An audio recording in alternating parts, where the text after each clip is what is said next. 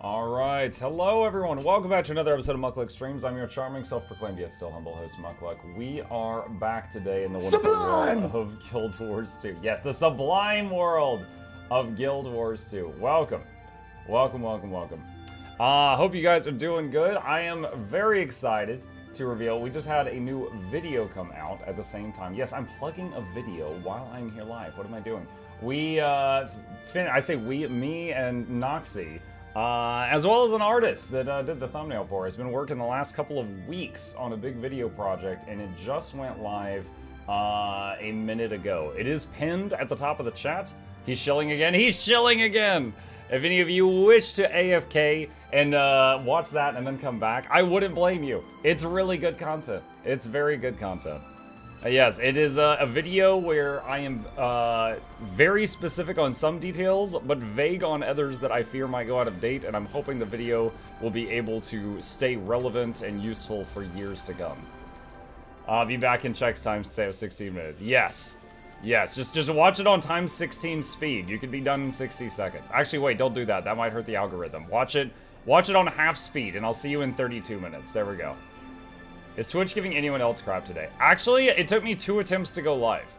I tried to go live, and then it just threw up a bunch of error messages, and I was just like, oh no. Because I didn't know if that was the start of some huge thing. And then I tried again, and then it worked. I was like, oh, okay, good. And that was just on the Twitch side of things. That was not on the YouTube side of things. YouTube did not throw up those problems. Did not give me those problems. Hello, hello, RTO. It's it feels like it's against the natural order having you here, because I'm always rating you. So it's quite the reversal of fortune. Is there a boon heal druid can't cover other than quickness? Is there any boon the heal druid can't cover other than quickness? If you spam Frostbeard, you've got pretty high uptime on resolution. Heal druid can do an emergency Aegis or stability, but it cannot do repeated applications of Aegis or stability the way that some other classes can. So heal druid has a lot of stuff accessible to it. But if you're trying to do, for example, Sunquaw challenge mode, I've healed it on Heal Druid, and I have dances with demons, meaning I've done it with no one dying. However, a lot of people think it's way easier if someone's going, Aegis, Aegis, Aegis, Aegis, Aegis, Aegis, Aegis, you know? So, for that fight, a lot of people prefer something like a Firebrand that just, you know, farts out Aegis every couple seconds and just keeps blocking the attacks. Heal Druid, you can plan a clutch use of an Aegis, but you don't have that much. But as far as just like, do they have the boons, yes or no? Heal Druid pretty much has all of them except for quickness. They're mighty booners. Say just me solo rating you then. Give me back some loves. The solo raid. I'm gonna have to use that line in the future. I like it. Oh, happy to have you here, buddy. It's good to see you. Happy Chinese New Year from Malaysia, Mukluk chat. Happy February 13th from the colonies. I hope you have a good day. Hello, hello, Justo Swampuli. I see you. Welcome. Mukluk took the spot, thought to be original Discord the 4th. It's a Chauncey Festivals the 3rd. Welcomes you back to the lab. Hope you enjoy your stage entertainments on the way. Crank at the speakers, don't touch your speakers, giveaways every week. Please take a seat, but alone near the edge. It's also Mardi Gras. Oh, Mardi Gras. Get it. The only thing I know about Mardi Gras is that it is the cause of a lot of alcohol-related accidents where I live, which is the colonies. Beyond that, I don't know. So it just hurts a lot of people over here. That's it. That's all I know. Hi, everyone. Hi, X. How you doing? You should try some king cake, Muck. They're fantastic. King cake?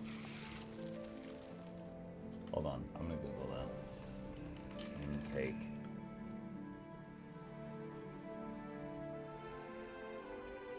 It's, okay, so it's like a donut shape with icing on it. But there's like filling inside it. Also known as the Three Kings cake, is a cake associated with Epiphany.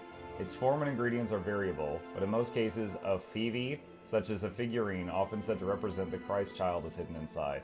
What? You bite into it and you might get a Warhammer figurine stabbing you in the roof of your mouth?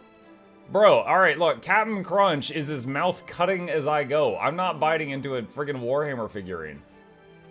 What the heck is wrong with you guys? After the cake is cut, whoever gets the Phoebe wins a prize. Yeah, a trip to the hospital.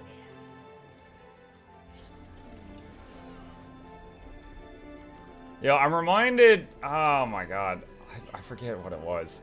Dude, I don't want this memory, so I'm sharing it. There was some anime I watched, and it was, okay, the plot was like in every episode, it was almost like a standalone episode. Like they didn't remember the stuff from the episode before it. And in every episode, one of the characters like went crazy and basically tried to kill everyone. But it was a different, imagine Scooby-Doo, but in one episode, Shaggy tries to kill everyone. And then in a different episode, Velma tries to kill everyone. And, you know, and in every episode, everyone but the killer is normal. And there was one episode where one of them like baked muffins for everybody, but she put needles in them. And one of them bit into it. And they were screaming. So I see this, and I read about this bite into a king cake and get a toy in the roof of your mouth, and I think of that. And I'm just like, I don't want to remember this, so I'm going to tell Chad about it. I'm also told you're supposed to eat pancakes today. Pancakes? I mean, I had oatmeal this morning. And I usually have cereal, because oatmeal means I have to stay in the kitchen for like a whole minute. But I really splurged on myself today. Yeah, thanks, you're welcome. Yeah, it was a weird one, to be sure.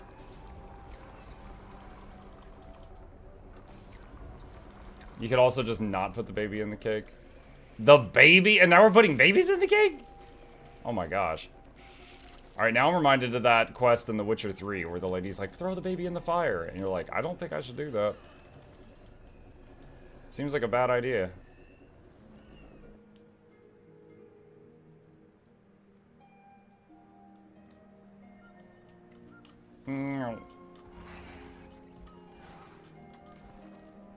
Surprise choking hazards, American AF.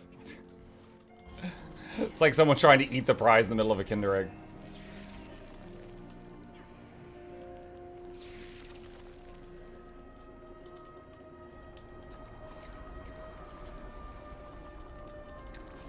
Whoever finds the baby is the king of Mardi Gras. The king.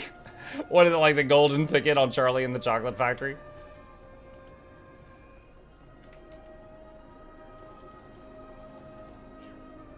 Aren't Kinder Eggs banned in the US or something? I don't know. I've never eaten a Kinder Egg. I just know what the Kinder Egg is. I know of the Kinder Egg. The fabled legends that surround it. Hi, MuklukYoutube. Hey, Bluebell! If you want a weird but funny one, you should check out Akudama Dive in Vivi Fluorite Eyes. Fluorite Eyes? Very good anime, both of them. Those are some interesting titles, to be sure. Hi, everyone. Hi, Fippy.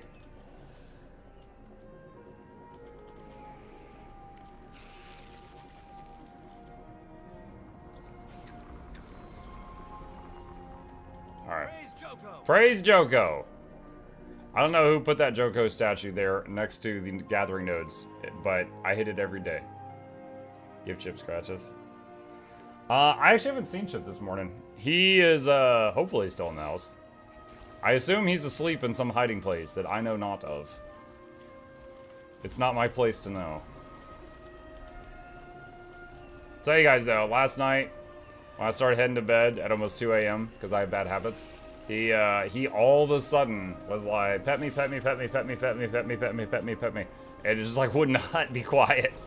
It's like, why? What are you doing? He was just like super thirsty for attention.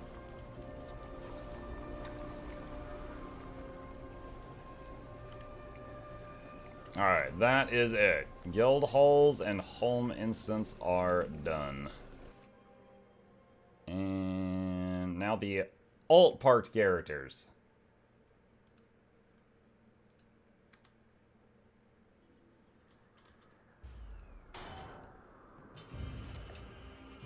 Have you seen the game Last Flame? It's a roguelike I think you would enjoy.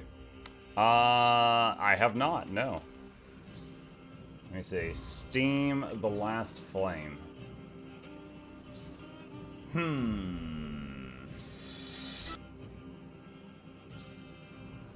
recruit a party of unique heroes, fight deadly encounters, loot and craft powerful gear, discover and create thousands of synergetic builds. The Last Flame is an endless roguelike auto-battler in which you guide a righteous party of heroes through many challenges. So it's Raid Shadow Legends. Oh no, it's Teamfight Tactics.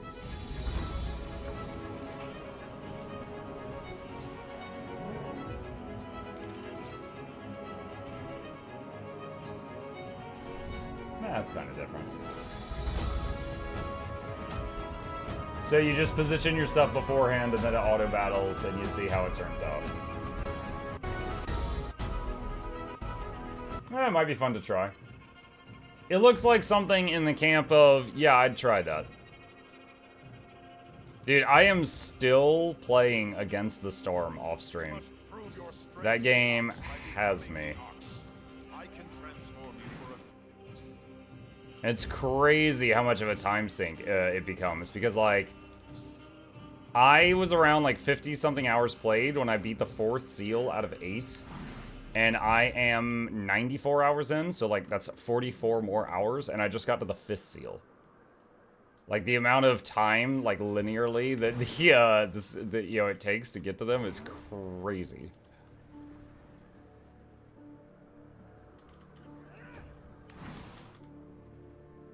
Hello guys, could someone help me with Envoy achievement? I need a Wing 4 Cairn encounter only. I mean, I'm not currently fighting Cairns, so can't help much with that.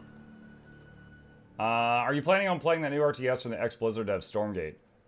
Storm something? Yeah, Stormgate.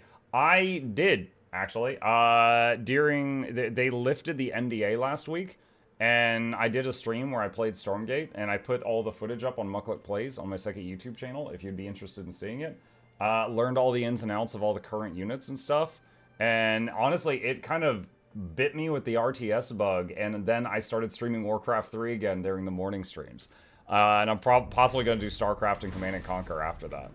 But yeah, I'm definitely more of a campaign enjoyer than I am, like, you know, a multiplayer fan of RTS, but I do love watching RTS, like high-level RTS stuff. Like Grubby play Warcraft 3 or Loco TV stream StarCraft 2 tournaments, stuff like that. I do enjoy RTS content. So, yeah, I will probably play it. I don't know that I'm going to be doing, like, you know, 1v1 matches on the ladder, but yeah. 400 APM StarCraft gameplay. How about 50 APM Mutilus Death Ball? That's as far as I can go. Start playing Enshrouded because of you, it's cool. Yeah, man, I played... How much Enshrouded did I do before I took a break? You know, it's in early access, so the game's not completely out yet. I played 32 hours of Enshrouded. They paid me to do a 2-hour sponsored stream, and then I played 32 hours of it. By God, they got their money's worth. So, at the moment, though, I got to a point where the next thing I needed to craft to, like, advance the story needed, like, 92 steps to make it, and I was just like, wow, that's really daunting. I think I'm just gonna take a break. But, yeah, I have greatly enjoyed Enshrouded so far. Absolutely would, you know, revisit it once the full release comes out. 50 APM will do. Nice. Hey, hello to all. Hey, Reggie! Deborah says, just wondering if you ever thought of creating your own game. You know what makes for a great game? I mean, I know what I think makes for a great game. I think rather than be a someone who makes a game from scratch, I'd be better just as like a consultant or a tester to like go over it and be like, this feature is good, this feature is bad, stuff like that. I don't know that I have the desire to make one from nothing. But I thank you for the confidence.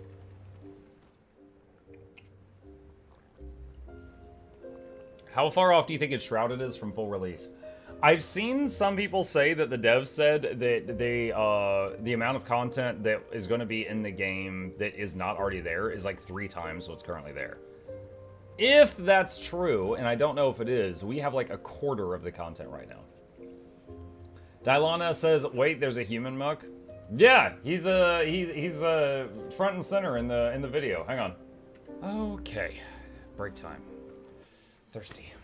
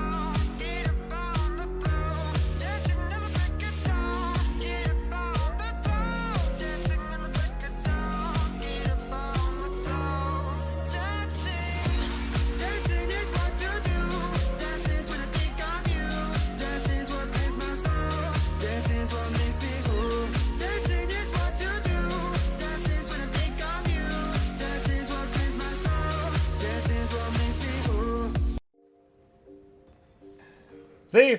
There he is. He's got his own thing. One of those not like the other. Yeah. Human character is my oldest character. He's over 10 years old. So he stays because birthday presents. Flute wins. Yeah. Flute gained a lot of power the day that we told her that you could just hit the up arrow to repeat the last message on Twitch. Well, no fair, Flute can spam the same message. Flute abusing her mod powers in the weirdest of ways. That was the best answer I could have hoped for. I have great answers prepared for very specific questions. One of my favorite ones is when someone's like, yo, Muck, I'm such a lonely person. How do I get a spouse? And I'm like, exclamation wife for a guide on wife.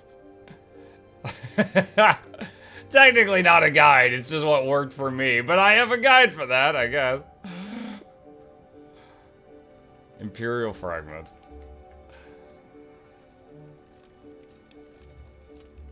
Yes, I have a very particular set of skills. Alright, I need to go to Arborstone. Good evening, all. Hi, HK. 3 years, Mukluk feels good. Hey, Corwin. Like your guide is out of date and obsolete 2024. I'm sure one of my guides is. I don't know which one, though. It's certainly not the newest one, that's for sure. The newest guide is just great. So great. It's a den of iniquity. Isn't alive to see his niece drag our good reputation straight through the guano. Den of iniquity.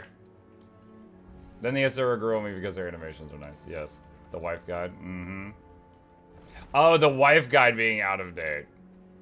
Hmm.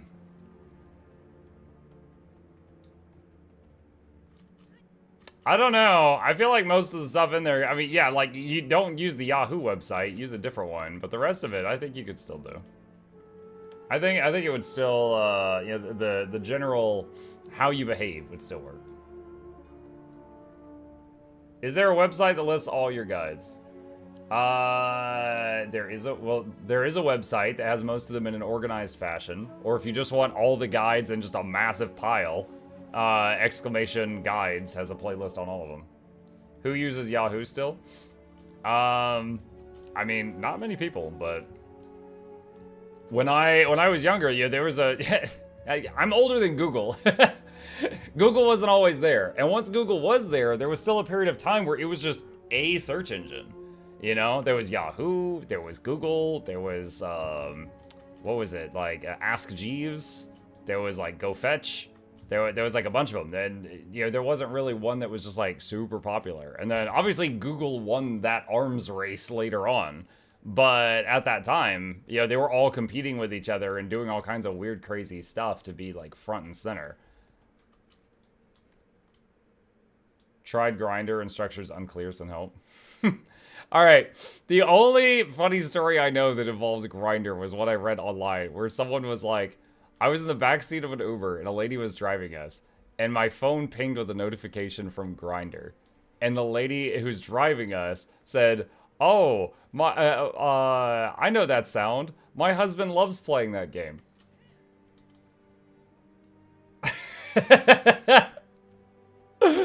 Guy in the back just, oh no. So you just want to need like a spare email for random stuff. I remember Ask Jeeves, that brings back memories. Who uses Excel to test somebody? Nelly. Hey Mike, have you ever had someone ask you to hack someone's Facebook or email when you were working on tech support? I don't know if it's an Asian thing or if it's an IT thing. Facebook or email. I had a few times that someone walked in and was like, hey, I need a password reset for, you know, Bob. And I'm like, all right, I need proof that you're Bob. They're like, oh, I'm not Bob. And I'm like, then I'm not giving you Bob's password. Are you crazy? Like, they just blatantly thought if they just asked nicely that I would do it. So yeah, I had people like try to get me to do like breaking and entering for them and then be surprised when I told them no. Like that was a thing.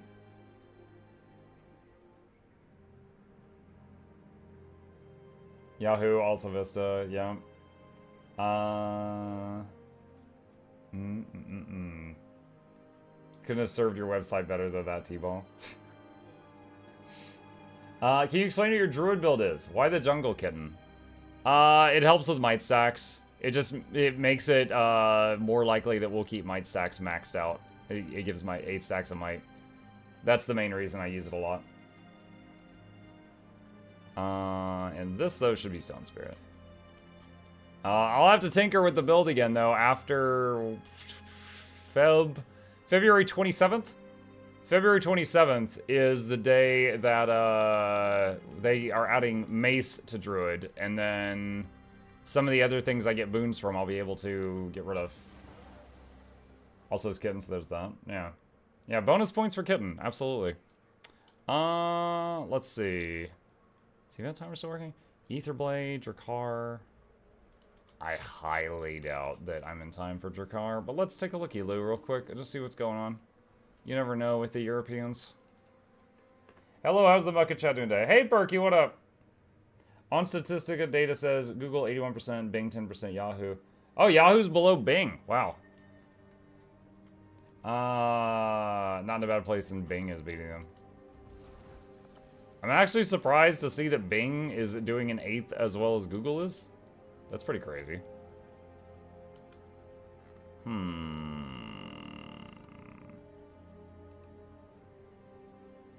Did you just go, you never know with the Europeans, or did I miss here? I know what I said.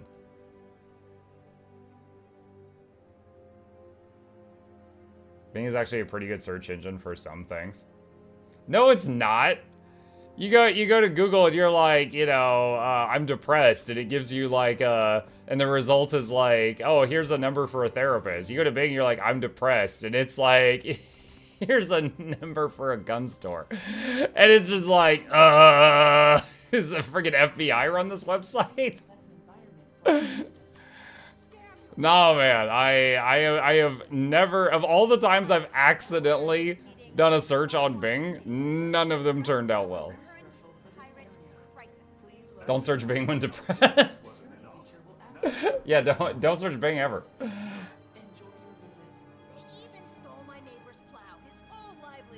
I don't actually know anyone who uses Bing.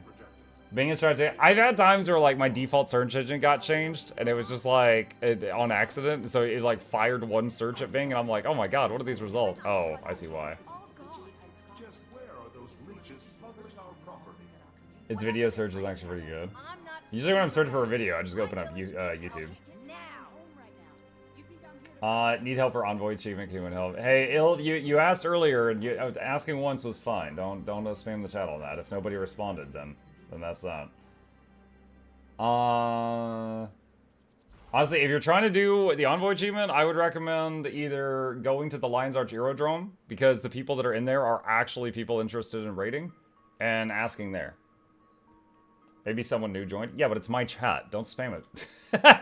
Don't be like, oh, I'm going to spam it every few minutes in case new people come in. Search engine is whatever. What you got to watch out for is your browser app. Chrome eats your RAM with how much cache it says. Chrome does, yeah. But I also really like, I really like the features of Chrome. I have like 400 or 500 bookmarks stored in my Chrome. But yeah, every couple of days I close it and reopen it just to make sure it's not gobbling memory. And if it does, it resets it. Mike, I watched the support vid and now I'm seeing green numbers everywhere. Do it! Do it! Support everyone. On Bing, when you search Mukluk, you end up lower in the results than Google. Is that why you hate Bing? I've never searched Mukluk on Bing. I would assume if you search Mukluk on any search engine, shoes come up first. I feel like that should be normal. I won't let them lay a grimy finger on Haiju Plains. Guansoon, I take it you'll handle. Let me see. Is anyone doing this? Over your way. Haiju Shore will be safe under my watch. We'll each drive them out, then tell. Meh. See if they lead us Meta. to where they're stashing our stuff. Much like grub extracting. Meh. Mark, I've seen your Alchemist build and I love it. My Alchemist? Oh wait, no, I misread. My Mechanist build and I love it. I'm glad. I hope it works for you. I don't know that it's any different from like your standard support mech build.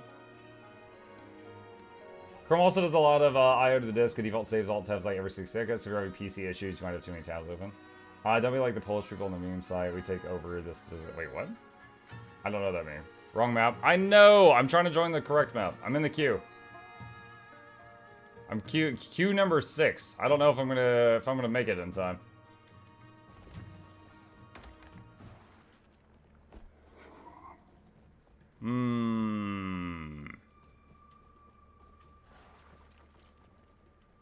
Could go quick heal Untamed for a bit. Just to mess around.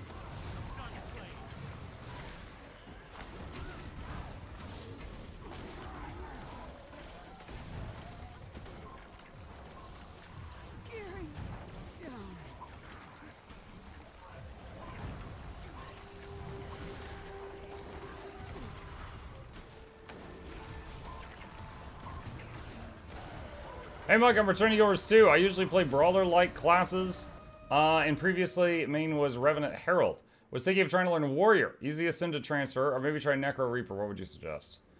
I mean, there's no wrong answer other than Warrior. Little joke there. There's no wrong answer. It says every class has viable builds in all forms of endgame content. It's just a matter of like, do you enjoy playing those builds? So, like, for example, you might enjoy how a Deadeye runs around and just assassinates people in World v. World, or it might not be your thing. You wish that you were instead, like, you know, playing in a blob with other people. So it's really more a matter of picking the role that you would enjoy what their jobs are.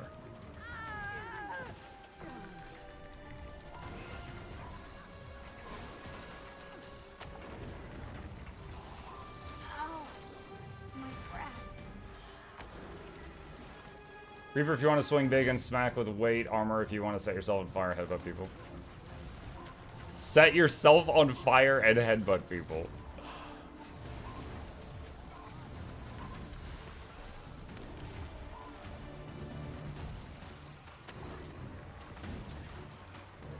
Hey Mike, which legendary weapon generation is easiest to build, assuming there's no Legi kit for it? Gen 1 or Gen 3 has more tradable components.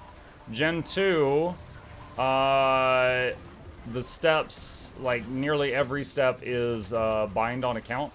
So you have to do more of the steps yourself. Gen 1 and Gen 3, if you want to, there's more steps that you could just trade gold for to skip those steps. And that, you know, with that, that means you could just do other content you enjoy more and then just trade gold for the step you don't want to do.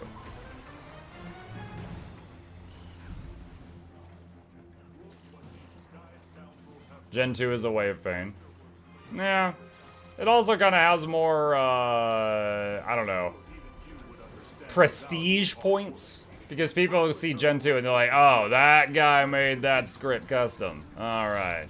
Scrape my sprockets. There's more of them.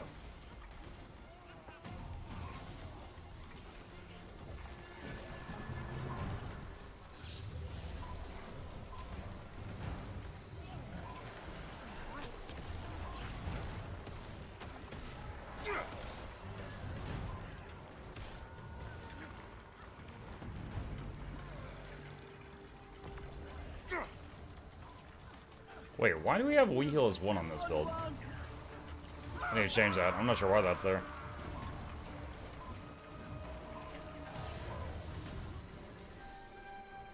Let's see if I can leave combat here.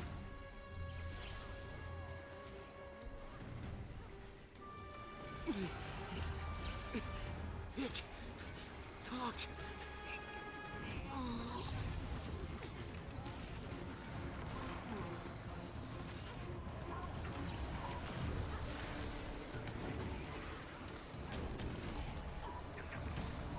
Ippos top tier. Binding of Ippos is my favorite looking weapon in this game. It is a beautiful weapon. It makes me wish that more classes got access to focus. Because they have never added focus to a class since launch. Part of me wants to do fish maxing for a Legi weapon. The other part wants me to try World v. World at least once before trying the first option. Fish maxing? What is that? Is that just like fishing for money and then using the money to buy a Legi? I've never heard the term fish maxing. Wasted Mind! Thank you for the tier 1 sub. 14 months. Welcome back. Hello, hello. That sounds awful. I mean, some people enjoy the fishing content. They made it for someone. Not me, but, you know, someone.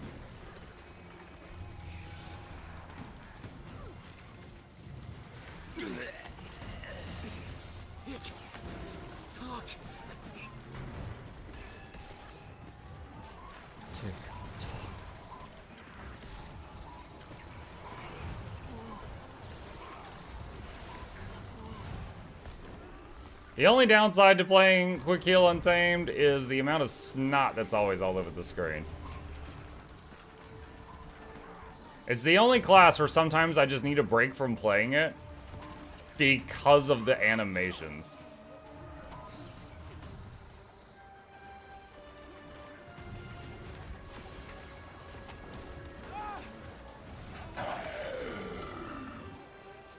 I feel like Untamed today IRL. Are you spraying snot everywhere? I'll return later to check on the rest. But for now, we must make haste.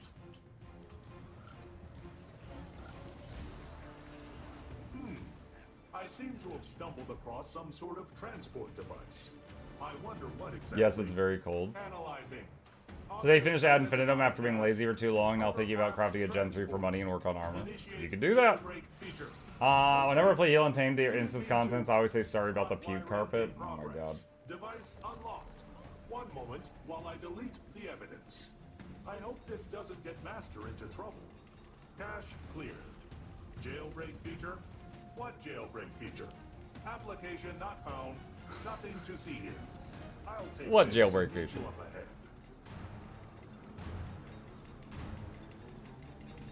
This game made it the term. I've been fishing for days since I found out how much gold it gives, and it's concerning how calm I feel doing it. I haven't done a meta in weeks. I mean, all content in the game has someone that loves it. If you like that, that's cool. The rare situation, the rare time I need fish, you're the type of people I buy it from.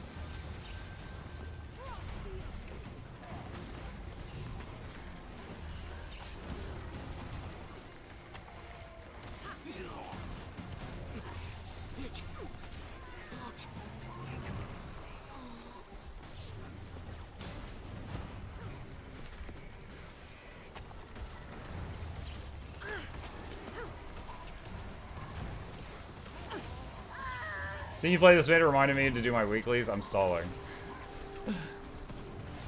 Do what you gotta do. I like this meta because as a green number enjoyer, there is always a bunch of people that need heals here, especially on the final fight. So it keeps my mind very engaged.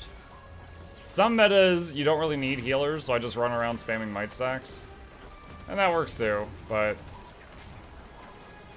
there's no shortage of people that need help here.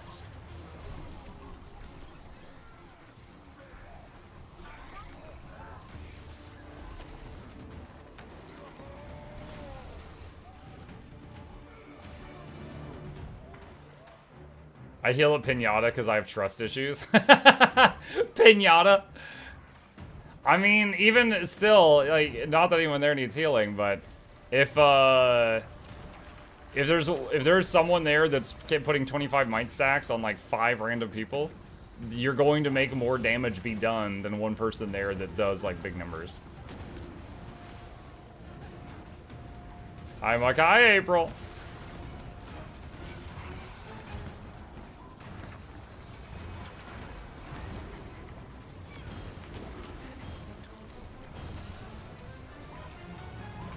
Not using Elite Glyph. I'm on Untamed right now. But Elite Glyph is absolutely my go-to on my Druid.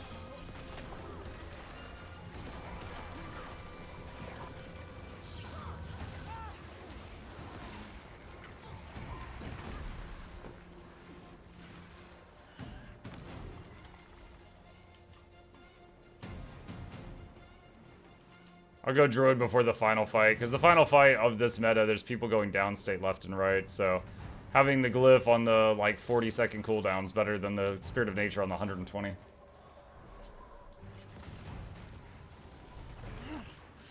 What do we have here? Whoa. I have had it with these undue surprises. Initiating Guys, put your sky scales away. I can't see. This is why I hate doing the Amnas meta. It's like, the problem I just had with being unable to see because sky scales, that's just the entire Amnas meta. That's why I have characters parked there at treasure chest, so I don't have to do that for the leggies. Go back to your I couldn't even see that red circle. Stay out of our business.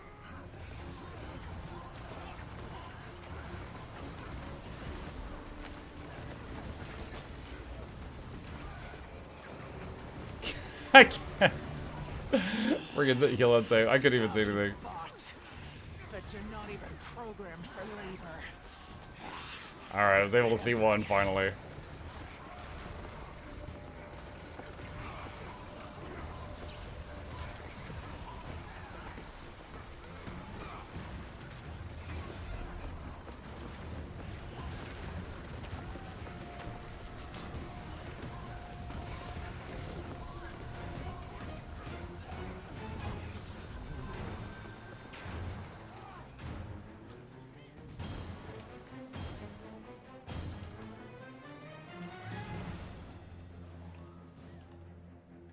Gen 2 torch is the ugliest thing I've ever seen. That bad, huh?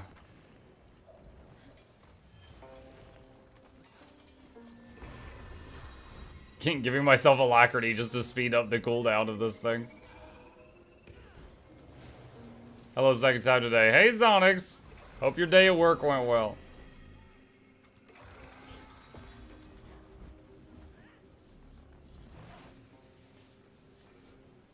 Honestly, all the Gen 3s look the same. I'm not a fan of them. Yeah, same. I mean, they do have the variant system, but yeah, Gen 3s, all of them look like Orion's butt.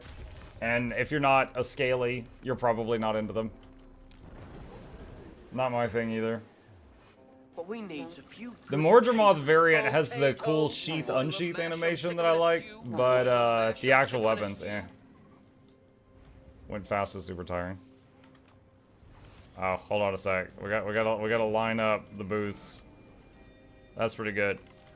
Would you like to sample my tasteful nudes? I'm so funny. Control right click eat noodles to put it on autocast. Chat, do you guys know you can autocast nudes? Om nom nom nom nom. No ew. Next monk video, how to unga your bunga, a guide to DPS. A guide to DPS would be, if you have a specific job on a fight, top priority. If there's a break bar, next priority. If you're in charge of any boons, next priority. Actually doing DPS is after the next priority, which is don't stand on fire. Doing DPS is actually last priority, but it does happen to be the priority that you fall under like 95% of the time. Number one priority, say hi DPS when joining.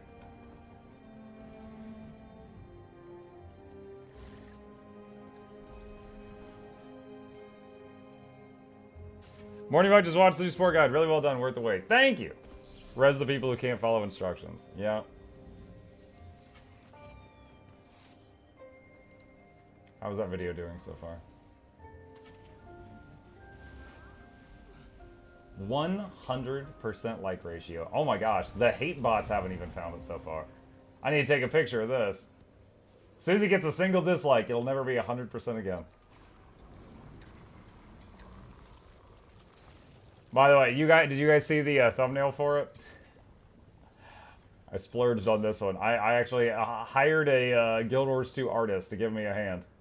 I had an idea, but I did not have the means to put that idea into practice. Click dislike it, Vandal banned. Flute, if my video gets a dislike on it, I want you to take it out on Vandal. Hold on, where is it? There you go. That's the thumbnail. The crazy guy talking about aliens. I was like, can you turn this guy into an Asura? And Drew was like, yeah, I can do that. Done? Wait, did it actually get a dislike? The entrance appears to be sealed via keycard access. Charlie from Sunny, yeah. I'm sorry, what? Swiped it from their officer. Seemed useful. Glonson. If the bureaucrats I work with had half the sense. You know, I could probably cut out like the upper half of the body and make it like a emote. I might as well maximize on that. I don't know what the emote code would be. Like Mukluk explain.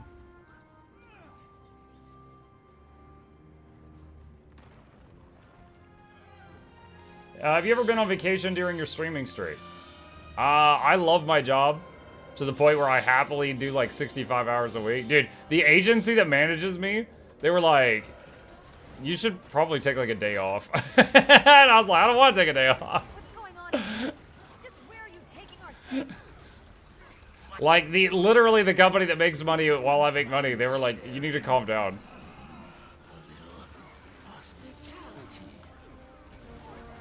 You snitches take yourself too seriously. Only what we need.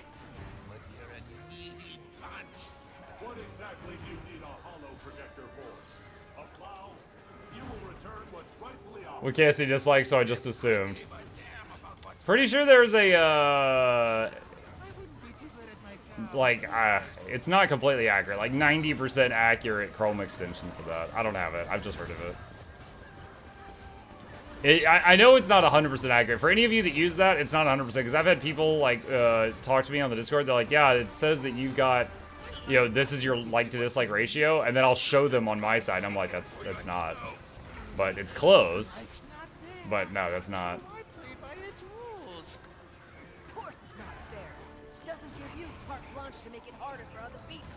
You take a day off sometimes. I think about US what will happen if you die from overwork. My son will inherit the stream platform. A much younger version of me will be here tomorrow. Like an immortal that just regressed my age.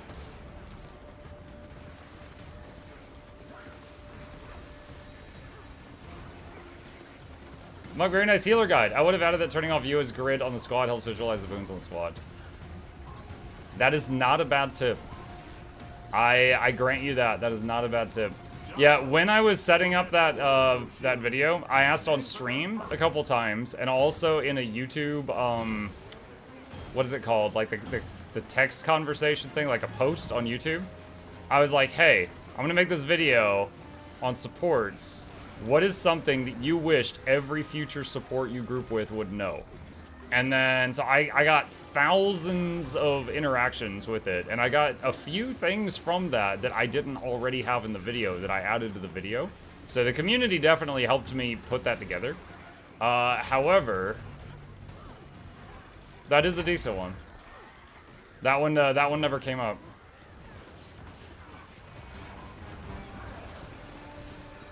Okay, hold on. This is... Oh my god, look at my frame stat. I got my frames back. I don't even see the boss anymore, but I can move. I can see! I can fight!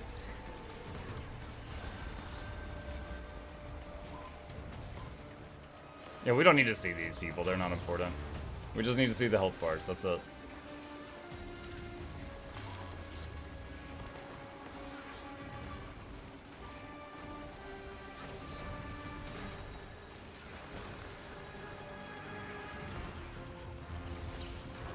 Frames are overrated. Yeah, look, I got both my frames per second. I'm fine.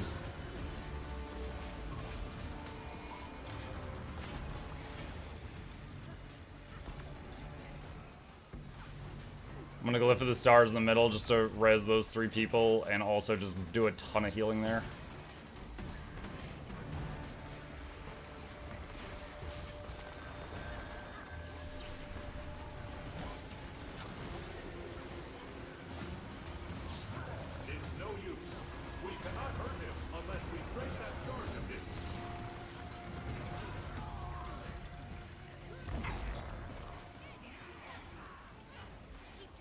GG!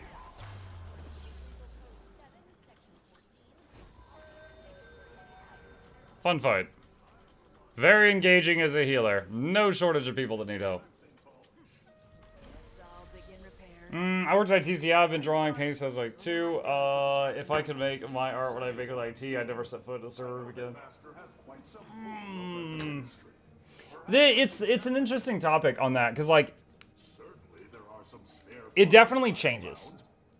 So let's say, yeah, talking about like, yeah, this person in chat who's like, yeah, I work in IT and I like to do art on the side. If I could get paid to do art, I would never do IT again. Like, when art becomes your job, it's definitely not the same as when you do it just because you want to do it in the evenings after you've done your work and you're doing it for fun. Like, every time you draw, you're thinking, like, you know, can I monetize this? Would someone buy this? Like, is this something I want to draw or something that someone else would buy for me to draw? Is it something that I'll sell? Am I wasting time that I could be working on something else that would pay the bills right now by drawing this? You know, it becomes like a thing. Like, when, like, if you're a big enough YouTuber, if you're Asmongold, you can make a video on anything you want and you're fine. But if you're smaller and you're like just barely paying the bills, like you can't devote time to making videos on something whimsical if you know it won't do well. Like I'm fine. Just to be clear, I'm just talking in generalizations. But like I do have an editor and I do pay my editor for their work. So like if a video doesn't make more than a certain amount of money, I lose money on that video. Because like if I pay the editor $100 to edit that video, and then the video is going to make like $20, I lost $80 making that video. You know, those are the kind of things you have to think about if you go from doing something for fun on the side, as then you change to like doing it as like your main hustle type of thing. Which, definitely not at all trying to like, squash your dreams or anything like that. Just saying that like, it's easy to say like, oh man, if I could do this full time, I totally would. But some people, when they actually see what it's like to do that full time, they're like, oh man. And I've seen a couple of times where like people start doing the thing that they wanted to do full time, and then they end up losing passion for that thing. It burns out. So I would certainly not hope for anybody, but it does happen from time to time. It does happen from time to time. Did you attend June's Get your AA. Yeah. I haven't done this in like a week. Whoops. But I was invited to her Jade celebration. Saw the Done. Thank you. Some people can be so successful they could fart in a jar and sell that. Why would someone buy that, dude? It's true. It's true. It's part of why I don't make it a career. I've done some book covers I can actually say I've internationally published, but I'm not sure I want to push it that far. No, that's totally fair. And again, I'm not trying to dissuade any of you from doing something. I think it's, like, my happiness in life has never been higher. And that's awesome. I'm so thrilled about that. At the same time, though, I do want to, like, tell people how it really is, because, sometimes people might be like, oh, my son wants to be a YouTuber like you. And I'm like, look, that's awesome. Make sure to really drive home the fact that when I was starting on YouTube, I was working tech support and doing YouTube in the afternoon as a hobby. And then after it got to the point where it was starting helping like pay bills, then I stopped with tech support. I didn't just cold turkey dive into it. My mixtape's fire. And then, hope it worked out okay, And I tell that to my kid all the time. I'm like, hey, look, you remember what I had to do to get into this. If you want to do something, just because you want to, you need to do the things you need to do, then do the things you want to do when it comes to like, your passions and stuff like that. Muck has a problem. Dude, I have been live 2,090 days in a row. Yes, I have a problem. Are you kidding me? Yes. I have a burning desire to stream every day. Muck might be never be the future. Quickest way to kill your passion for a hobby is making it into a job. I would say that is true, not 100% of the time, but in many cases it can be true. Yes. Yes. That's because people never spend time to study the difference between a hobby and a job. Is it really a problem of a successful career? I mean, okay, let me give you the closest thing to an example of this that I have had. Okay? So, I love what I do. When I started streaming as a hobby, I was streaming 3 hours a night in the evening after work, after my family went to bed. I started with Divinity Original Sin 2. After that, I did Divinity Original Sin 1. I did Pillars of Eternity. I was doing classic RPGs, and I loved it. I still love classic RPGs. Baldur's Gate 3 is a classic RPG, for those who don't know the term. It's that type of game. So I played those, and I was getting, 0 to 10 viewers a night. And then did Grim Dawn. Grim Dawn got me up to like 20. And then I got back into Guild Wars 2. And then I started, I got an idea to make a guide. It worked out, and then I sort of became the guide guy after that. So Guild Wars 2 is not, I was never planning to just be a Guild Wars 2 streamer. It just happened that that was the one where I gained the most popularity. For those that only watch me or know me through Guild Wars 2, I played 85 games last year. We counted. I played 85 games last year. Guild Wars 2 is just the one I'm most successful in as far as a content creator. People want to watch the stuff I make for Guild Wars 2 more than the stuff I make for others. That just happens. However, I happily, because there was so much in the game I didn't know, I happily streamed Guild Wars 2 almost every single day for like 3 or 4 years. Every day, 7 days a week, 3 to 5 hours a day, I played Guild Wars 2 for like 3 or 4 years. I burned out. After, and honestly, I'm impressed that it took that long. So I wasn't tired of streaming. I was tired of Guild Wars 2 for a little while, just because I had done so much of it. And then I started trying to take a break, and you know what happened to my viewers? The number went down. And that's completely normal. Those people, maybe they liked my charming, self-proclaimed yet still humble personality, but they also like Guild Wars 2. They didn't want to see me play Fortnite. I don't even want to see me play Fortnite. They just wanted to watch me play Guild Wars 2. So when I played other stuff, my viewer would go down. But of course, this is a job now, right? So that affects my income. So that means that I had to decide, like, even though in this moment, I'm sick and tired of playing this game, do I play it and force myself to play it and try to act like I'm having fun just because I have to pay my electric bill, right? Now, again, in general, I'm doing so okay as a content creator. I took the hit for my sanity. I was like, you know what? No, I am going to play other games for a while. I'm going to cut back on Guild Wars 2. I'm going to do it a few days a week rather than 7 days a week so that I could keep my love for this game without completely burning out on it. And that worked out for me. I absolutely took like a monetary income hit, but it was okay. I was okay. And so that is the closest thing to an example of that situation than what we were talking about. Are you acting like you like Guild Wars 2 at the moment? No, man, dude, I love Guild Wars 2 right now. Honestly, I think cutting back on it was great for me. Like, if I do /H, hold on a sec. I'm going to hide my camera. If you look at the chat right here, I have 8,559 hours played in this game. I love this game. I can't play 8,500 hours of something I don't enjoy. I love it. I think cutting back on the hours I was putting into it was perfect because I've done everything in this game. I've done everything. I got max levels of every class. I have legendary for every slot, for every armor type.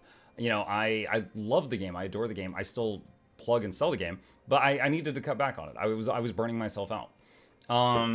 So yes, last night we did the Riftbreaker. We did what have we done recently? We've done Against the Storm, Rogue Legacy 2, Riftbreaker, Assassin's Creed Odyssey, Enshrouded, Stormgate, Poppy Playtime, Rogue Trader, Trials of Mana, Soulstone Survivors, Cult of the Lamb, Spellforce, Loop Hero, Heretics Fork, Mini Healer, Dyson Sphere Program.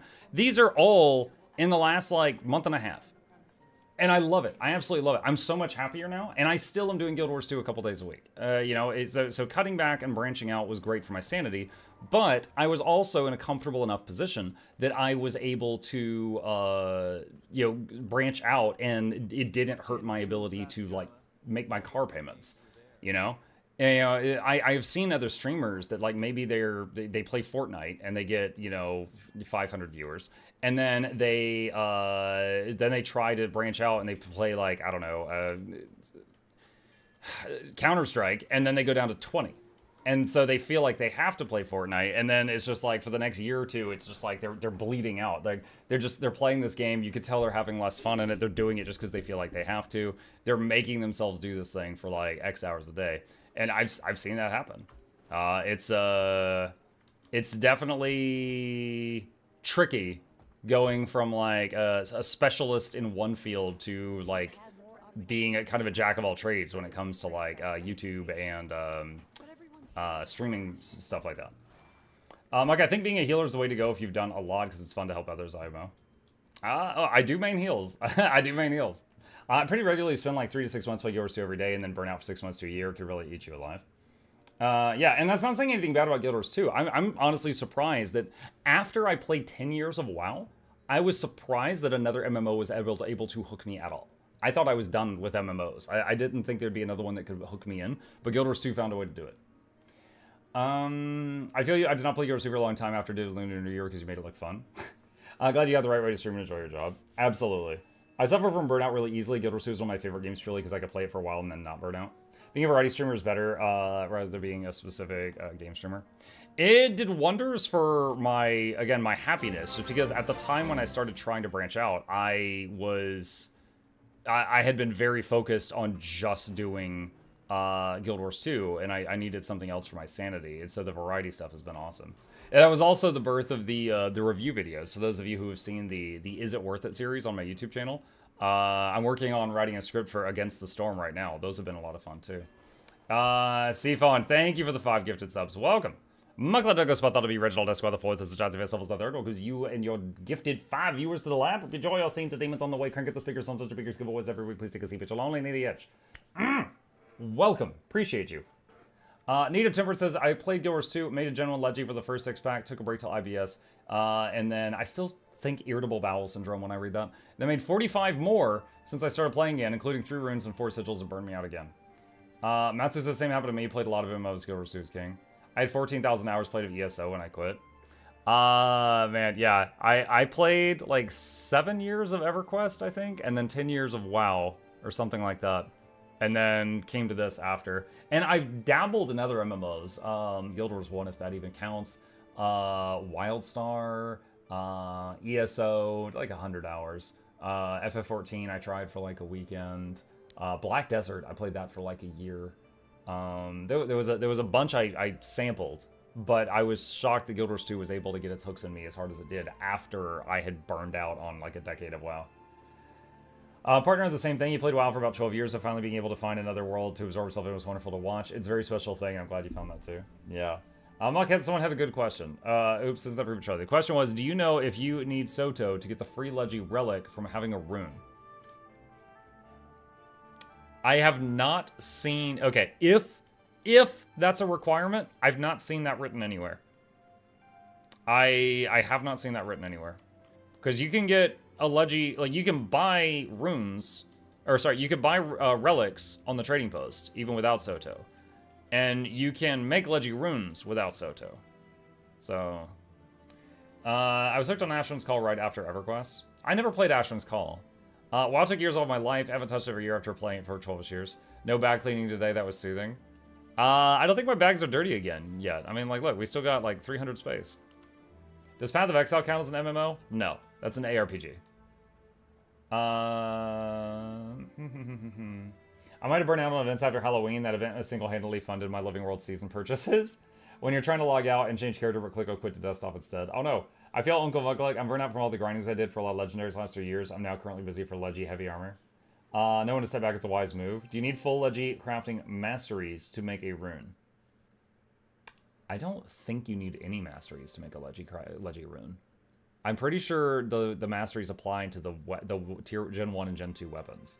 I don't think the masteries are required for runes or accessories or anything like that. I want Leggy armor too. I'll wait for the patch though, because I'm already too late to start farming. Do you have your own guild? Is it recruiting? Yeah, Robbie. I'll put up the spam. There's a if you want to join the guild, there is a little block of text there. Just read that, and we can get you in as soon as there's room.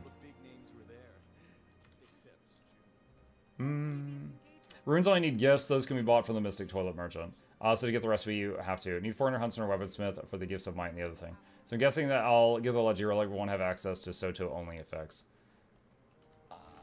I'm not sure. I know they made it to where you could buy relics on the TP so that people who didn't have Soto didn't just suddenly instantly lose in instance content. Because you don't want to make a player base start being like, hi, looking for 5 more people for raid, wing 1, only people with relics allowed. You know, you don't want to have something that causes power creep that then the free-to-play players don't have access to. Or players that don't have Soto don't have access to. So they made them tradable for that reason. But, so I don't know that Because I think the Legendary Relic, they said, was going to have all effects currently in the game on it at the moment of release, but then future effects have to be unlocked. So I would think you would get everything right away.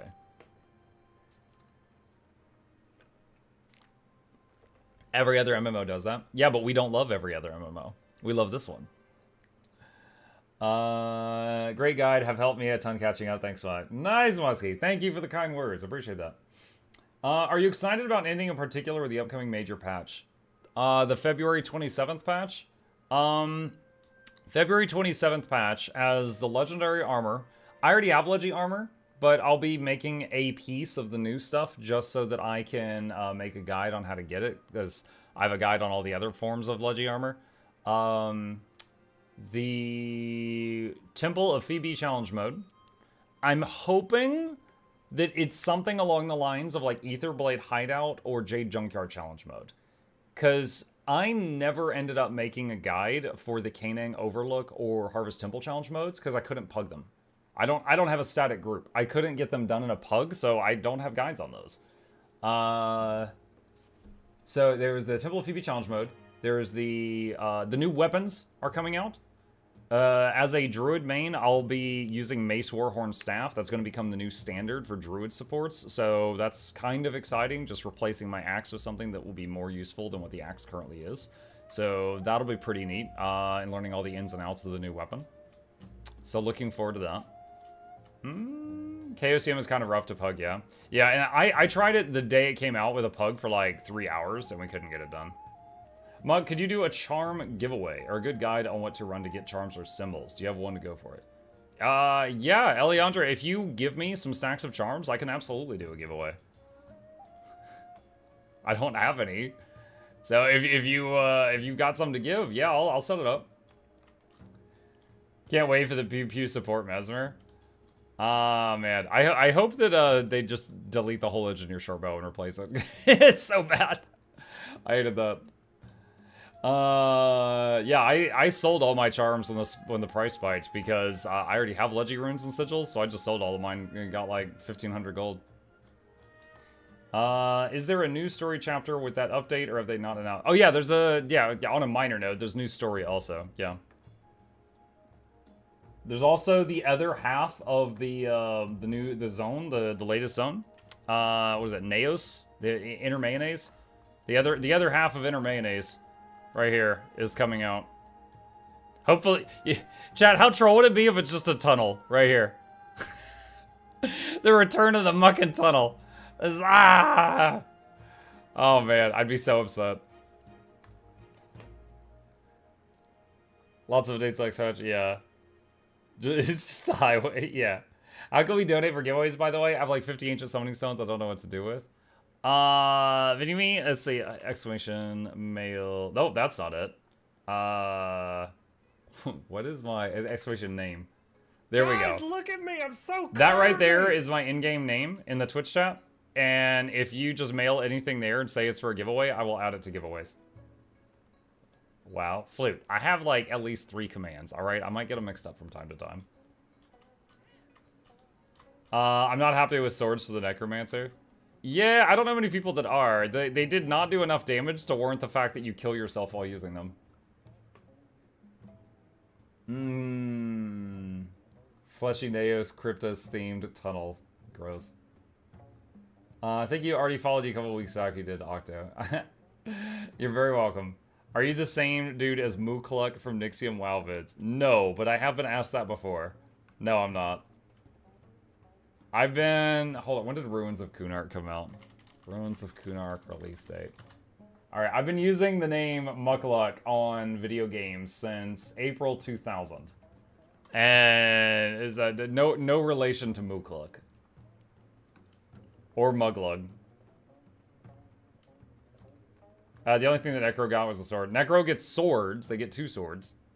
Ranger gets maces. The warrior gets staff. Mesmer gets a rifle. Like, every class is getting something. What was the origin of Mukluk?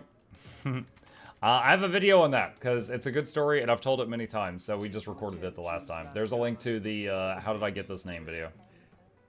Warriors get bonk, yep. I hope they rework the support warrior thing. The support warrior thing, you had to use staff 3, would charge an ally, and would heal around them and give them prot. And you needed to do it almost off cooldown to keep protection up, which if you're a support that's worth using, you're going to keep protection up. But the staff 3, you had to have an ally targeted. You couldn't, like, for example, you couldn't do it like this. You had to actually have an ally targeted to fire it. So you would, as on warrior, you would be like, target enemy for a bit, target an ally, fire a skill, target the enemy, fire a skill, target an ally, fire a skill, target an enemy, and it was tedious. You could hotkey target nearest ally, just like how you can use tab to target the nearest enemy, but you didn't want this to target the nearest ally. You wanted it to target the one in the middle of the pack so that you healed the most people possible. So it was inefficient to do it that way. So it just wasn't fun. I would like to see that warrior move change to like this reticule. Otherwise, I certainly would not play it. It was very frustrating. How much are the Legi runes to craft right now? I've heard like 800 plus gold. Back when I made the video announcing like, hey, you guys should probably do this ASAP, it was like the cost of like 4 to 6 Legi runes was the same cost as making 1 piece of Legi armor. They were so cheap. But because of the demand right now, the price has gone up.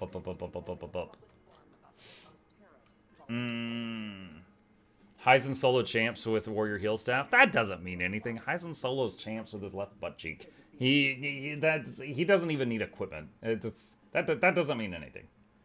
One of my static members bought 10k charms back in December, anticipating they would increase a bit during Lunar New Year, and after the Legi Relic news, he ended up making over 10,000 gold profit. I am not surprised. Hyzen couldn't solo champs with Necro Swords. Well, the Necro Swords actively bleed you. That's worse than playing naked. Honestly, I only play and enjoy Guild Wars 2, however you make your stream fun. Example, Mutiny Monday. Sorry to say I enjoy the challenge they put you through. Your videos are very funny and shorts. Thank you, Deborah Reed. I really enjoy Mutiny Monday. I'm glad people love it. We've had to think of some new ways to make it exciting, because when it comes to the Mutiny Monday stuff, let's see. Let me go to playlists. So Riftbreaker versus chat. There is 291 half-hour-long episodes on this playlist. 291 episodes of me trying to game while chat tries to break me. So we've had to think of some new ways to spice it up. It's like last night, I was like, all right, you guys, pick a theme. And it was like fire, electric, physical, or acid. And they picked acid. So I tried to play the game using only acid type damage as much as possible. I did lose at one point and had to reload, but then I was able to finish the map while chat was mucking with me using primarily acid damage. It was fun. So next week we'll do like fire, electric, or physical. But it was crazy. Who would win, Hyzen versus Naru? Alright, Hyzen is an amazing strategist when it comes to, oh, if I combine this rune with this sigil with this skill, it makes God cry. Alright, that's Hyzen. Naru is a top tier PvPer that could do 400 actions per second. Alright? I have never seen Hyzen PvP. I have seen Hyzen plan out meticulously and fight a boss, but bosses do the same thing every time. Like a boss, you can learn their patterns, and then it's just like it's playing a tape on a loop. Okay? That's a very different skill set from PvP. I don't know if Naru can do the same type of build craft that Hyzen can in solo champions. I don't know if Hyzen is above Bronze 2 in PvP. I'm not sure on either one. That's two very different skill sets. You know what the biggest example of this was? In World of Warcraft, there was a raid that came out when I played it called the Argent Tournament. And there was a fight in that tournament that was called the PvP fight. This was a raid, by the way. And basically what would happen is 9 people would jump down from the stands. So if you were playing Horde, it was like Alliance NPCs would jump down, or vice versa. And when they attacked you, they ignored aggro, okay? So the tanks could not like just hold the aggro. So if you had a PvE mage that was used to sitting in the back and just going Frostbolt, Frostbolt, Frostbolt, that dude was the first one to die. because all those 9 mobs would run around. They like, you needed to polymorph one, you needed to sap another, you needed to root another, you needed to fear that guy. You know, you needed to lock them down as much as possible because there was no aggro table.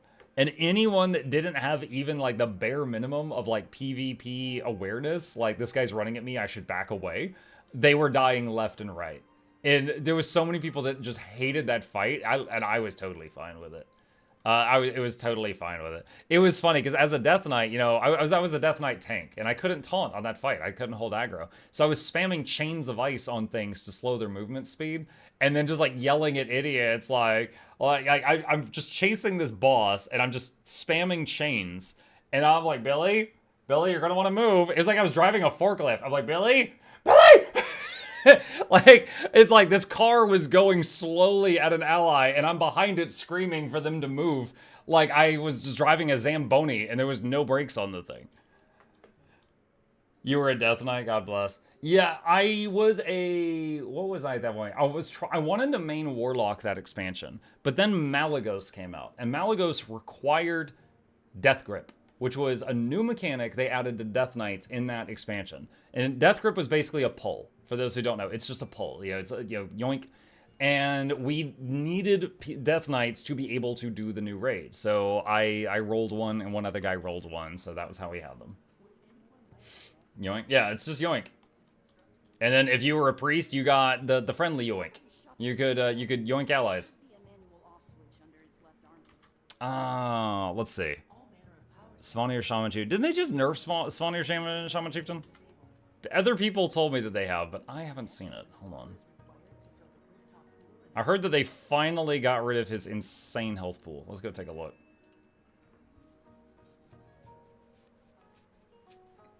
I love this story. This was Muck's mutiny on the Guilty Infiltrated. That was the same fight where that happened, yes.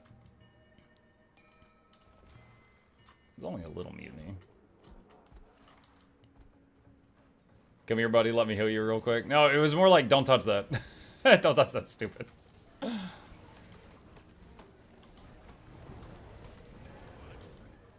you get to me so fast? Fine. I can finish this quickly with a little effort. Like Scourge Yoink or Steal People randomly? So, okay, there was, what was it? I think it was called Leap of Faith. But, the priest got an ability that basically could target an ally and pull them to the priest. And of course you could troll with it, you know, if they did not want to be pulled, you're just going yoink. But you could also save lives with it if someone was like standing in something and the priest had good reflexes, they could save the person. But I would say more often than not, it was used as a trolling tool.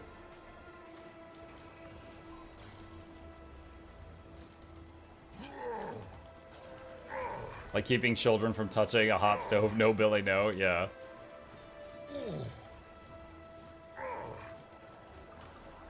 I mean, it wasn't anything. You couldn't use it while falling, at least. So you couldn't have the priest, like, jump off a cliff and then pull someone mid-leap. That was not allowed. But anything short of that. So it was more just like, well, running down a hallway, the priest pulls someone and then runs past them, and the person's like, ugh. Muck, are you a Muglug fanboy? Don't talk to me. This boss HP is overtuned. Well, that's what I came here for, because I heard that they fixed it recently, and I wanted to see if it felt any different now. WoW's Mesmer portal.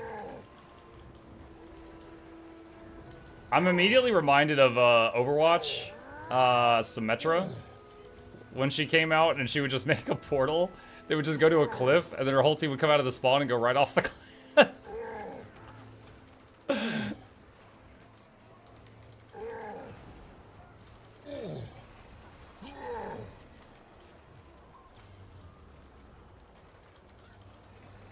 I don't know. He might have less health. It's hard to say, because maybe this group just doesn't do much damage. I was OG car wash Symmetra. Does she no longer have the car wash turrets? Welcome to the car wash.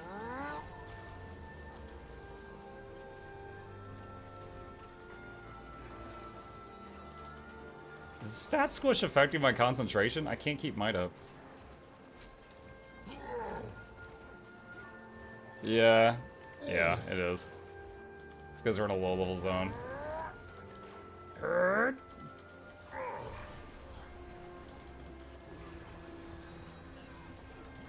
They severely nerfed her turret damage. Aww. Is that a rifle warrior? We're in the newbie zone. You're gonna get all types here.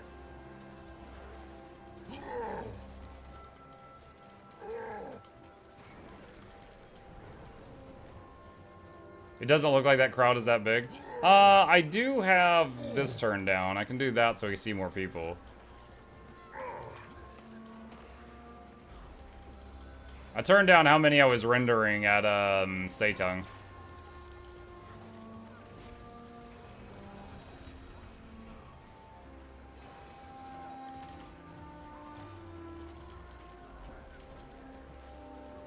Makes me think about FF14 healers having rescue and how my friends use it to trap another.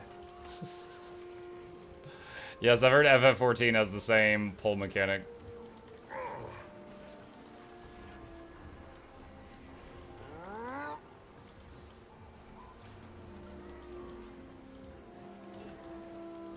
God, this guy charges too much. LOF is still in the game. Leap of Faith is still in the game. While we can't use it while falling, we can use it right before falling, then jump off a cliff and yoink a friend to their death. Terrible. Road hogs, all of you. Is it worth waiting for the new weapons before I decide on making a leggy weapon? I'm still waiting to see how pistols are for firebrands. Pistol, I mean, we already know, because we got to try them during beta. Now, there might be some tweaks, but the pistols are going to be, like, unless they really nerf them between now and launch, they're going to be a very powerful tool for condition-based burn brands. Possibly replacing Torch. But what you could do if you're ready to make a leggy is make the thing like, you know, the Gift of Might, Gift of Magic, get the Gift of Battle. Like, there are certain things you need almost no matter what leggy you're making. So you could start, you know, preparing that stuff. If you're making Gen 1, Gift of Exploration. If you're making Gen 3, Gift of Allring's Butt, you know, all that stuff.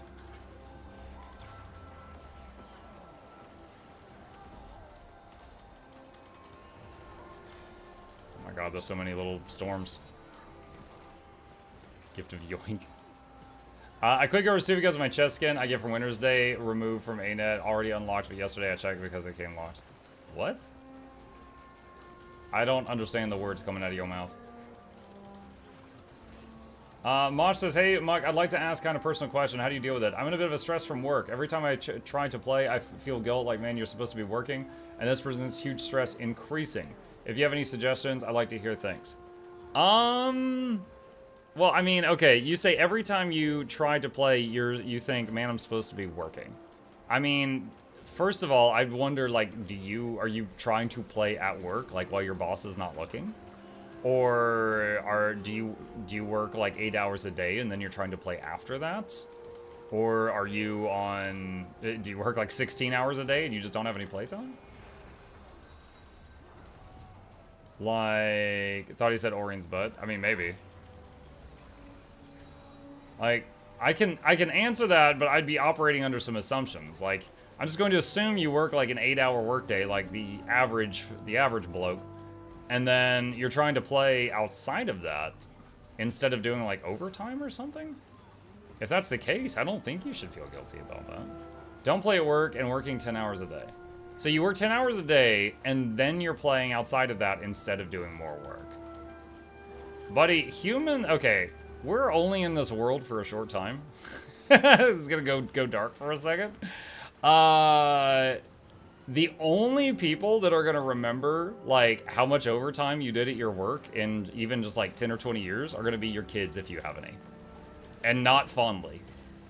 So I would say don't worry about that. Like, if you need to unwind, like, it is normal for people to need to, like, do something fun or unwind like a little bit each day, like minimum a little each day. In my case, like 8 hours a day.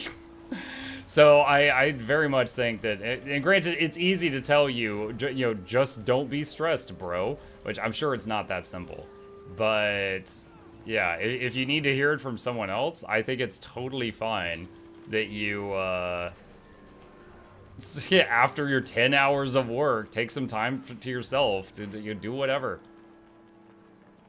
You know, have a glass of wine, you know, drink some sleepy time tea if you're like Flute Girl, you know, do some in-game fishing, whatever. Do something fun to unwind. Draw, do some art. But the profit margins. Hey Smashy, I see you.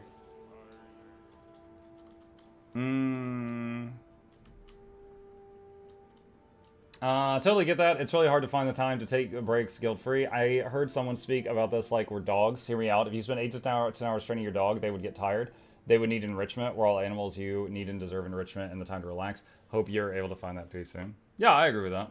Muck, you play Guild Wars 2 during your work. Yeah, but I'm definitely a weird outlier. I don't think you guys should be striving to work 2,090 days in a row like me. I'm just a weirdo. You only have so many hours a day, but you need to take breaks because you'll burn yourself out. Take time to unwind because, yeah, I have a similar issue. Hold on. Frog's waving at me. How will the shareholders buy their 4th yacht if we don't grind out an extra 4 hours a day? Yeah, I mean, for all I know, the guy, maybe the guy's self-employed, you know? If you're self-employed, you know, it can be any time of day you could be thinking to yourself, oh man, I could be doing something else that might, you know, help the business. You know, if you have a boss you work under, it's really easy to be like, man, I'm not doing more overtime for this guy. Mark you. Oh, hey. I haven't seen Chip all day today. He's been hiding somewhere. He just walked in. What's up? Hello. Hagrid, thank you for the raid. Welcome. Also, I loved you in Harry Potter. Mother Douglas Bartholomew Reginald Esquire IV, those who John's Advanced Levels the 3rd, welcomes you and your viewers to the lab. Hope you enjoy our stay entertainment on the White Cricket, the speakers, touch your speakers, giveaways every week. Please take a seat, but along into the edge. Hold on. Ugh. My roommate just walked in. What's up?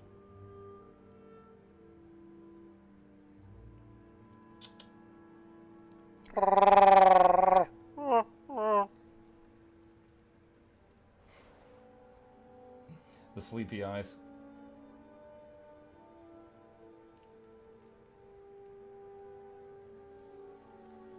Hey, hope you're having a great stream. We're doing good, Haggard. Thank you again, buddy. I really appreciate that. Hope you had a good one as well. For self-employed people, I find dividing your days into shifts helps. So from 11 to 3 you work, take a break, 4 to 8 you work, you're done for the day. Yeah, whatever schedule works for you. Like in my case, as a self-employed, you know, Daddy Bezos certainly doesn't give me dental insurance. I do, you know, the morning stream on weekdays when my kid's at school, so it's not interfering with time I could be spending with him. Then maybe I do like some YouTube stuff, and then hang out with my kid when he gets home from school, and you know, I'm with him for a few hours, and my wife, we have dinner together. And then in the evening, when, you know, we're done eating, they're winding down, often everybody's just kind of doing their own thing. That's when I start the evening stream. And then my kid comes in and tells me goodnight. So I have like half my workday in the late evening and half of it in the early morning, and to try to impact the others as little as possible. Is he warm to the touch? No, he's not been in a sunbeam. Keep the group alive. He might have been like asleep under a sofa. I want to stand in the fire just so you don't get bored. To the guy who's stressed about playing while working, I do my best to finish one thing I need to do and call it mission accomplished for an hour. I've never done strike. I really have to try it. Michael, strikes are very, very... Like, the hardest part about strikes is getting people to understand how not bad they are. Like, I've got get to the point guides for all the strikes. They are raids, but with training wheels. It takes more time to just set the group up than it does to, like, get the boss mechanics down. Is Chip baking something today? Oh, right now he's just laying on the floor. LOF is still in... Oh, already read that.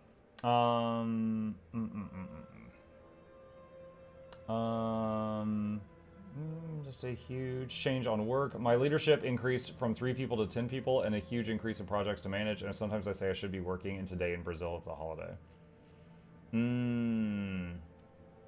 Oh, why Lucy is spamming something. Hold on. Google Translate. Let me see if I need to ban my Lucifer. Let's see. Enjoy the holiday. Rest your head a little. The work will continue when you get back. And coming back, relax and rested makes a huge difference. All right. I won't ban you today.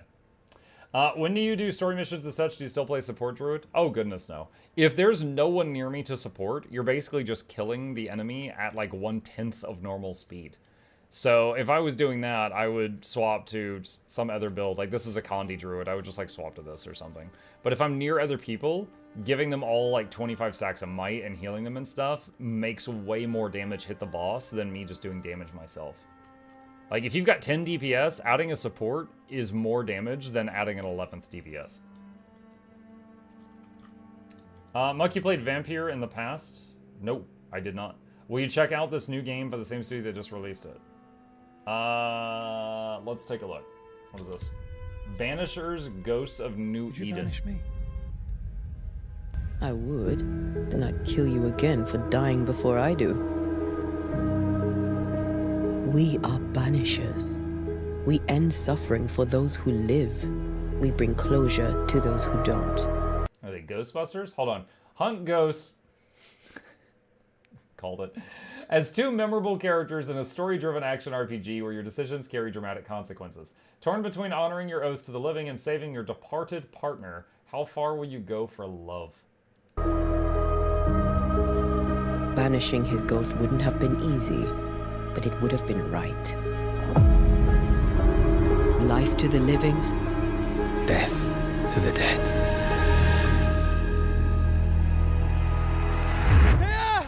Help me!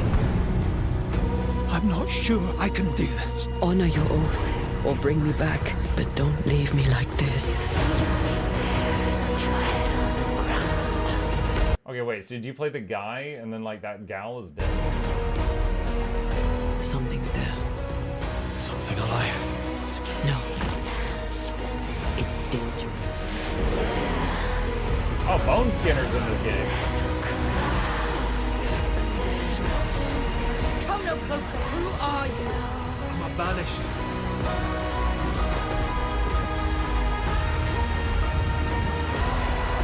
Do we kill? Or do we part forever? No. I'm intrigued.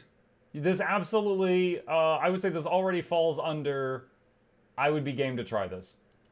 I was trying to see, what type of combat does this use? Because like, just from the brief images of combat, you could, if you told me it was Dark Souls, okay. If you told me it was like Enshrouded, okay. Like, there's many things the combat could be. If you told me it was Assassin's Creed combat, okay. I don't know what the combat's like. So I'm curious about that, but the rest of it looks intriguing. I'd be game to try it. Witcher 3. Hi. Do you want to say hi to everybody? Hello. This is Chip. Hi. You're so patient. Under the chin scratches. I don't know if your purrs will go into the microphone or not. Okay, he's done. How old is Chip? 5? I think he's 5. There's cat hair everywhere. Pretty sure he's 5. Some flipping between worlds gameplay. What was that other game? Lords of the Fallen had the flipping between worlds thing, which was a cool concept, but in-game it was really clunky. I cleared Lords of the Fallen. I did a review video on it, but there was definitely some problems with it. This is my cat. There are many like it. This one is mine. Yes. There are many like it, but some of them have more brain cells. Did you ever play the old Soul Reaver games? No, I did not play those.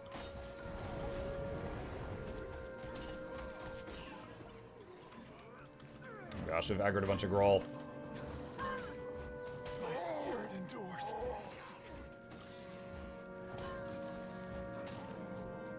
I asked this earlier, so if you don't mind me asking again, how does Soul Beast fare nowadays? It's fine.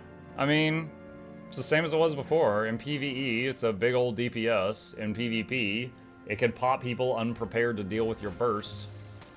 So, yeah, it's a solid choice if you enjoy the playstyle.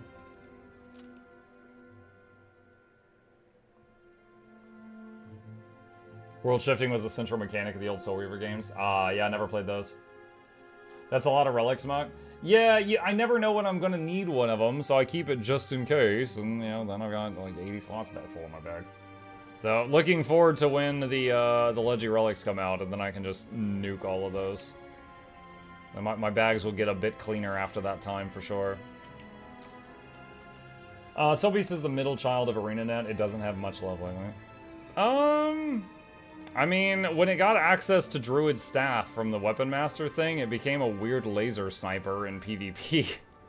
That was an interesting one. And then they instead of nerfing staff for Soulbeast, they nerfed staff for everyone. So once again, they solved that problem with a blindfold and a shotgun.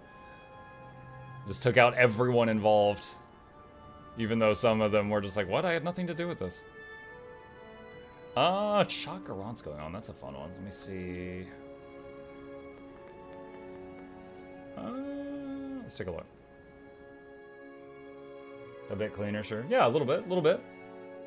Easy stuff. By the way, I'm totally plugging this again. If any of you are interested, my wonderful editor and I have been working on a video the last couple of weeks. It is the latest guide.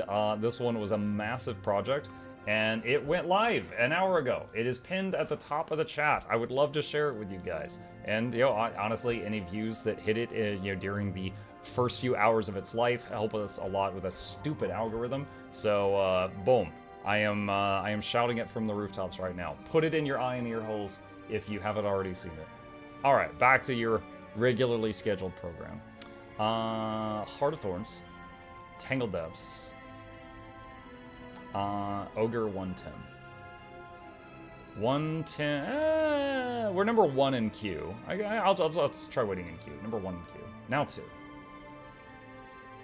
Hey, that was the right choice. Nice.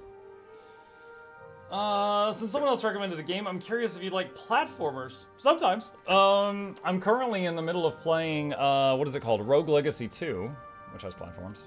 Oh, they've already finished. I guess we could just wait by the wall. Hold on, for anyone who doesn't know it, I want to show you this bug. I love this bug, all right? Listen to the music. Music.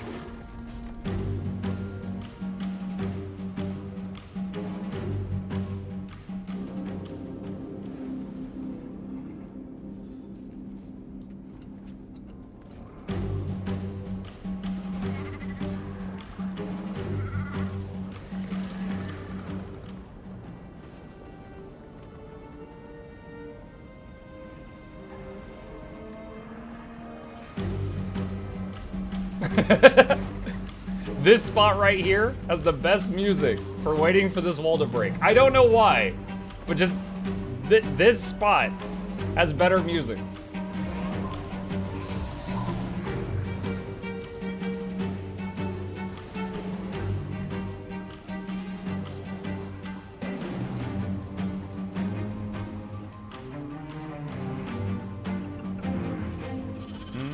I watched that earlier, shared it to my guild's Facebook group. We'll drop it in the Discord. Nice, thank you, Arcana. The highest of compliments. If people like it enough that they want to share it, that's great.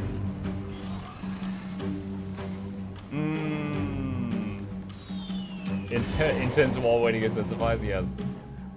If everyone's recommending games, you should try Shadow Man. In my opinion, one of the best, if not remastered, of old games these days. Currently, we are... I think I'm probably good on Enshrouded until the full release of the game. I did 32 hours in early access. Currently playing AC Odyssey, which this game is like 100 hours long. Currently still do Rift Raker and Guild Wars 2 every week. Rogue Legacy 2, I'm on the 4th of 6 bosses. This guy. And I have died to him for like 4 or 5 hours total. It's such a troll fight. It's like you fight this boss, and then you finally kill him, and the treasure chest spawns, and you open the chest, and it's a mimic. It's a boss mimic. And the mimic's name is the real boss. And so phase 3 of the fight is a whole new boss. And so I can't even always get to the mimic, and then when I do, I often die really quick, because I've died on it like many hours. And then I'm still playing, those of you who remember, I did like 50 hours of Against the Storm on stream. I've played another 44 off stream. This game, oh my god, it's so good. It's perfect for like, you know, during the day too, because you could pause it at any time and just, you know, jump up and come back. Mugger, just curious, how many games do you have in your wish list? I don't really use the Steam wishlist much, so probably 1 or 2. Not much, to be sure. Played a mod, noticed the game link I sent right now. What about They Are Billions? I have a full playlist of me playing They Are Billions just in the last year on Mukluk Plays. If you would be interested in watching that, I got you. 119 episodes of Billions goodness. Lot of zombies. By the way, yeah, hey, highly recommend that game. If you like city builders and a little bit of RTS, but you don't like the stress of fighting other people, They Are Billions is perfect. Because instead of fighting other people, you just fight billions of zombies. Like actual billions. Any Helldivers on the horizon? I looked at a trailer for Helldivers, and it looked like something I wouldn't mind trying, but it also looked like every other shooter I've ever played and ever seen. Like, maybe Starship Troopers. Like, it doesn't look bad, but it also looks like every other shooter game I've ever seen. So, I would totally not mind trying this, but it also, I'm not, like, jumping to try it at the same time.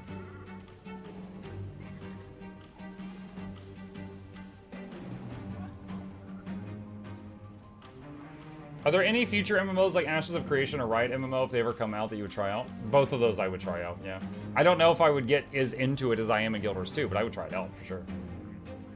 Are you interested in Horizon Forbidden West coming on PC next month? I played Horizon Zero Dawn, and I played that Icy DLC for it. I think there was another DLC that I never got around to playing.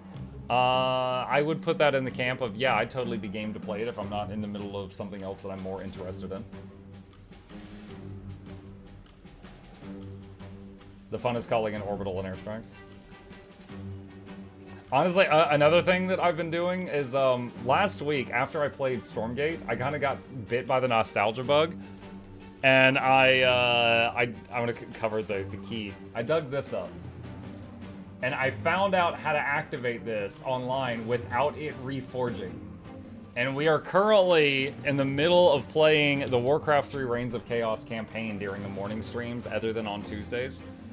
We have finished the human campaign and the undead campaign, and we just started the orc campaign, and we're playing Grom Hellscream right now. So we kind of, got the nostalgia bug. And I've been pleasantly surprised how many people like watching it. Because, like, I've told people before, there's 2 conditions for me streaming something. Am I having fun? And are there viewers? And both those conditions are met right now. So I might do Frozen Throne after that. If I still have viewers, I'd be willing to do friggin' StarCraft, Command and Conquer. Like, the morning streams could just be nostalgia streams. Did you like the Warhammer game? Bear, do you have any idea how little that narrows it down? The Warhammer game. Which one? Heroes of Hammerwatch. I don't know that one. Any plans on trying out first-person shooters? I'm not passionate about FPSs. Ones that have story or, like, talent trees and you can customize your character and stuff, I will consider. Example, the Borderlands franchise. I loved pretty much every game in the Borderlands franchise. My favorite one was Tiny Tina's Wonderlands because it was a mixture of magic and gun, and I really loved it. I had a wand in one hand and a gun in the other. It was a lot of fun. However, in general, I'm not hugely passionate about FPSs. I live in America. I am surrounded by guns. I am sick of guns, okay? I can't throw a ball without hitting 4 guns, okay? Like, just gun does not make me want to play a game. Like, when people are like, oh, hey, you should try Power World. It's Pokemon with guns. I'm like, okay, so it's Pokemon combined with something I don't like. No, I don't want to play Power World, thanks. Like, no, FPS is, in my mind, a detriment, and then you gotta tell me some good things about it to make me want to play it, alright? You're already starting on a bad foot with me if you start with FPS. We gotta go back up from there. CNC Generals, any plans on playing The Binding of Isaac in the near future? Maybe. I know that that's like a popular game, and it's been around forever. I've never played it. I could be convinced to try it. I've over 60 hours of Power World and never used a gun. You don't have to. That's fine. I mean, if you like Power World, that's totally fine. I'm not just trying to just hate on Power World. I'm just using it as an example. Power Wash Simulator. Ultra Kill's off the table. That story's more of a background for the skill and sense of gameplay. It's like, what's the last game I played with gun? Remnant 2? Remnant 2 was fun. It was also, as far as like Souls-likes go, it was pretty easy. Because Souls-likes, the hard part is getting in close to the boss and dodging and parrying and stuff. Remnant 2 was a Souls-like, but you had a gun. So you didn't have to get close to the boss. You could just stay really far away. So it was a fun game. I finished it, but then I really didn't have any desire to keep going. I made a review video. I gave it a positive review overall. But then I never really booted it back up again after finishing the story. Final boss fight was very memorable, though. The final boss fight was crazy. Between, like, there was, like, the two realms you were shifting back and forth between, and it was really disorienting. I felt like a gamer after finishing that one final fight. Hey, Mike, I'm doing the LI Sylvius build. I currently have Relic of the Crate. Is there anything other than... What other relic would you recommend? If that build is in the LI videos and from my website, there should be a pinned comment on which relic I used. But there may be people in the comment section with better suggestions. Every one of those. Have you tried Grand Blue Fantasy Relink? No, but Shugo is trying to get me to play it like every single day. I'm not opposed to trying out the Weeb games from time to time, but no, I have not played that. How can we get an unlimited TP to friend? It's sometimes in the gem store. I don't know if it's in here now. Recharging teleport to friend. It's in the gem store. Pretty sure it has a cooldown on it, but yeah, it's there. Also, did I just see something new? What was that? Hold on. Elegant Noble's backpack. Elegant Noble's glider. It's alright. I like the detail. Alright. I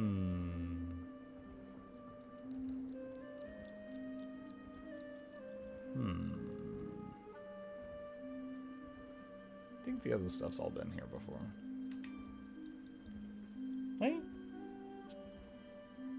Hold on. Alright, so Chip's tower has multiple floors. That's the top floor. That one has its own camera. That's the middle floor.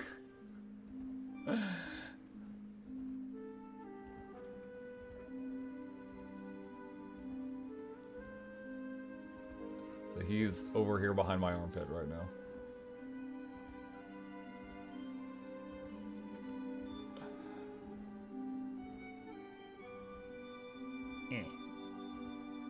Surprised to the community that this game, have everyone is so friendly. I'm new to the game. Hey, Genome. Yeah, I've actually had talks about that before. I think part of it is that a lot of the stuff in this game, even unconsciously, promotes good behavior, even if you're doing it for greedy reasons. Like, if you see someone downstate, anyone can go over and try to revive and resurrect that person, and you get a ton of XP for doing so. So, and then like, when you see an enemy fighting a big boss monster, and you see a player fighting a boss monster, and the player's almost dead and the boss is almost dead. In classic WoW, it would be best for me to let the player die, then try to jump the boss and finish it off so I get credit for it, and to get the loot. But in this game, you can help the player fight the boss, you both get a copy of the loot. You know, the original person who did 90% of the work gets saved, and they don't lose anything by you joining in on the fight. You both get a copy of it. So it encourages good behavior and teamwork and helping each other and stuff with just the innate built-in systems, even if you're doing it for greedy reasons. Like, oh, I res that guy, but only because I wanted XP. Or, oh, I helped that guy, but only because I wanted that loot. That's fine, you still helped him. So, it works out.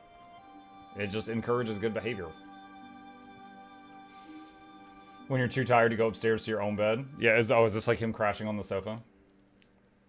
Everyone is so friendly. Someone gave me 5 gold. Not a big deal for someone who is rich, but as a new player means a lot. Oh yeah, absolutely. One of the most popular gifts for new players in this game is a big bag.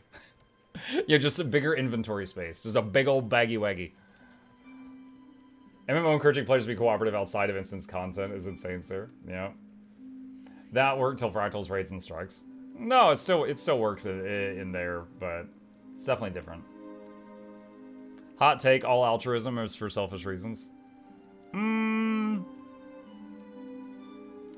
I would say, I mean, that's like a whole debate we could talk about for hours. But I don't know if I agree with that.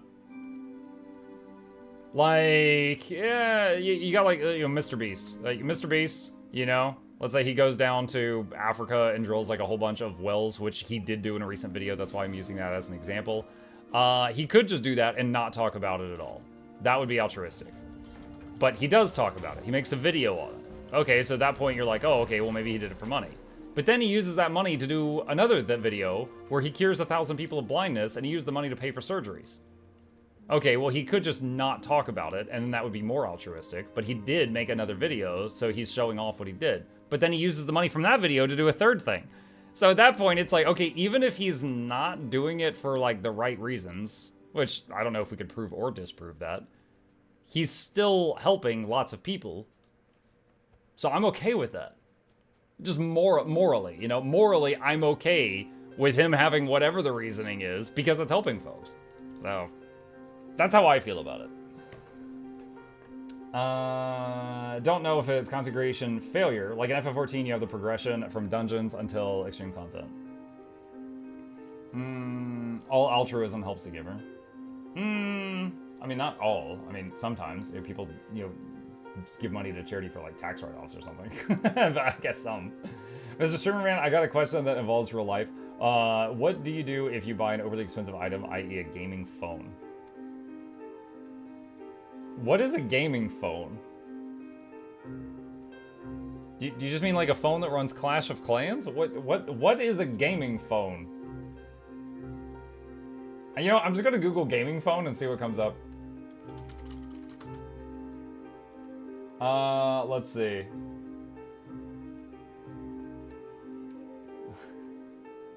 Dude, this is a phone? This is just a PlayStation Portable. PSP.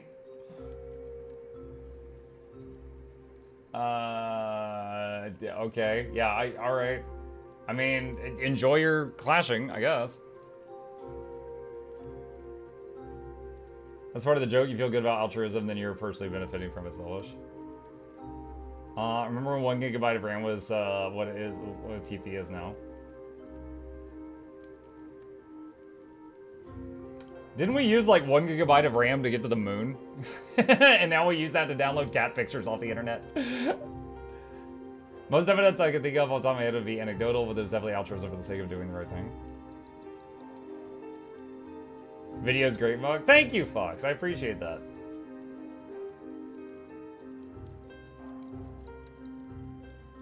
I remember when 256 of RAM was my first computer to run Diablo. Same.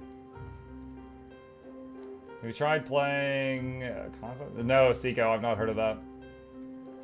You know those people who play gacha games? Yeah, apparently the better the phone, the better you game.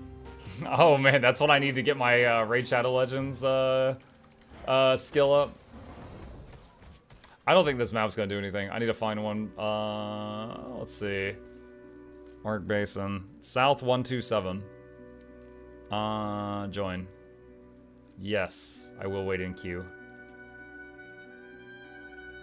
The Apollo guidance computer had RAM of 4 kilobytes and a 32 kilobyte hard disk. It was fairly compact for its time, measuring blah blah blah blah.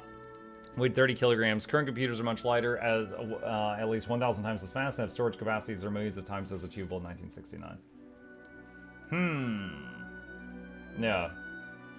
So I feel like we are making, like, hardware, we're making great strides in making, like, you know, getting more and more and more out of space. And then software, we're working very hard to use that space as inefficiently as possible.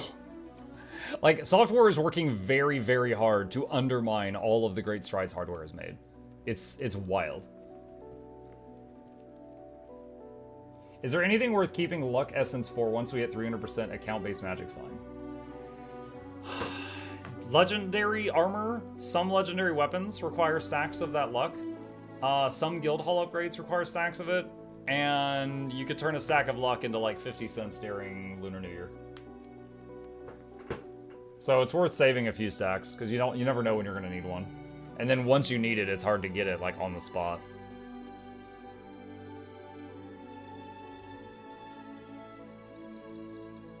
Pog 50 cent, yeah. Computers have 2 terabytes of data now. Great. Now we can no longer optimize our games and they can be 500 gigabytes. Yeah. Just salvage Ecto?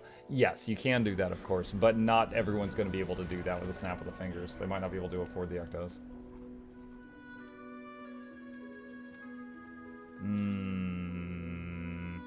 Not sure if I should wait in queue or if I should try bouncing through groups.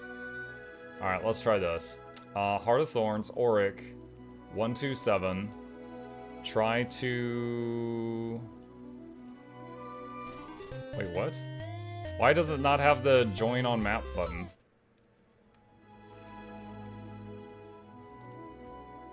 What on earth? Alright, that's weird. Alright, leave squad. You're in the queue. Oh, wait, I thought I left the queue. Leave queue. Okay. Join a map. Alright, no. Alright, so 127's no good. So we're gonna do minus 127 to filter out all the 127s. Alright, 177. That one's 3. And that's the only other one going right now. Wait, there's one called Octovine Time.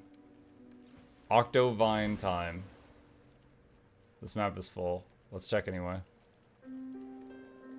7. No. Alright. This might be the best one. 6. LFG search as operators. Yeah, I love doing that on stream because there's always people surprised. Yeah, you can do filters. Wait, now there's a bunch of people here. Maybe there is enough here. I don't know. Alright, I'll just stay and see what happens. What's the hardest jumping puzzle for you? Chalice of Tears is the most the one with the biggest reputation. Chalice of Tears, like, I can do it, but it takes me a guide video, the prototype position rewinder, and 30 minutes of my life. I don't want to do it. I've done it 2 or 3 times as needed, and that's it. Hi, Noxxi. Oh god, frog!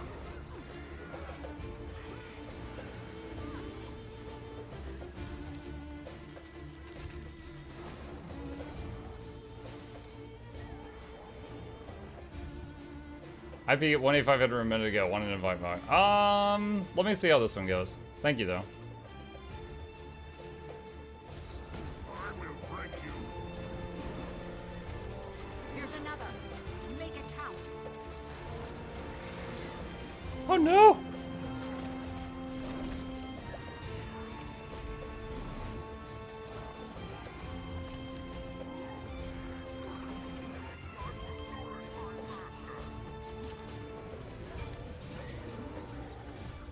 Crazy to me. On NA, we immediately take out the breacher, then the frog, so there's not like annoying pushes and pulls happening. On EU, they all just like rush for the thing, and then like they're just like, if we die, we die. We'll see what happens.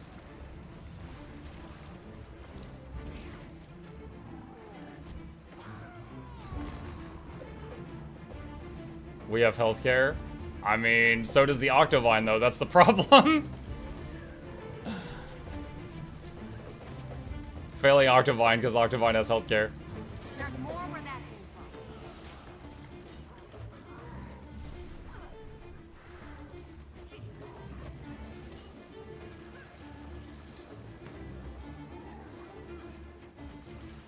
So does Octovine make me spit my drink? It's true! Anytime y'all wipe on a boss, it's because that boss had healthcare.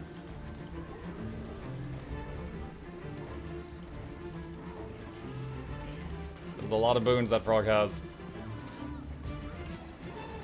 Here's another. Make it count. Glyph of the stars. Here's your healthcare.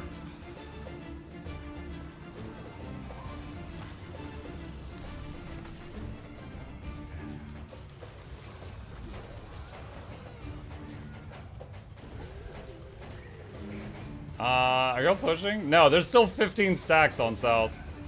It's not good.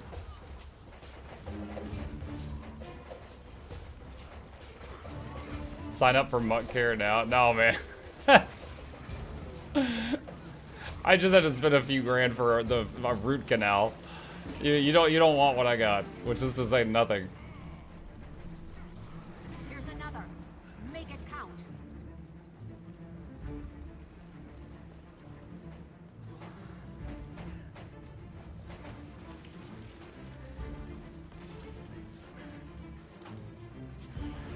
That pod's about to blow. There it goes.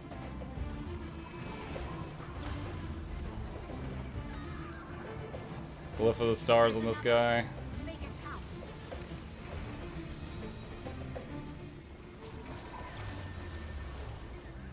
Five stacks. Maybe.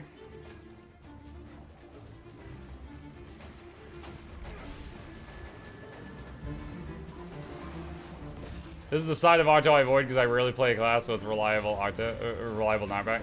I always go south because it is the one that seems to like it's usually if south wins, you win. If south loses, you lose. So I usually go here to try to babysit as much as possible.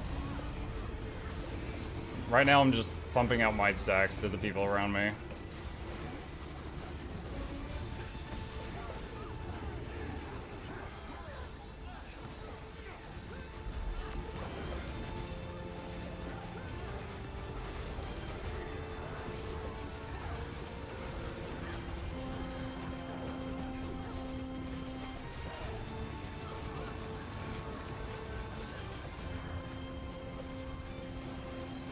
One minute, 9 seconds. Easy.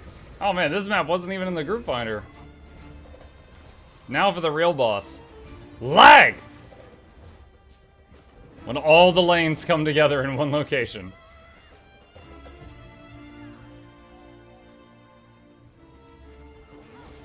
Why am I being... Be prepared to fight, hero.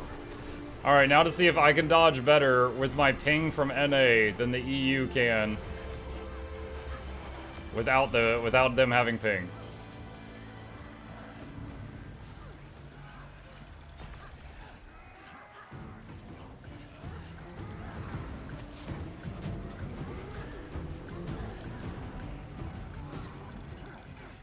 Is he not gonna do the thing?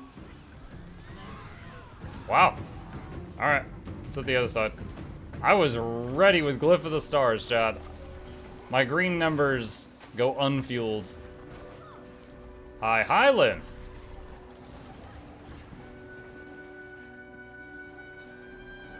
Mug, which DPS is the tankiest for PvE? Alright, the first one that comes to my mind is the Reaper, because it has a whole second health bar you can run into fire.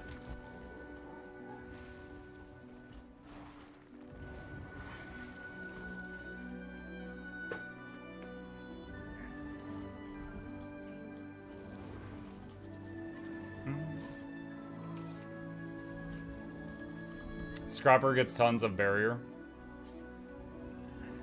Yeah, Scrapper could be in that ballpark too. Can we insert any glyphs into unbreakable gathering tools? I believe so, Seiko, yes.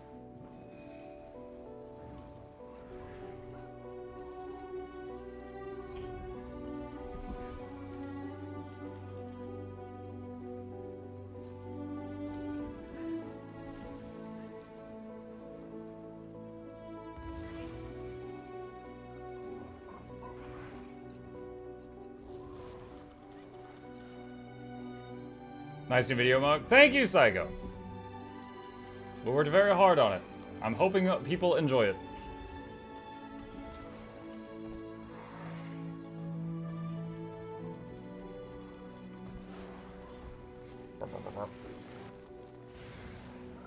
Is Virtuoso worth it in PvE? I haven't played my Vert recently, but last I heard, they're still doing some very impressive damage. So if you like to yell "Gates of Babylon" and then throw like 500 floating knives at people, yeah, it might be your cup of tea.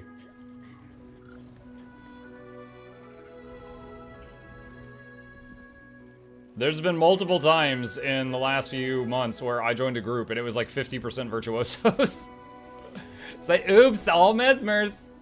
Like it was a new children's breakfast cereal.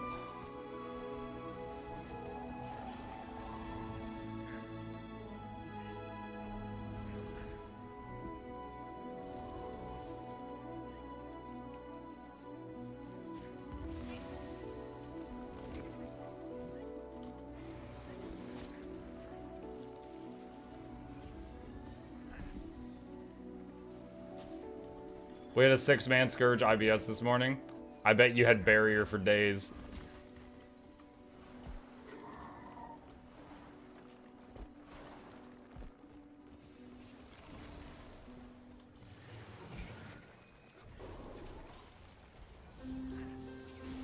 Mahuyo says right now Mesmer can do pretty much everything.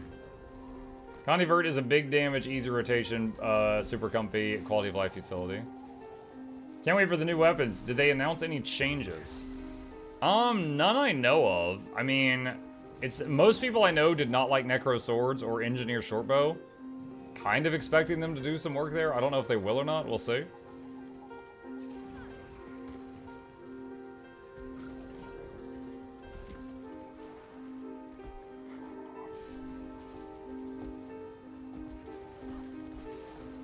Boss couldn't even hit beyond our barrier.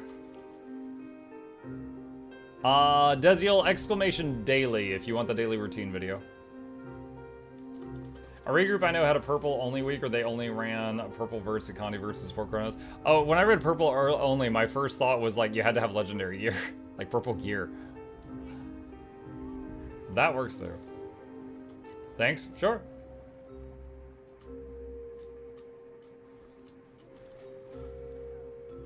What's a purple vert? They just mean like the class color. Like the Mesmers are associated with the color purple or pink. Pinkish purple. Purplish pink.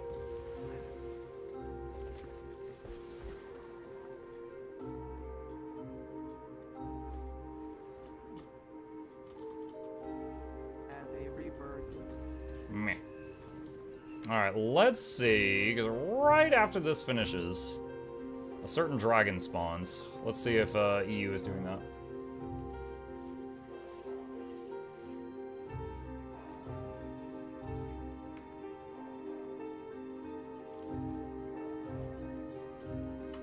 Deja vu.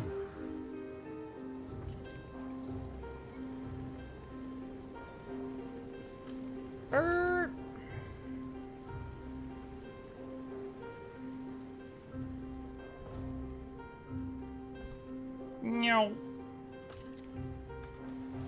I'm here.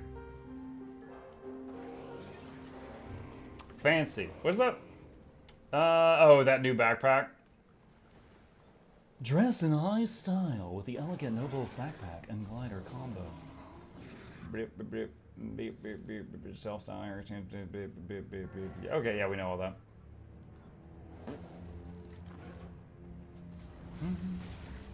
Why does the glider look like a moth on your back, though?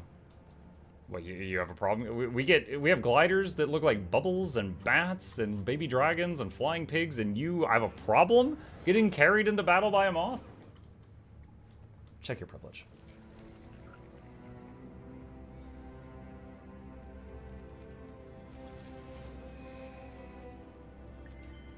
Boop.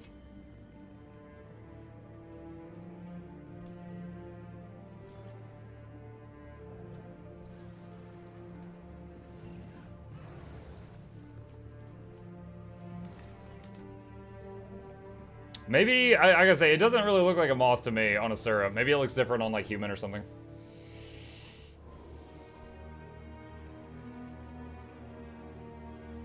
Can't get carried into battle on a moth, too busy flying in light sources. Imagine a bunch of people flying into battle being carried by different beasts, and one of them's got a moth, and he's talking about how great it is, and then they go past a light, and the moth just veers off. The guy's screaming, moth's just, like, banging into the light bulb. And they're like, yeah, that's how we lost Jimmy. I've yet to get that bubble glider for my Asura. I've been forgetting for 6 years now. That's that's a long time to forget. You mean like sky scales and ley lines? Well, you could turn ley line gliding off now at least. So that was a good change they recently did. Hold on, chat. I am going to really quickly get a drink. I'll be right back. Don't let any dragons get me.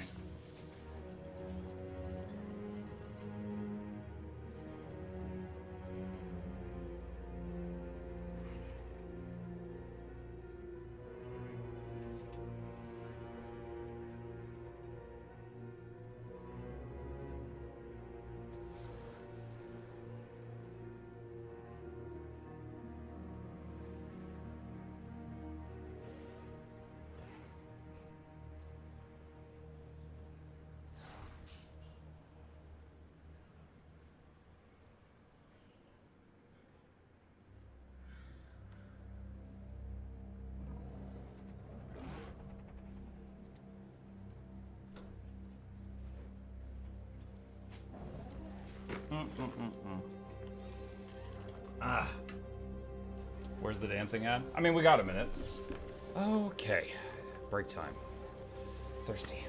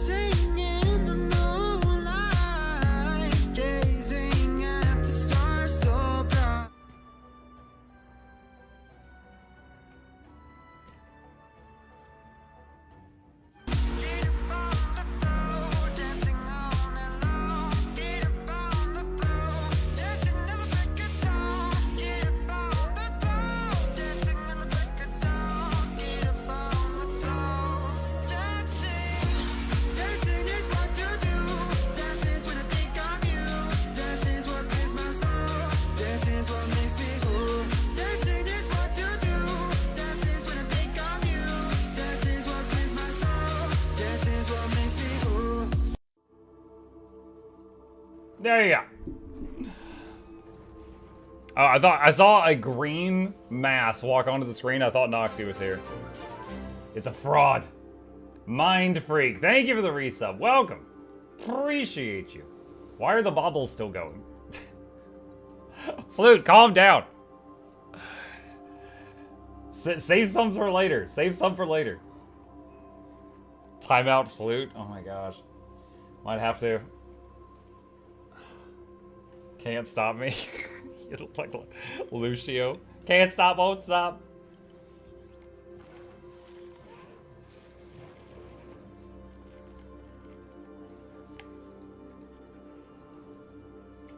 How does one decide on what class to stick to? Well, that's one good thing about Guild Wars 2, is it's very alt friendly. Like, let's say you play Ellie until like level 15, and you're like, man, you know what? I don't really like Ellie anymore. I want to try something else. Like, you can take almost all the equipment on that character and move it to a new one. Like, that time wasn't wasted. Like, the wallet is account wide. All the money and resources you earned, those stay with you. So it's a very, very good game for trying things out, deciding you don't like them, and trying another thing out. Your time spent is not wasted. I wonder if the dancing emote has overtaken Bobble for popularity. If so, I bet it's due to Flute Girl. Actually, I think it has. Well, I've got this. Dancin' was your most used emote across other channels in the last 30 days. It was used 1,032 times in other channels' chats. So, this used to be a Bobble here. Now it's this.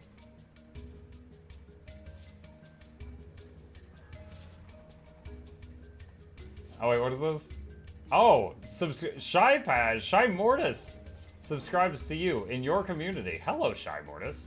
Oh, there's Laura too. Oh my, look at these superstars down here. Oh my gosh. There's all kinds of weird stats in here. VTubers? I don't know. I VTube as a potato from time to time.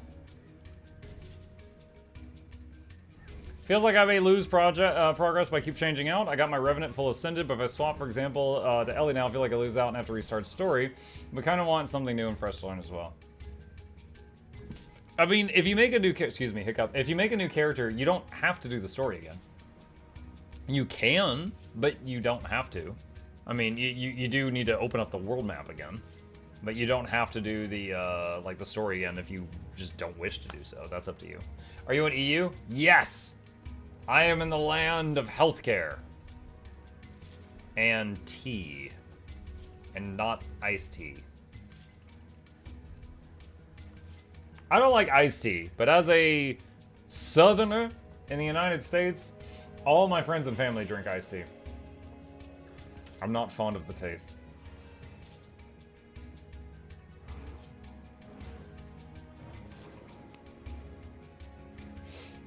Hamza said flute.exe stopped working a long time ago, honestly.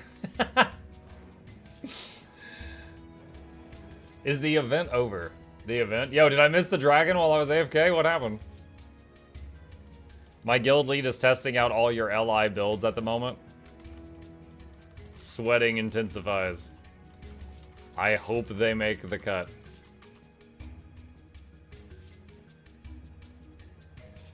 Not just icy, but ice sweet tea. Yeah, that too. The news is just reporting that due to the Red Sea shipping attacks, Britain is facing a tea shortage. What? Red Sea shipping attacks? Yeah, I have not watched the news in a long time.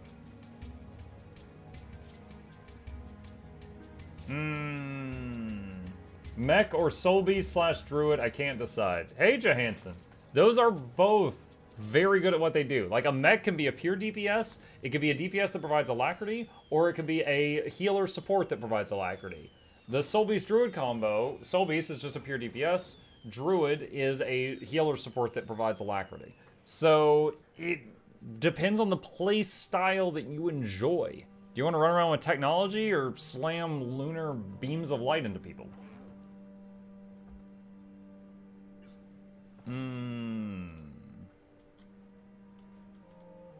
Hold on, I'm gonna check something.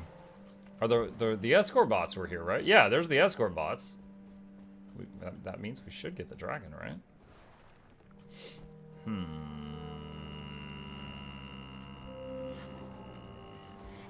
Alright. Can't wait to finish my first Legendary armor, so much flexibility and build changing will unlock. Yes! Yeah, I gotta say, it's pretty crazy. By the way, for any of you who are new to having Legis, let's check this out. If I go here, and I hit customize, I'm like, oh, I want to change the stats on this to this. If you check this box, it applies to all your Legis of the same type. So if I do that, if I like go change stats and I check the box, it'll go, and it'll do it on all 6 of those items. If I do it again for one weapon, it does it to all weapons. And if I do it again over here, it does it for everything over here. So by going through this menu 3 times, you change your entire set of gear to another set of stats. It's fantastic. Works with the runes too. So you could do like, you know, Rune of the Monk, change to Antitoxin, Givers, change to Assassin, apply to all. Any way to quickly equip Legi runes to all 6 slots on your armor? I mean, I don't know if you could have it auto-equipped to all 6 pieces with that checkbox. I haven't tried that. You might be able to do it with that same checkbox. I'm not sure.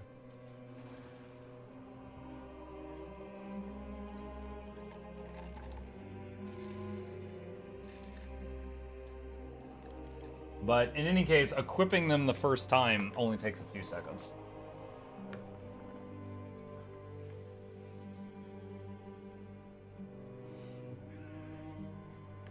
Is there a way to keep sigils on the Legi weapons when you unequip them or re-equip them? Sadly, no. There is not. Because like when I go to certain boss fights and I have to swap out a weapon and then I re-equip it, I have to set the weapon back up. Mildly annoying.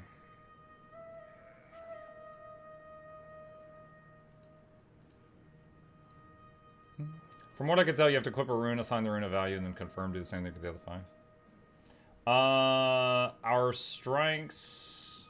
Wait, what?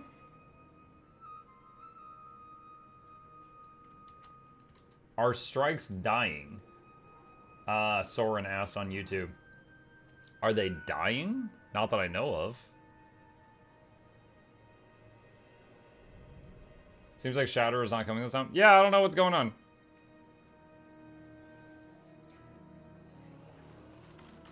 Think the dragon is scared.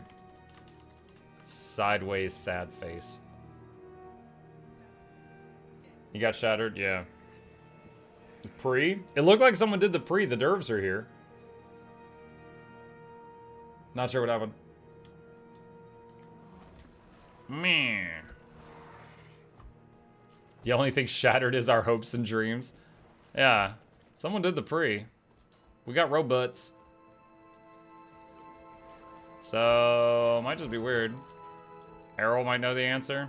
Errol hoards his knowledge like a dragon and does not share it.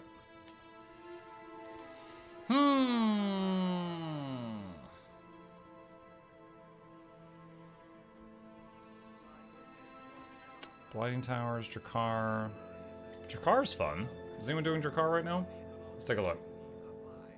What's the deal with the Lear relic? No clue. Atmuck, so I love brawlers. Played them all my life. Herald main previously. Should I stick to warrior for a while, or maybe try out like Reaper or something like Weaver? I do like looking awesome when dishing out my DPS. Well, if you like Beyblades, you'll love Reaper. Because Reaper looks like a Beyblade while dishing out DPS. Did you finish Enshrouded?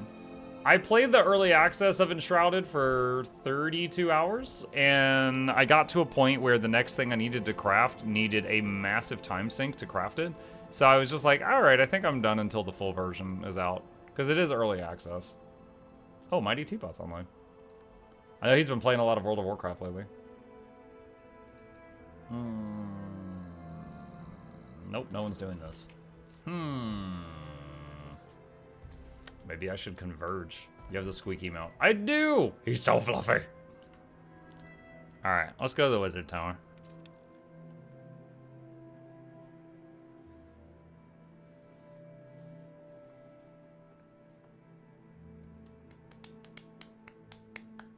Did you try Warframe in the past? The game where everybody's a robot ninja? No, I have not played Warframe. As an outsider looking in, every single character looks exactly the same to me. But I haven't played it.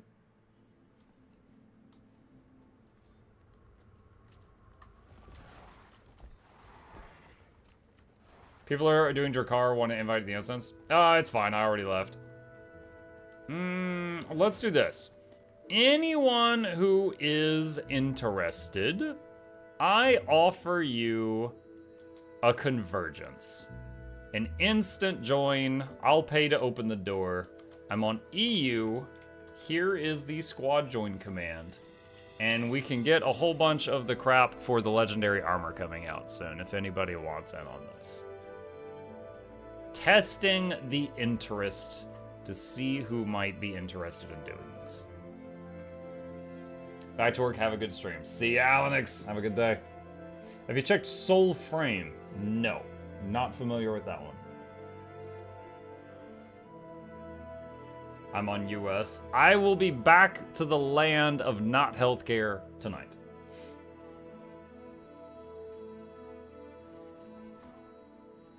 Don't know if my gear is good enough for this. For Convergences, you could probably be naked and be fine. The hardest part is convincing people how not a big deal this is. Convergence is... It's not a big deal. That's actually a fair criticism for the game of Warframe, and as a veteran since the third wave of beta, don't bother playing Warframe. Not worth it unless you want to grind so much to get the things you want, until you realize that also means you grind so much mats you could literally log into the game when something new releases and be done farming for that in less than one day. Gotta go play Stellaris. See ya, Recon. You should do a naked run.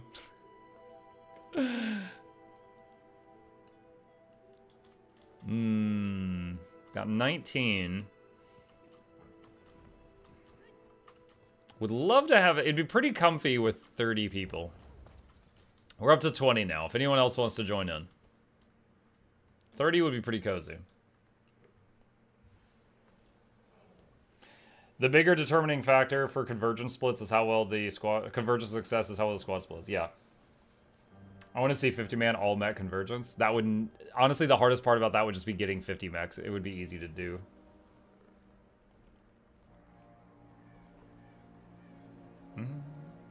Mark, do you play both accounts daily?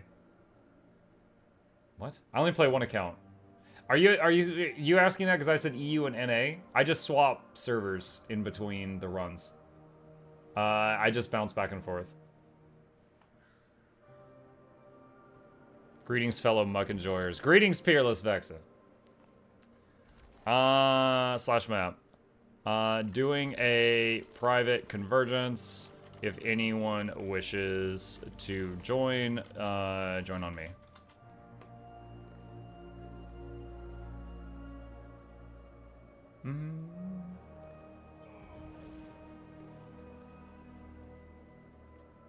Too bad I want NA. We might do someone NA tonight. You do that, change server, don't lose anything. So, I have an ArenaNet partner account, which gives me a few small privileges, and one of them is I can server swap as much as I need to. It's the same server swapping that other people do, but I don't have to pay gems to do it. It's just free for me. So I just bounce to EU when I want to play with during my early morning streams, most NA people are at work or not even awake. So I play on EU, and during my evening streams, most EU people are falling asleep, so I play on the NA servers at that time. All right, if you provide alacrity, please move into a new group.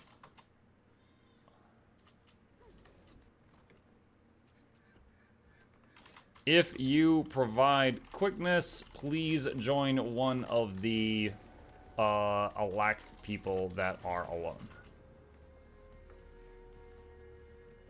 Do you know if Astral Ward armor collection is necessary for the new Legi armor? I thought I read it on the wiki. There was... Hold on a sec. So the wiki... I think you need, like, for example, if you want to make the boots, I think you have to do the Astral Footprints thing. If you want to make the gloves, you have to do Astral Grasp, and so on and so on. I don't think you need to do, like, if you just want to make, like, one piece, I don't think you have to make the whole set of Astral stuff. I don't think so.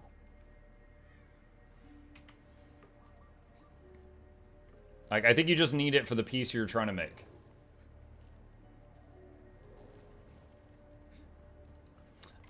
If you are pure DPS, please fill in the groups that have 2 people.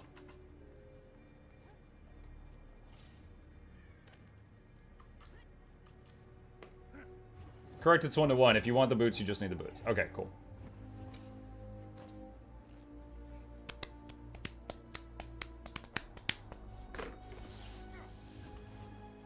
So group 1 should be empty by the time the sorting is done. So group 1, I mean, I can just drag and drop them at this point. Burp, burp, burp, burp, burp. All right. There's still room for people to join if they want to, but we are going. How can I join? Andre says, Andre, here is the squad join command. Just copy paste that into your game. And we're on EU right now.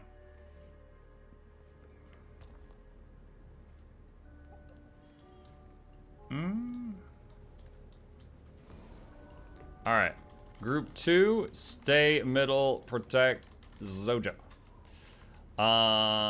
Group 3, deal with Trebuckets. 4 groups, 4 plus 5, go to bottom left after we split, then go north after. Groups... Why is there no group 8? What the heck? 6, 7, 9. Group 6, 7, 8, go to bottom right after split, then go north after. Boop. All right, there we go.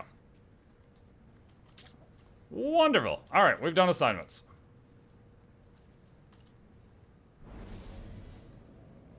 Let's go. All right. I've sacrificed the doohickey. Here we go.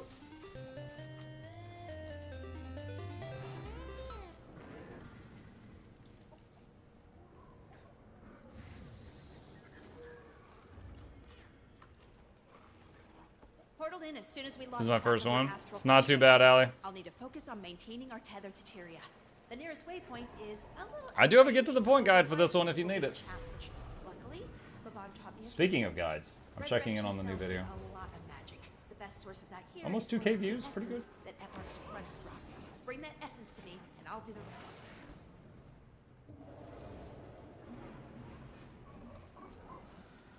It's doing better than any of my last 10 videos, except for when I dropped the news about the free Legi. But honestly, how are you gonna top that? How am I gonna top? Click this video for info on a free Legi. Newsflash, I can't. I can't beat that.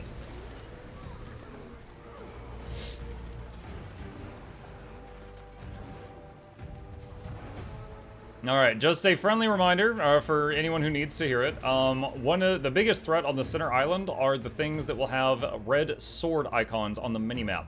They will charge at Zoja and Kamikaze. Those are the #1 thing that need to be nuked down before they reach here. I keep losing my concentration. Break those catapults to pieces. Group 3, handle the siege, please. And Group 3, if there's anyone in your group that's not showing up, please just use party chat to get their attention.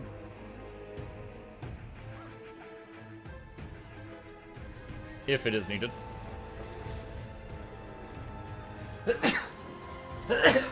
Oh, excuse me. I turned away from the mic. I tried my best to not... what do we call that? Sneeze ASMR.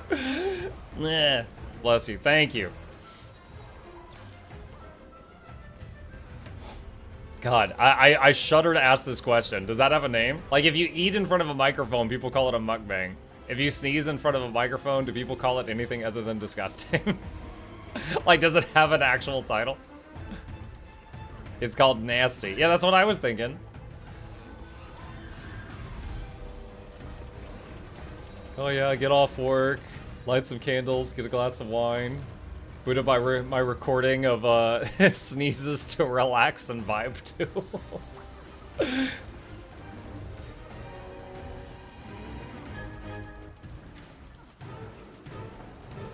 It's called a monk like, no. All right, the 3 big fellas are spawning. Essence in those high cryptids. Take them down, and I can throw that power back in their face. Collect enough, and I might even be able to cast some additional protections. Be careful though. Demonic essence. This is a good time to remind the party that there are no waypoints here. So if you see an ally go down, please do your best to revive them. Otherwise, they will be gone for a while.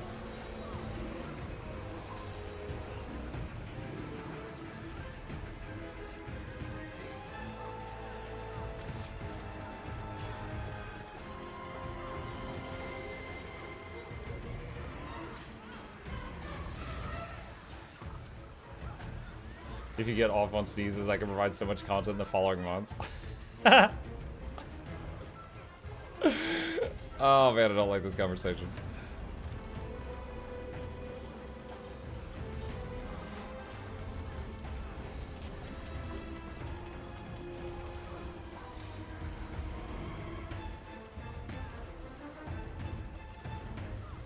Wearing a turtleneck and drinking wine like an a-hole. Gotta love Alan Wake dialogue. Alan Wake. It's not a loop. It's a spiral. Oh my god, I was so mad at that. Oh no! Zoja's about to get hit. No! Yeah, we recently played Alan Wake 2. Amazing game. Really, the #1 feedback is, it's a freaking cliffhanger. Just like the last Alan Wake, like 80 years ago. Spread out to defeat them. Maybe we can Alright, group 4 and 5, go to the bottom left. 6, 7, and 8, go to the bottom right. 2 and 3, stay middle, but 3 handle siege when they spawn.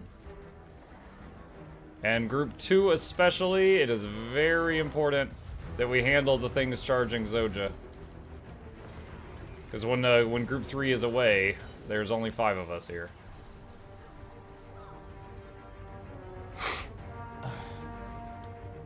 It's okay, we'll wait another 20 years for the next chapter. Yeah.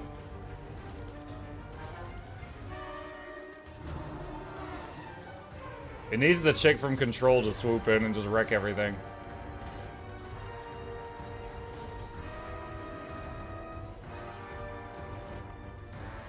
One person downstate.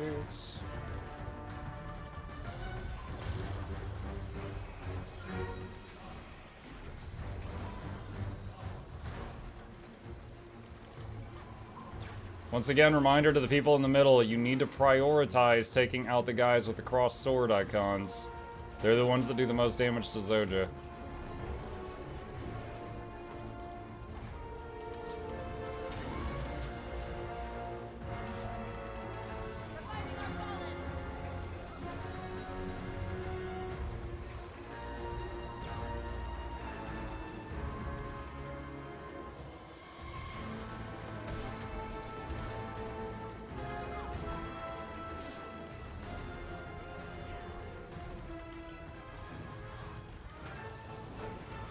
So just taking a bit of damage, but she's not in danger. We should last until the siege group gets back, and then we should catch back up and stabilize.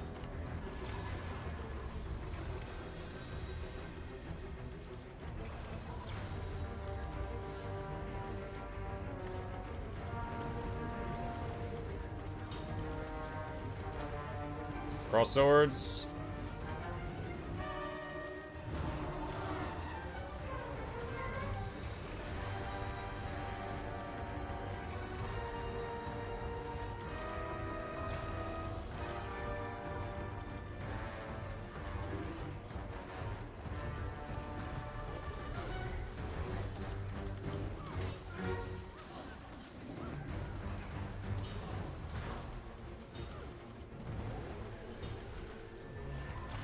So groups 2 and 3 are both on the center island now. If you pick up any essence, bring it to Zoja to get her health back up.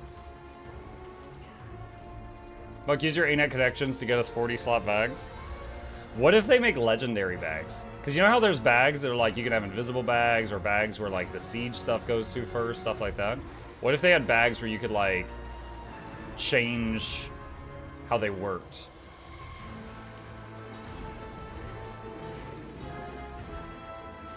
I mean, it would be such a niche thing. It would just really be something to work on when you've got everything else in the game, but it'd be kind of neat.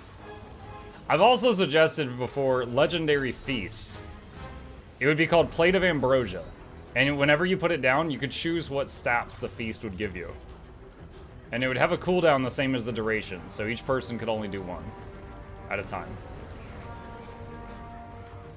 And the plate would just refill magically over time.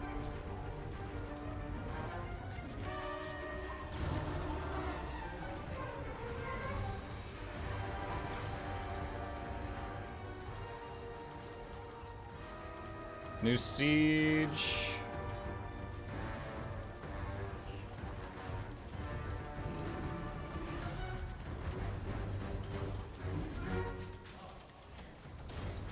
Alright, slight change to assignments. Group 8, would you please come back to the middle? That will still leave 10 people on each boss. But group 8, if you could please come back to the middle. Middle is not keeping up, and the siege group just had to leave again, so Zoja's about to get hit again. And that's going to be a big problem.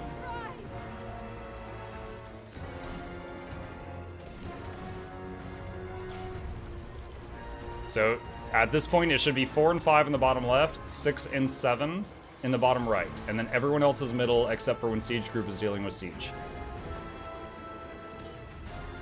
And that should have us stabilize. Bottom left just finished their first boss. You guys go to the top left now.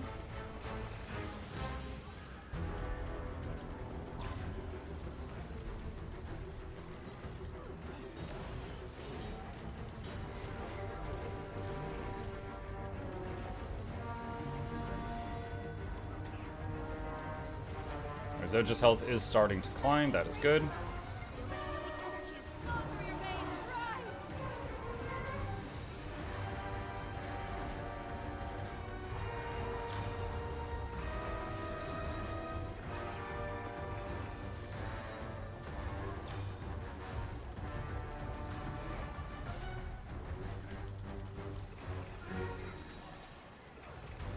All right, bottom right group, good job. Please go to the top right next.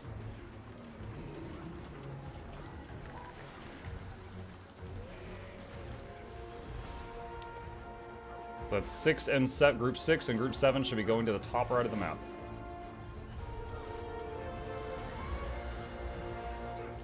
I hope they keep adding more 50-man content. Yeah, for me as a content creator, I love this. Like this and like Dragonstorm, because I can just take a whole bunch of people to chat, just jump in here and have fun. I don't know how the general player base feels about Convergences, but I like it. And they've found a way to make it relevant by tying it with the Runes of Holding and the legendary stuff, the obsidian armor.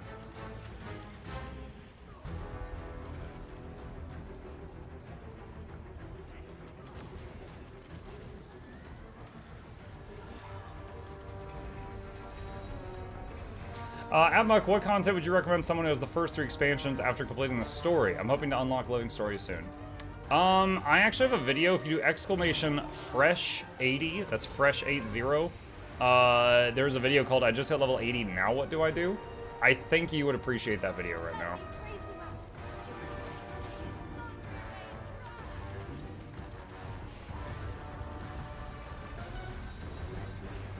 Hopefully that helps. Thanks, sure.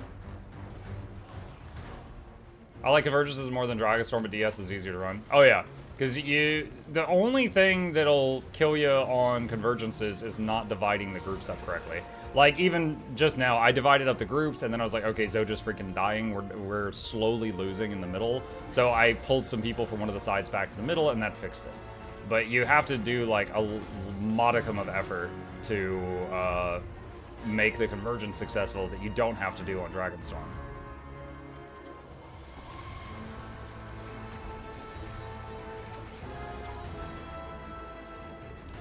Also, if you hate that, is one that appears from this up.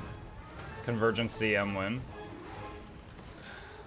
You zone in and it's just Dragon's End. That's it.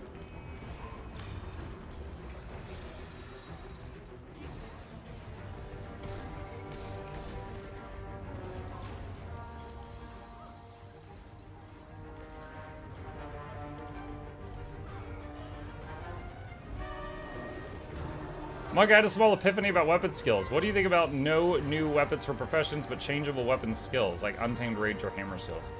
Well,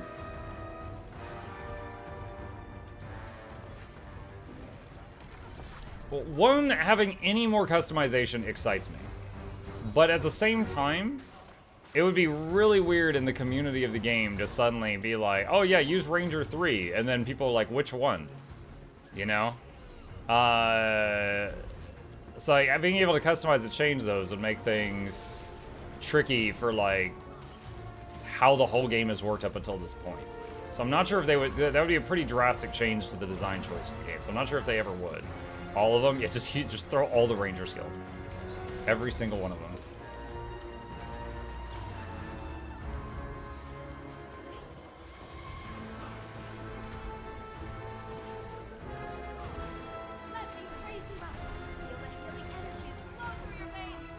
Rise! But Muck, I gave you a relatable meme in the VIP lounge. Yeah, I'm not doing anything important right now. Hang on.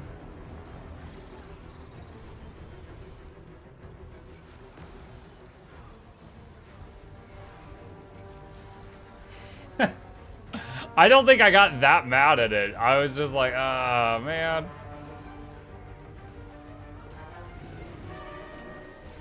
Because I think when it comes to like me dying on a boss where the answer is me getting better, I'm willing to sit there and fight it over and over and over and over and over and over and over and over and over. I think my audience loses patience with watching me before I lose patience with attempting it. But I gotta keep an eye on if the viewers start leaving because they're bored.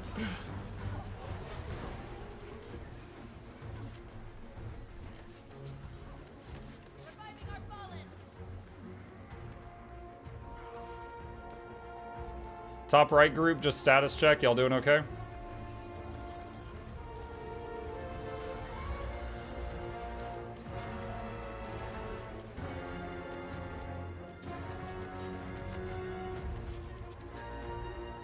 We good, 70%. Okay.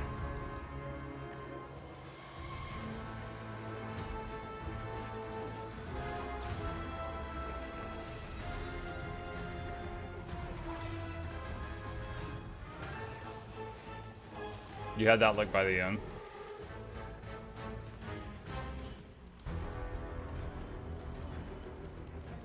I said once I admire your resistance to gaming frustration. There's definitely times when I get frustrated more than others. If I'm trying really hard to do something and I lose because of a bug in the game, yo, I have no patience for that. If I die in PvP because warrior is fine but everyone else is overpowered. Like whatever I'm not playing is OP, that I get upset. But if it's just like I need to get better, and like there's not a lot of runtime. Oh, that's something. Let's say I die on a boss, but every new attempt at the boss I have to run 10 minutes to get there. I hate that. But if I could just like respawn, try again, respawn, try again, respawn, try again, yo, I can go for hours trying to figure it out.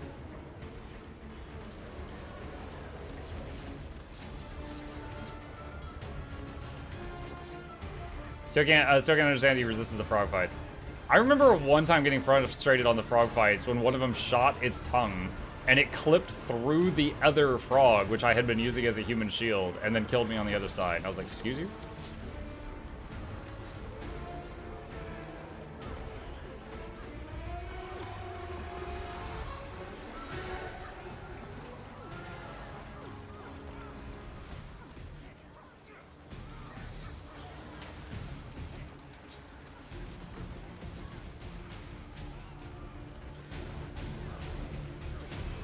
Friendly reminder, the only way we can realistically lose at this point is if we forget to keep healing Zoja. And she can only be healed at this point by essence deliveries, so please occasionally do a drop off to her, keep her topped off. We've broken it. Keep up with it.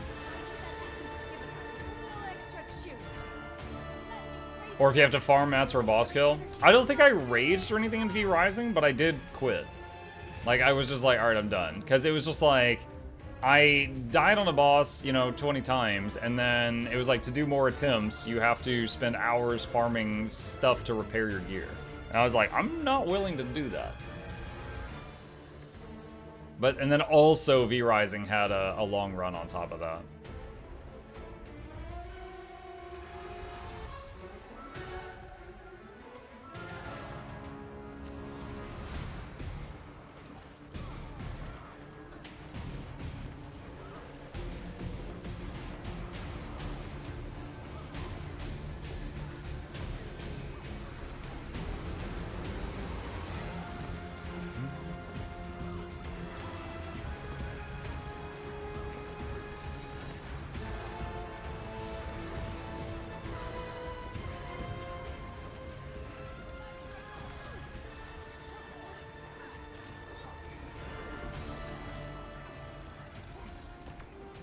Turn this down just to get more FPS.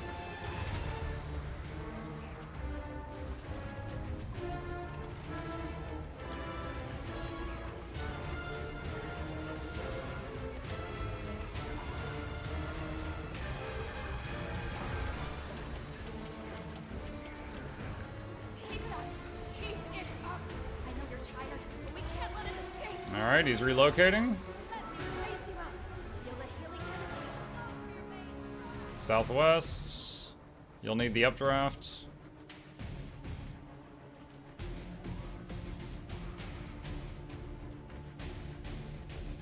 IDC, no. No loot for you, Fimpy!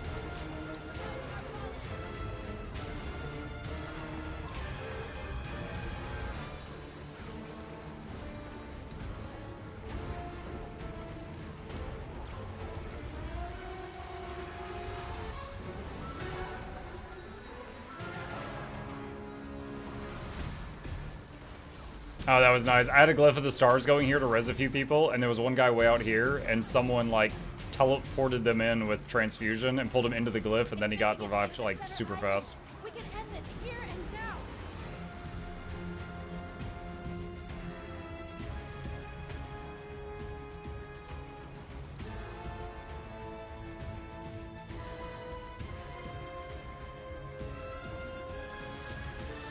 Zoja's still full health, or looking good? Welcome for the pull. X4 over there. It's shaking bacon, I helped.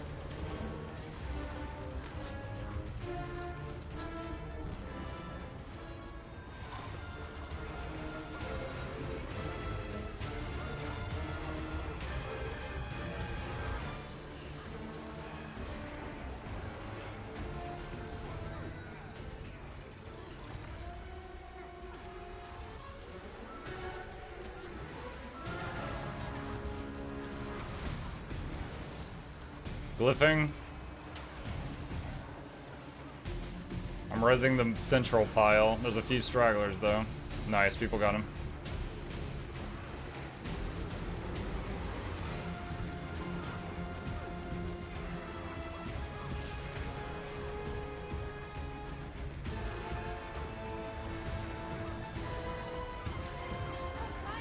GG! Nios is not my scene.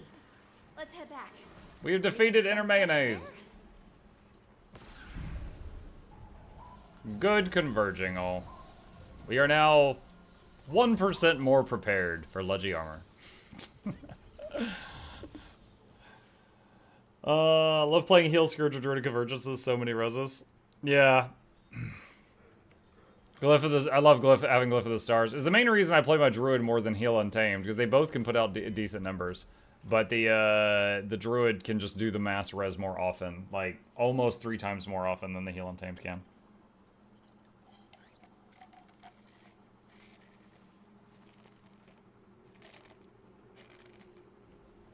Second DC in a row. Wow, they really do not want you to get any loot here, Fippy. Maybe you'll get lucky and get the thing in the mail. Hi. Thank you. Chat, I have been blessed with a peanut butter and jelly sandwich. How is Heal Untamed now? It's still a solid choice. The main weakness with Heal Untamed is it does not have any way of providing its group stability, and it doesn't provide much swiftness. So you cannot give your group stability when it's needed. So you would want an alack provider teammate that can do stability on demand. So it's just one more thing you got to think about.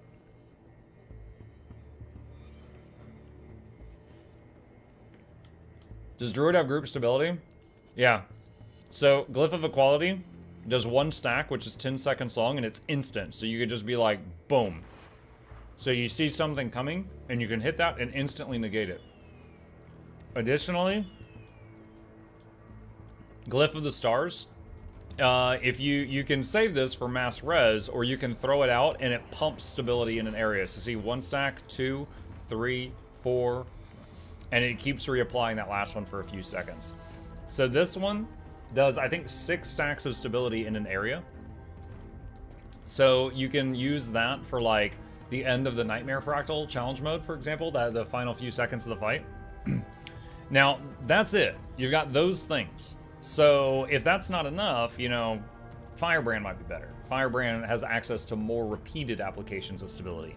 But Druid does have a few, like, if we're fighting the 2 bears in the Strength mission in Iceberg Saga, anytime that one bear raises his hammer, I usually just go boop, and then my group gets stability and they don't get stunned.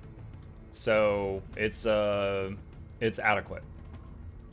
So Druid, just in the last year, got access to this stab, but Untamed does. Both of those are glyphs, so Untamed doesn't have those. Can you buy me End of Dragons, please? Do you usually walk up to strangers on the street and just ask them for like 30 bucks? That's pretty weird. Muck, are we getting no news regarding the next Guild Wars 2 update today? I mean, we already know a lot of the stuff that's in it. We know that there is going to be the Temple of Phoebe challenge mode, the legendary obsidian armor, the new weapons coming out for people, and the new story thing. I don't know if we should even expect more news today. There is... Oh, I didn't mean to close that. There was the little blog post about the glider in the store. I'm not sure if there's going to be more than that. I kind of thought we'd get a preview of the Leggy armor banned. I don't know if I would have banned him, but it was the first time here, so whatever.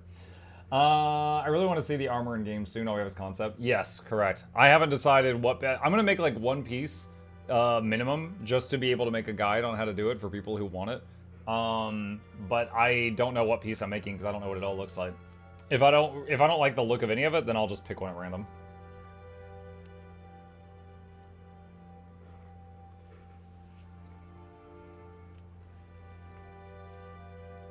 Chat, this guy looks like Blue Beetle to me.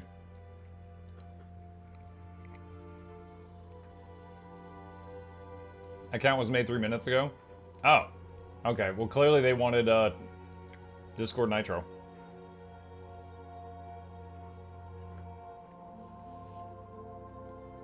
Should have replied, end of Dragon D's nuts. I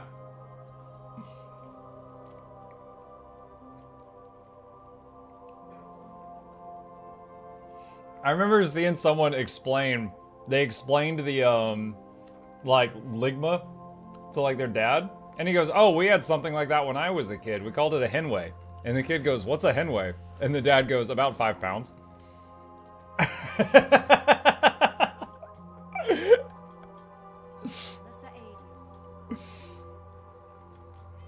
Wow, yeah.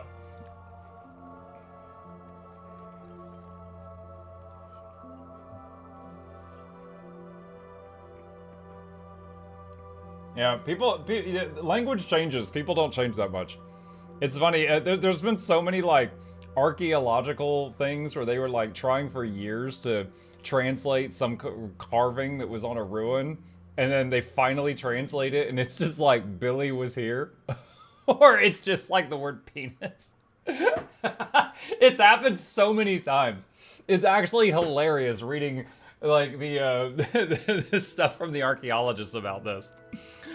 Like, people have not changed much in terms of, like, our degenerate sense of humor over the decades.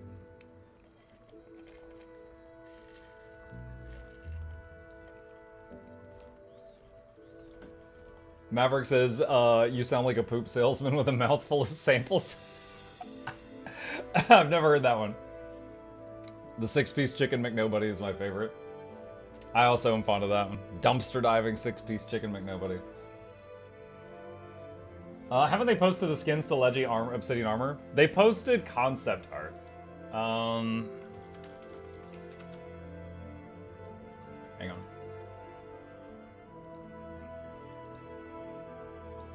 This is all we've seen. Which does look cool, but I don't know if it's gonna look that cool when it gets into the game.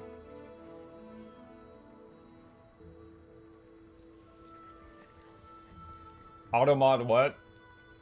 Knives, are you serious? Yeah. I'm just gonna leave that.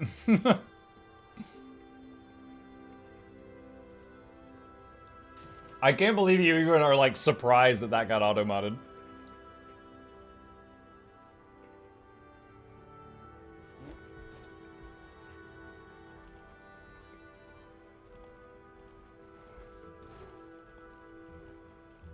Yeah, I'm very curious to see how this stuff will look on my character. As a medium armor wearer, I'm looking at this guy. I've already got the spiky gloves, and we can't get rid of the wizard hat. And it doesn't have the trench coat. Might get the leggings that have, like, knives on the hips. Get me some knife hips. The hips don't lie, stab. We'll see.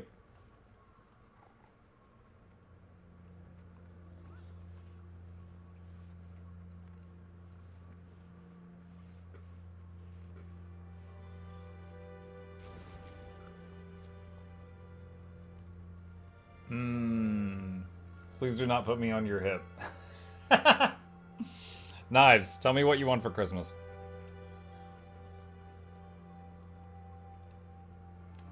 My quick Untamed made it into the background footage of the new Muck vid on supports. Oh, did you?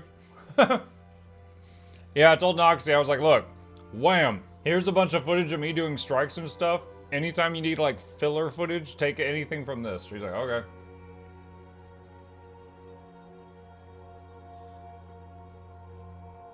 I don't know how to rephrase that joke, so I guess it's your own private joke now. We already deleted the message, so I didn't even see it. I just saw the no-no word, and I was like, no, and I just nuked it.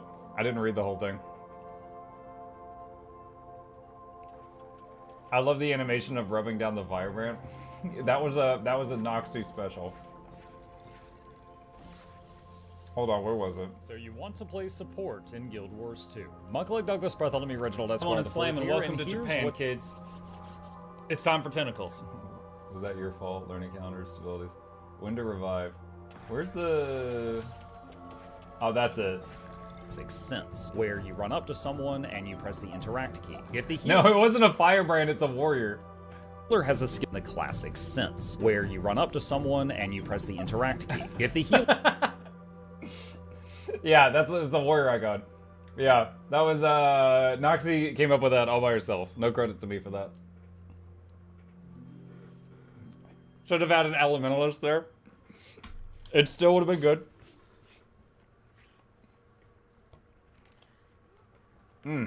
That's my last bite. I'm almost done. I tried to sneak through the door, man. Can't make it. Can't make it. The shit's stuck. Out my way, son. Stuck. If Ellie the animation should have been a pat on the back and them kicking them on the ground. If it was Ellie, it would be that like you would start rubbing and then they would teleport away. And then they would go back to downstate farther away and start screaming. That would be Ellie. We could use that sound from the sound that we've used a few times from what is it, Thornberries? Noxxi, the just the Ellie misforms away and starts screaming.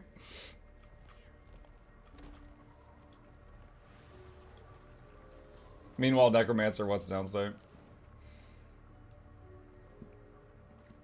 Oh man. So, what brings you here? Let's see.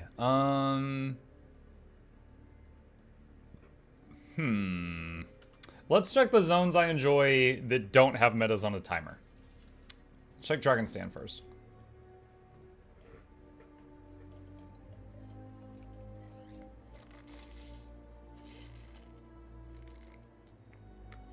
Then use the meme picture of the dude annoyed at a football event saying, "Now I'm not rezzing you." Oh, there's a bunch of people here. We'll join, let's see, Steve the Soldier, Nivelette, or Apterganger. Alright, this one's funny to say. I'll join that one.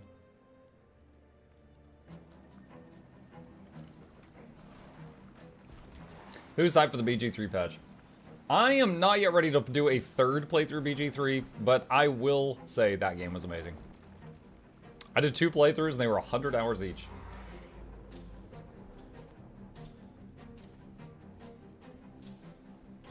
I actually saw a clip from Co-Carnage last night. He just started a Dark Urge run, and he got to the very first Dark Urge choice, which is involving Gale's hand. If you know what happens, then you know. And afterward, he had this horrified look on his face because he didn't realize what was going to happen. And literally, the narrator of the game, the narrator of Baldur's Gate 3 was in his chat. And she goes, "Welcome to Dark Urge, Go."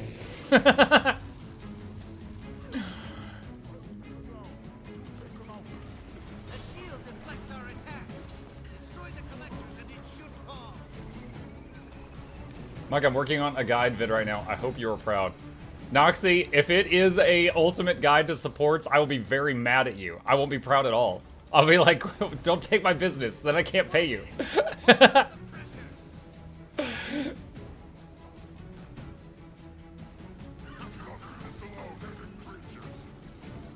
Noxxi's like, Mike, be proud of me. I made a guide on how to play Druid. And I'm just like, no!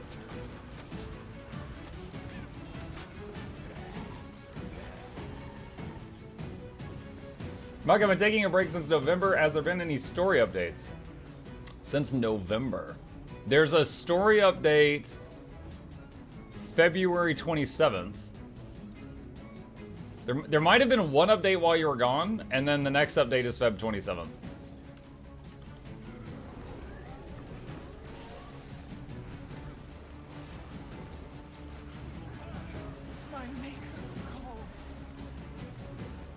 Noxxi edits your guide, then proceeds to release the same guide with way better editing and animation. No.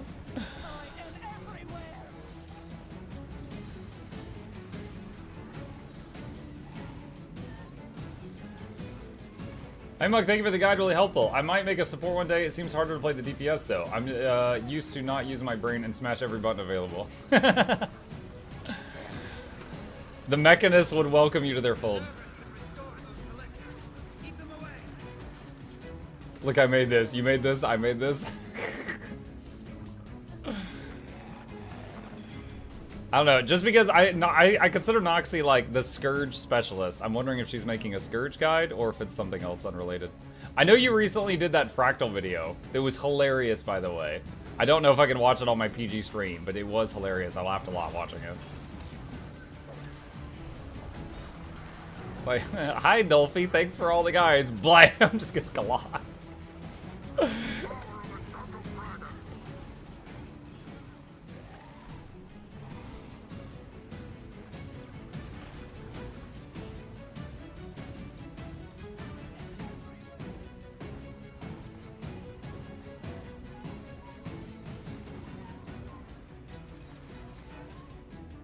Nice, we got the Axe Master to 96%.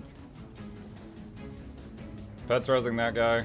Oh, he's dead. Pet will still res him, but it will take a very long time.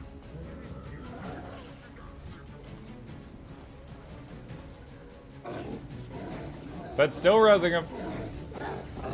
That's a fun little thing that's been in the game forever. If you have your pet resing someone with search and rescue, and they go from downstate to full dead, it'll still res them. It just takes a very long time.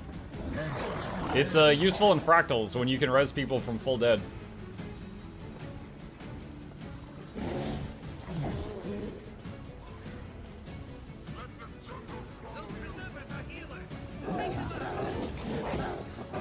No. After you, Mug Chat. Hi, Arcadian.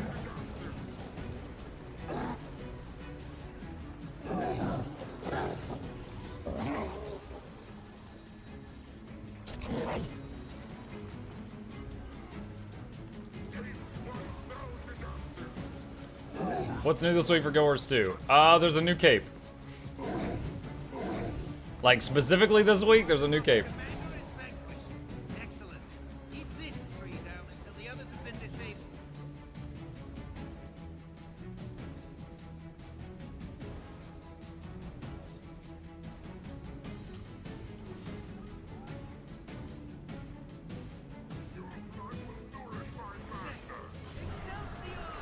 Excelsior!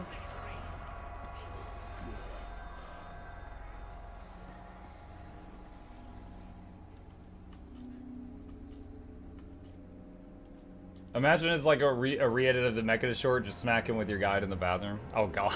I know that one. A new special Wizard Vault task. I might have already done it and I didn't even realize it. Which one?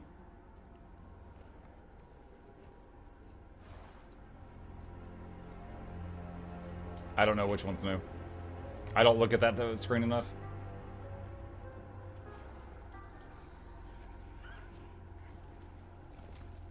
The Celestial Challenge chess one. Gotcha. Ooh, banner. Ooh, banner. Ooh, banner. Just following these things like piece of candy. Those islands are condensed ley energy. Keep them out of Vordramon from absorbing all the ley energy. Spread out. Don't let it see. Do you think we'll get a preview for the next update? It's possible. Usually, if they're going to do like a blog post type thing, it's done within the last hour. Like, it's 1 p.m. my time. Usually it's by noon that they have that thing out. But I do not see that they've done that, so don't know what's going on there.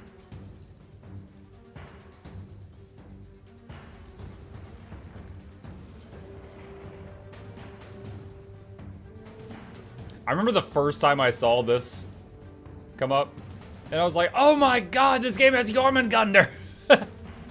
I specifically remember shouting that. I was like, oh!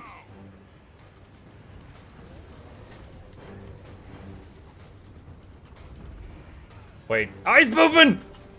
Oh my god, that was close.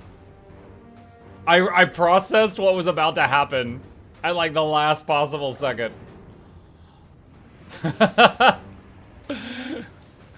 Respect the boop! Shout out to the time I tried to type respect the boop and I made a typo and I screamed respect the boob in Dragon's Stand.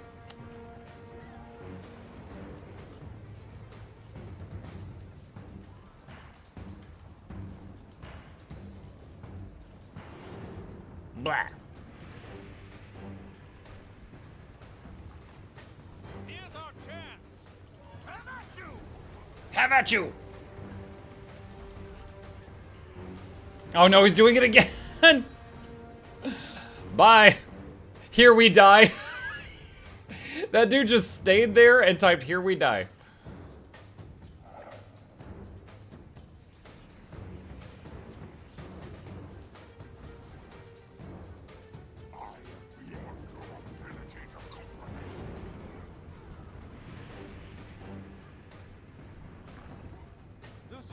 Lunar New Year goes on for one more week, and the Wizard Vault supposedly resets in 2 weeks. I would expect, and news next Tuesday at the earliest. Okay.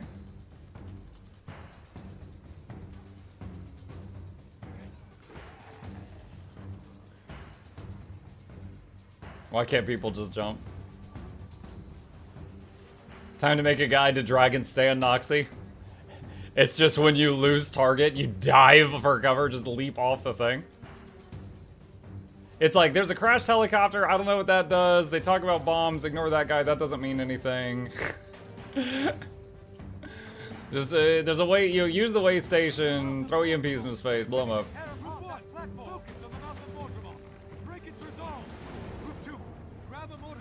The only meta I've ever done a guide for, I think it's Octovine. I don't even know if I know enough.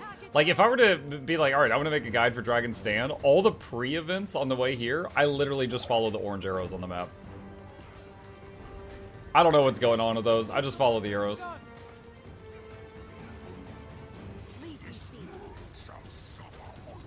Nice work. Don't let up yet.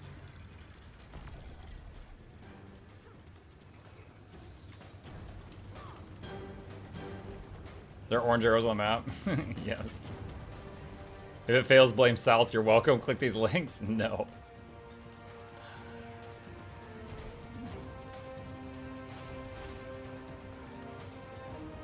That brake bar melted. Yeah, that was a bit too fast. You usually want to, like, draw it out a little bit just to kind of get more time. Because now he's going to go invulnerable. Hold fast. Still plenty of room to keep fighting. Is it possible to know which item will appear in the gem store if I'm looking for infinite volatile gathering tools? It's not possible to know for sure when they will next pop up in the gem store. However, if you buy like one of these, not that one, hang on. All right, any tool that has the Black Lion Glyph selection container, you can get volatile from that. So you can pick anything and then just get one that has volatile and it'll be like the same end effect.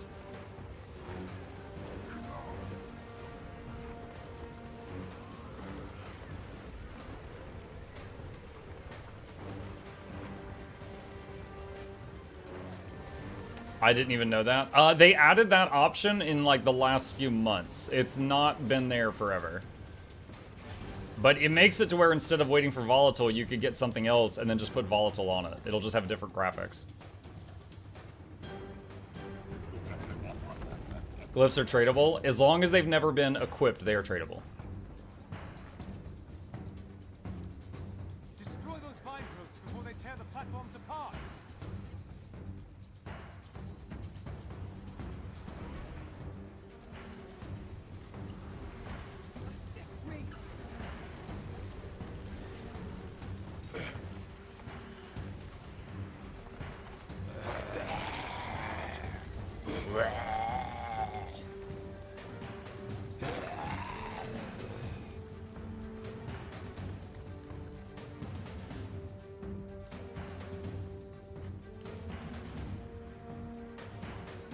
I stockpiled 2,400 gems with my hard-earned gold to buy some. Guess it's time to use them.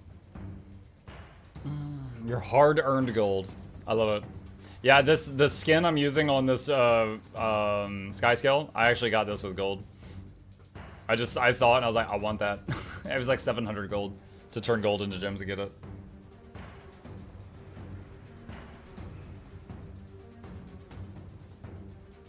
Waiting for the nope rope to stick his head back up. Killing the Mordrum champion inside the monstrous coils should drive it off that island.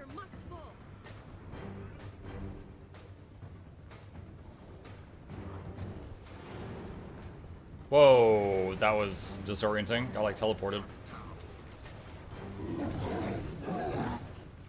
Glyph! Res all those people that stood in the blender. Alright, I can't do that again. Don't get blended again.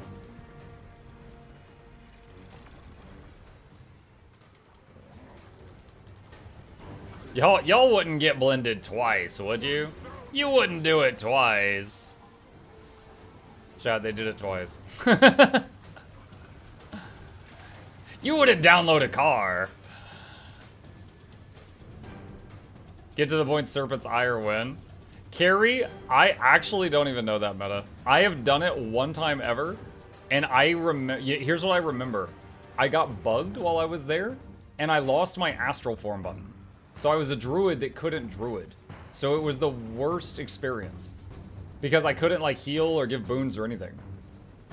That's what I remember about Serpent's Ire.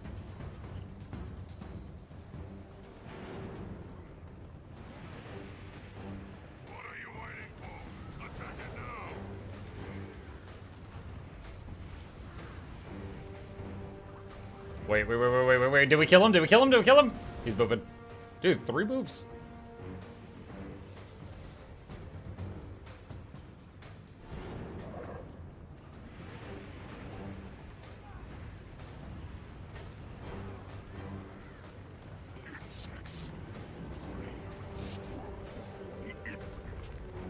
Destroy those vine growths before they tear the platforms apart.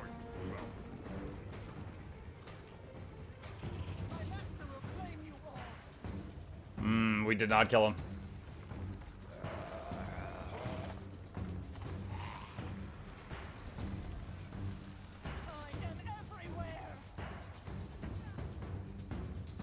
That NPC that just yelled, "I am everywhere," her voice sounds very similar to the Sister of Battle from Warhammer 40k Rogue Trader that we played recently. Ah, kidnapped! Failed? No, it didn't fail, but the boss is at like 1 hit point. Playing this game for years. What the hell is Serpent's Ire? It's a map meta event that is almost never done, and it's down in one of the desert maps near Path of Fire. I don't remember which one off the top of my head. Someone can help me out with that. But it's got like kind of subpar rewards, and so it's notorious for like almost never being done. So there's a Vabi, thank you. There's a couple of like quests where someone needs to go kill like they need to do a successful Serpent's Ire, and it's really difficult to get it done because nobody does it. It's just, you know, with 50 plus map metas in the game, they can't all be popular, but that's like the least popular one. Here's our chance. On it now.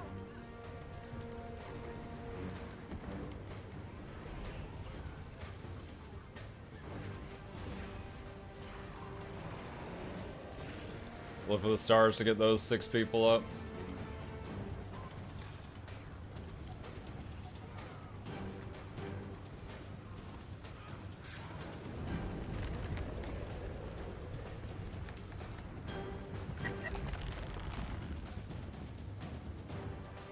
And now we wait on the movie.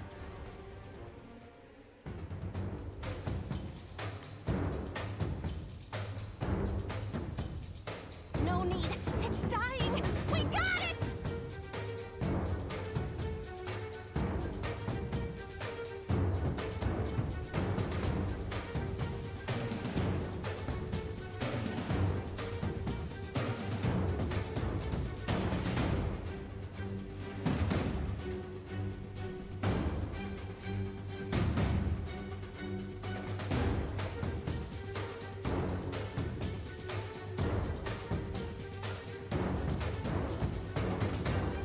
There was supposed to be a tree phase. And Zaitan was supposed to have a fight phase. I love that music.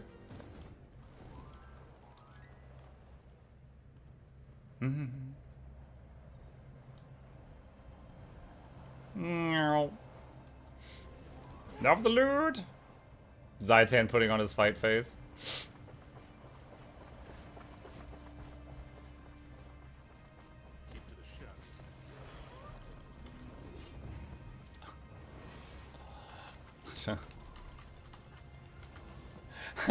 So someone in map chat complaining about unskippable cutscenes, and I just yelled, "We got it!"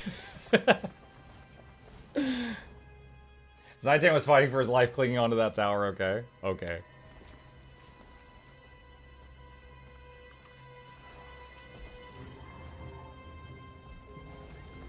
Now for the real treasure, the mushrooms. The real treasure was the mushrooms we found along the way, chat.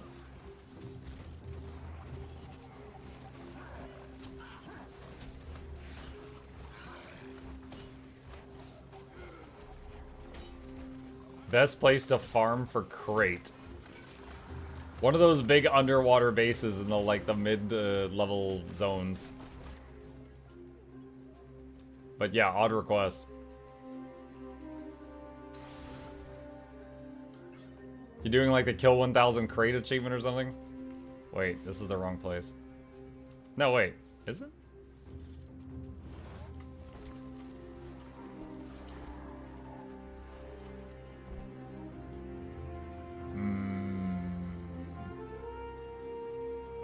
Did someone else get here first? Sometimes groups do them out of order.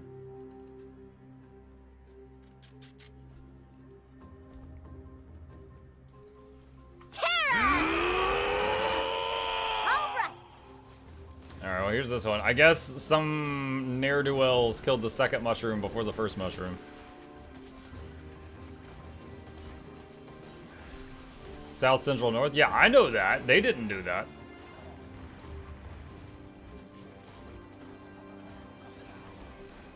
There's an order? Yeah. That one spawns, and then that one, and then that one. But if you've got groups waiting here and here at the same time, then when this group finishes and goes over here, this one can be already dead. Who made the order? The players. Like, they spawn in that order, so they usually kill to that order. But if you have a group waiting to kill the second or the third one, they can be done before the rest of the people get there.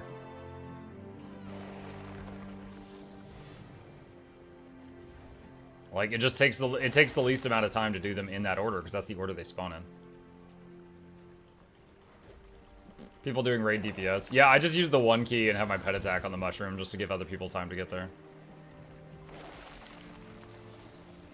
You're an EU muck, they do it differently. Well, their mushrooms have healthcare. They should live longer here, but no.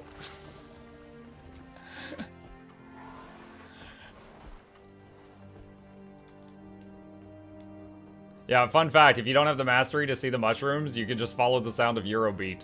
You'll find them.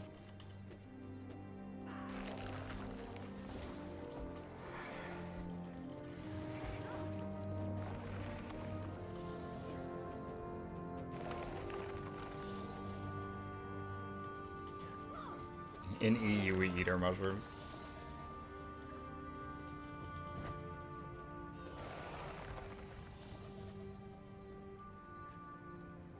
You seen those memes when it's like, when the first cavemen died from eating poisonous mushrooms, and it shows other cavemen with a chisel, and they're like, don't eat the red ones. Mm.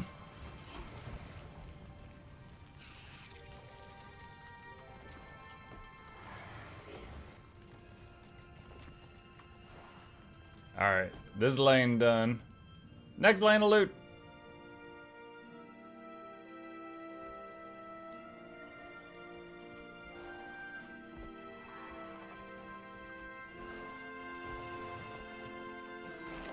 Student dies from eating 320 nuggets. Yeah, the top comment is always, so the limit is 319. Thanks.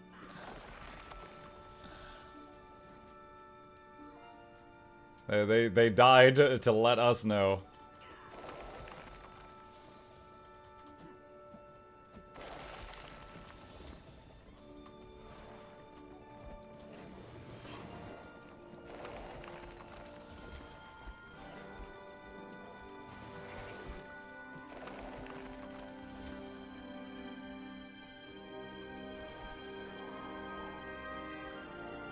Look, how many Gen 2 Legi weapons do you have? I've got the longbow that shoots the arrows made of light. I've got Verderok, the warhorn the size of a tuba. I've got the great sword that transforms. Shuka and Shampawat that shoots tigers. The short bow that shoots tigers. It's at least 4. Be right back on my way to min-max my gathering tools with your guide. Hippos. Oh yeah, I've got Binding of Hippos. That's 5. I never even get to use that one.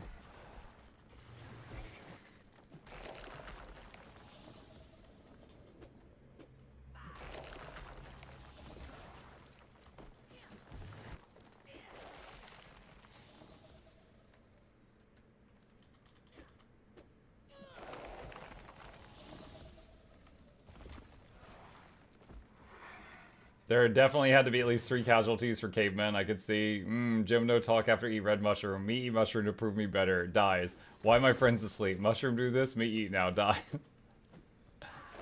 I mean, maybe your caveman ancestors did that. Mine didn't. Mine were smart about mushrooms.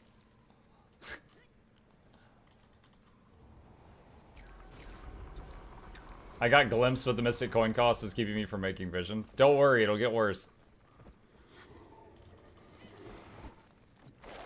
What am I missing? I was gone for daily work. Hey, HK. We just finished doing the meta, and I am getting loot, and we're talking about cavemen.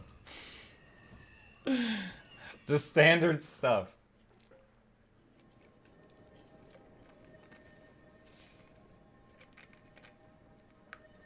Like your caveman ancestors complained about you about going outside their cave. It's amazing they even survived to make meat. Bunga bunga. Reminder, you can get mystic coins from, oh gosh, the Wizard's Vaults. You can get them from Trading Post. You can get them from the Strike vendor. You can get them from the Fractal vendor. You can get them from the Raid vendor.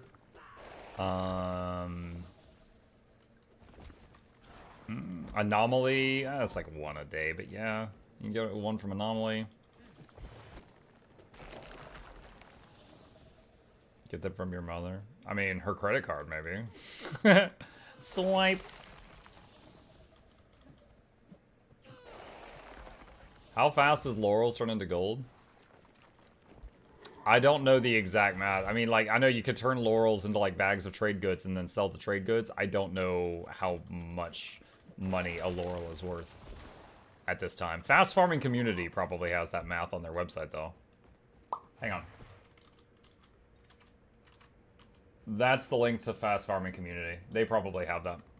That's where I would go to find that information, if I really cared. Should I buy 1,000 Mystic Coins and hoard them for a while and later sell them?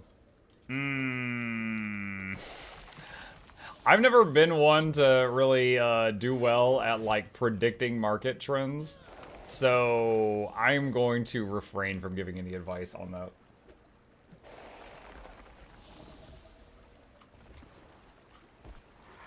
How's your Enshrouded file going? I think I'm done with Enshrouded for now. I played it for 32 hours during early access. It was a lot of fun. I'm at parts where, like, to do the next thing is, like, a massive time sink, and I'd rather just wait for the game to be out of early access before I put in that much time into something. Because I don't want to do that task and then it be undone when early access is over.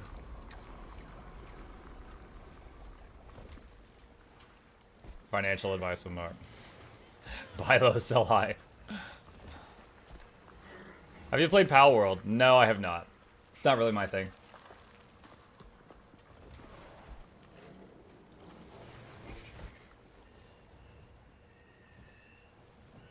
I did play Warcraft 3 a lot last week, though. That's basically the same thing.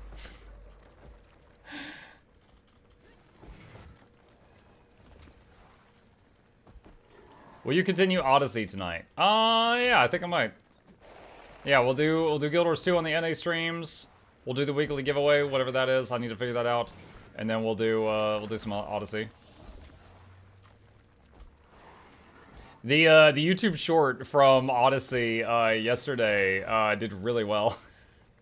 For those who haven't seen Assassin's Creed Odyssey, it You know the whole thing from 300? You know, Sparta! You kick the guy off the cliff.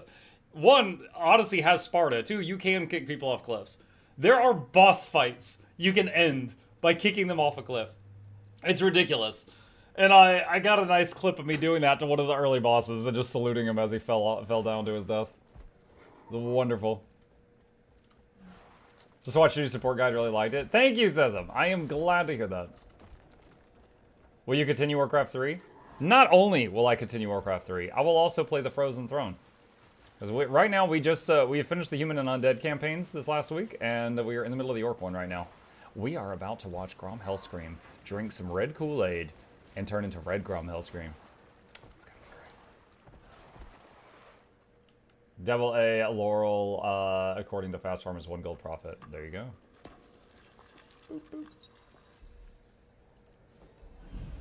Someone ported all the Warcraft 3 campaigns into SC2 Arcade.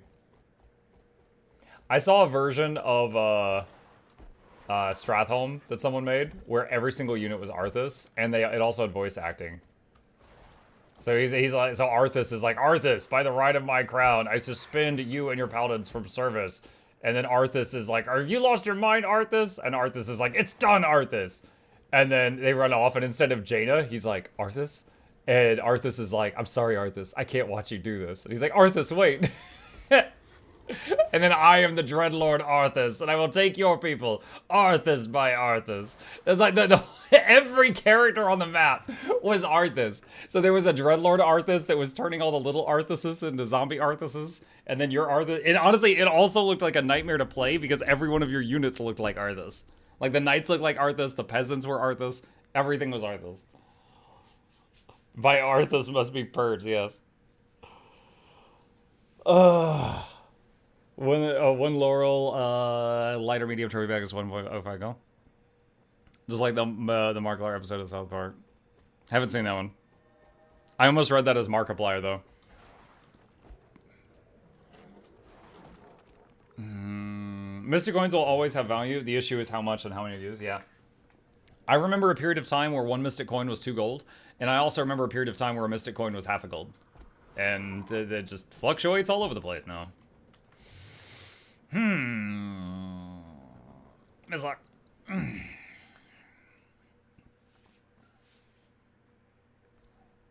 T4 and Tier 3 materials are used for gifts as well.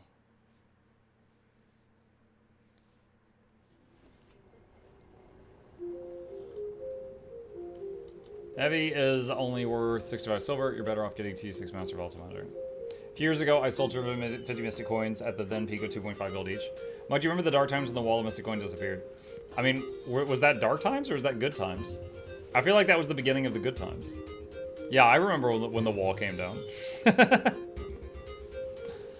Really quick context for anyone who doesn't know what he's talking about. There was a really rich guy that hated everybody in the game, and he put in a bid, like a buy Crimson order Spud, Moonlight Potato. For like, I don't know, like let's say 30,000 Mystic Coins or something stupid at the price of like 3 gold. And at the time, coins were only worth like 1 gold. So everyone's like, oh my god, if I sell coins now, I get 3 gold per coin. Yeah, I'm getting lots of money. And people did that, and the price of coins raised up to 3 gold. Like he artificially, like he was so rich, he was able to artificially change the price of the coins. And then no one could afford to buy coins anymore. And there was just this wall. And the thing is, you can't see who has bids on stuff. So no one knew that one guy was responsible for this. But then one individual, like a few weeks later, gets banned, and boom, the wall disappeared. The wall of buy orders just vanished overnight. And we're like, oh my god, that one guy did this. Like, he literally changed the game's economy. He had so much money, he could do that. Yeah, that was when the wall came down and the coins suddenly dropped back down to normal value. Getting all the Mystic Coins and keeping them until the middle of the update when prizes skyrocket because everyone got them all already is the way to go. Medium bags are currently the best way to convert laurels to gold, occurring to fast farming community conversions to laurels. There you go. I told you they'd have the answer. Like the guy that had multiple confetti infusions. It was the same guy. Yeah, Cassiano was his name. Yeah, no one figured it out until he accidentally streamed some of the evidence and slipped up, but he had figured out how to dupe in the game. He had duplicated a bunch of stuff. That's how he got rich. But no one realized that for a long time. Yeah, he basically taught ArenaNet a new way of breaking the game, and then they were like, oh, well, okay, thank you. Now we know. Yeah, I actually had a video where I wanted to showcase all of the infusions. It was the video that's called something like Metas That Can Make You Rich. So some of you may have seen that. And I asked GuildMM, because I knew GuildMM, I was like, hey, can I borrow one of each infusion for a video? Like, you know me, I'll give them back right after. I just wanted to record it. And he's like, yeah, hold on, let me talk to a guy. I know a guy that has one of each. And then he had Cassiano help me, but neither him nor me knew that Cass had just, like, duplicated them. They were all, like, generated by duping. Do you ever get banned? Oh, yeah, he got banned for life, and I've not heard from him since.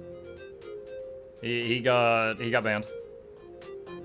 One nice thing that ArenaNet did is when he got banned, he had donated a bunch of stuff that was probably duped to, like, Iron Maiden or Aurora Peachy, one of the other streamers. He had donated a bunch of stuff to one of them to use for prizes for a tournament thing, like a fashion show or something. And they messaged ANET and they're like, hey, I got this stuff and I don't know, yeah, the tournament's tomorrow and I don't know if this stuff was, you know, obtained legitimately. Is it still okay to use this? And they were like, it wasn't obtained legitimately, but it's not your fault this happened. You can go ahead and use that for the prizes. And ArenaNet didn't have to do that. They could have just been like, you know, no, this is false data. You know, we're going to describe this. But they were kind enough to let some of those items stay in circulation because it was going to, like, ruin some events that players had planned. So that was, you know, points to them for that. That was something that was nice of them to do. It was Iron Maiden's Gamers Giving Back fundraiser. There you go. That. Hashtag free Cassiano. Yeah, Cass did everything wrong. Wait, no, that's not what I meant to say. Thank you for your service, Reddy Skalak. Oh my gosh. You're gonna give Cassiano the Dolphy treatment, Asen? Let's see, 140. I got about 20 minutes left, chat. Let's see. What are some other events I can mess around in for 20? Fire Elemental spawning soon. Already did shot Garant. We'll go Fire Lanes, chat. What's the hardest title to get in Guild Wars 2? Voidwalker immediately comes to mind. Harvest Temple Challenge mode. Fractal. Well, yeah, Voidwalker, if you had 10 players that were just absolute gamers, they could get it in one day. But it's insanely difficult. But it is something that you only have to do once. Fractal God is easy in terms of like the difficulty, but you have to do like a few hours of fractals every day for over a year. So in terms of time, Fractal God is insane. So that one is very difficult for that reason. God of World v. World. God of World v. World is like killing 250,000 players. Easy in like per player, but again, time. All skin of the Gen 3 Leggy. I mean, that can't be that bad. What's his name? Lord Heisen got that on like day one. he spent like 40,000 gold. He spent so much money on that. Ultimate Dominator God of World v. World is ranked 10k, I think.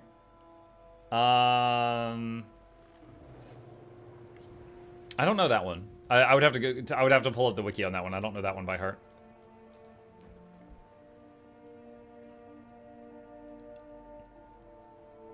I remember Guam from Guild Wars 1. Yep.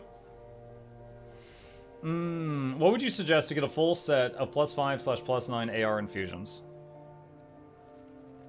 I mean, what do you mean, what do I suggest? If you're running low-level fractals, they will drop low-level infusions, and you can trade those in for higher-level ones.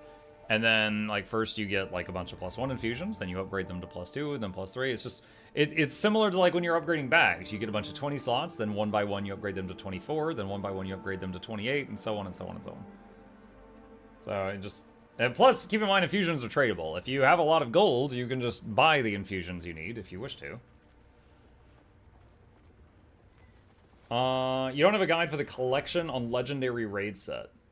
I have a guide on how to get all legendary armor currently in the game, but if you want like a walkthrough of each individual step of the raid armor, that like just, you know, really holds your hand through each of those, no, the video does not have that. You would need a different video for that.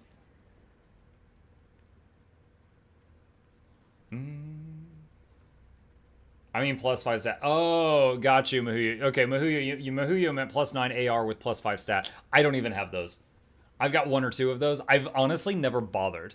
Like, the gain from them is so small, I've honestly never bothered.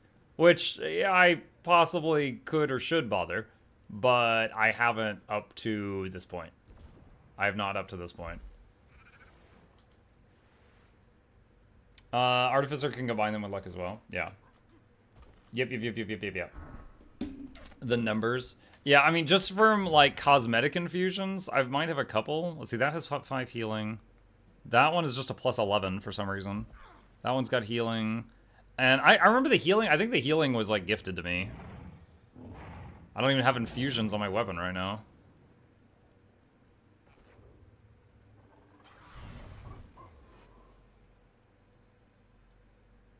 Agony Dude, why does agony resistance get squished when you go to a low-level zone? What the heck? Infusions is the last thing you need to worry about for the numbers of a build. Only really reserved for the sweatiest of folks, i.e. raiders, not like myself. Yeah, like, keep in mind that in Guild Wars 2, you can kill all the content in the game with exotic gear.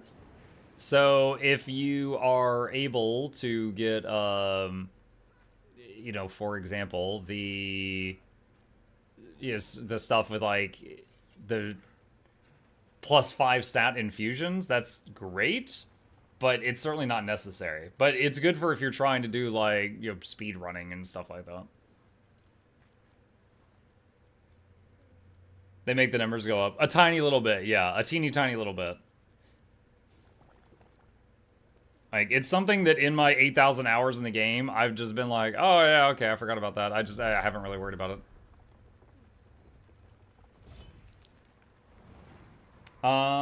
It's pretty straightforward. Some of the items you need to acquire outside of the raids beforehand, but other than that, it's mainly just do wing 1 through 3 and beat the bosses, which either give you an item you have to do something with, or use one of the other things right beforehand, during, or after the fight. Yeah, like, I remember Keep Construct, you had to do something before you opened, like, the loot thing at the end. But you didn't have to do anything special during the fight. Cairn, ironically one of the easiest bosses in the game, is the one that gave me the most trouble with getting that whole thing done. Cairn, you had to do it without ever taking damage from the, like, circle mechanic. So that was really rough. Getting that one done was the biggest challenge for me. The crystalline heart bit? Yeah, that one. Yep.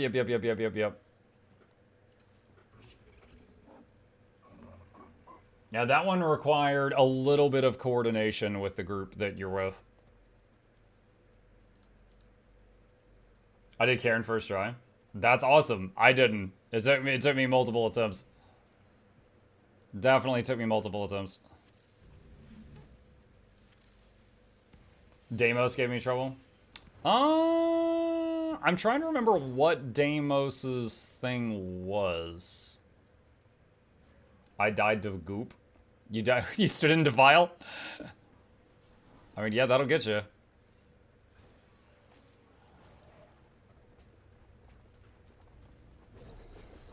Do you think they will make a 6-person stand in the near... Wait, a 6-person noodle stand in the near future? Just push 2 noodle stands together. You can have that right now. I did the crystalline hard stuff all in one go, thanks to Laura. That's nice. That one achieve is the reason I had to get raid armor ASAP. Made it took me like 4 months. Do you think they'll say Deimos' hard is to be alive at the end? What? That's it? Okay, see, I'm usually the tank on Deimos. I usually don't have a choice. I gotta be alive at the end, or we're gonna have a bad time.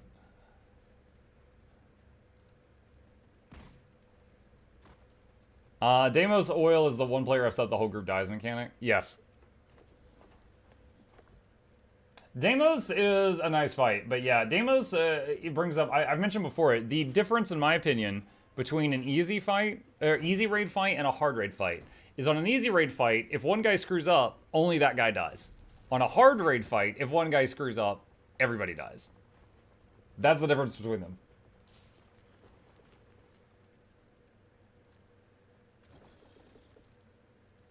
Got about 10 minutes for this spawns. Got a bit. The amount of times I got kicked from fractals is insane. Luckily, I met good people and now good friends with who carried me on T4 and helped me learn things.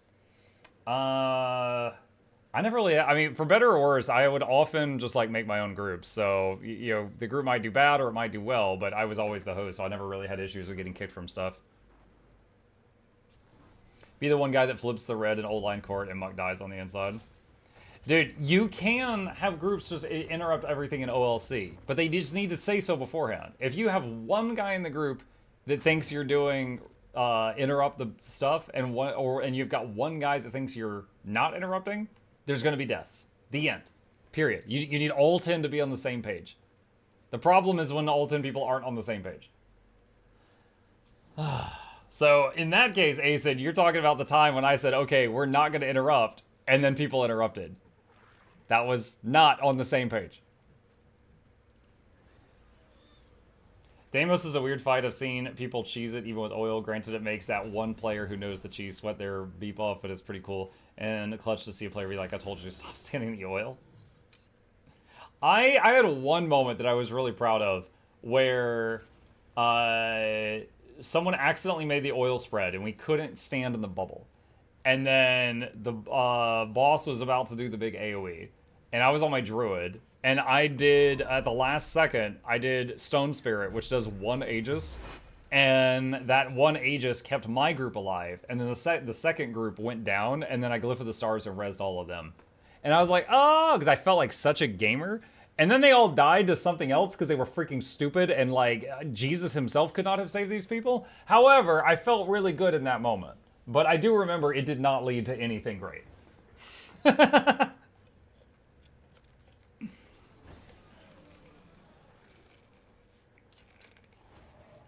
Deimos CM was pretty easy if you get block Aegis of the party. It's required. Deimos CM, there's no bubble. So you have to have someone have blocker Aegis for the party. Hi. What's up? Do you guys hear this? What is it? Now we need to clean up the main spill. Everyone else, keep those Inquest agents away from my golem. He's sniffing. I have a hoodie thrown over a chair to my right, and he's sniffing it right now. He's inspecting. Jesus took the wheel, but unfortunately they're going at 88 miles an hour. That reminds me of the meme where the guy's like, Jesus takes the wheel, and Jesus appears in the seat next to him, and he goes, I don't know how to drive, and then they're both screaming in the last panel.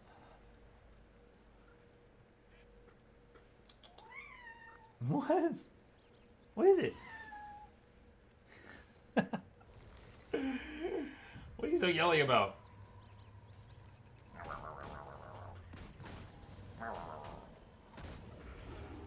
Healer is such a silly role. Everyone wants one, but no one praises when you do your job right. Yeah, we did it. It was top DPS. They're sitting off to the side. You're also the one who took the most damage standing in lava. Yeah. Yeah, healer just like, you know, sweat dripping off him, like breathing really hard to the other. It's like, wow, that was easy.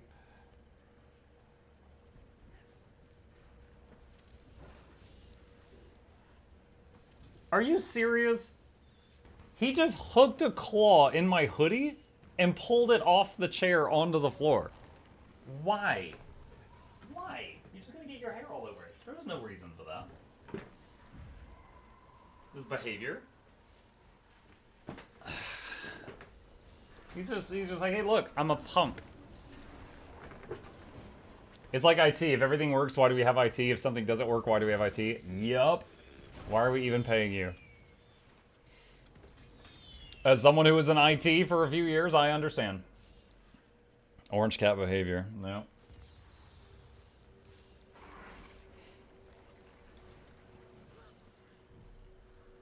Chip is being very vocal today. I like it. I actually like that. He's got a feature that I enjoy, and it's like if I haven't talked to him in like an hour, and I walk into a room, I could be like, "Hey," and he'll be like, "Meow." Like we could have like a little back and forth. It has a cooldown. He won't reply to it every time, But that's why every time he walks in, I could be like, hey, and then you guys will hear him a second later. Chip was looking for his other brain cell. Oh my gosh. Chip or Minimuck? I can't answer that while either of them are in the room. What?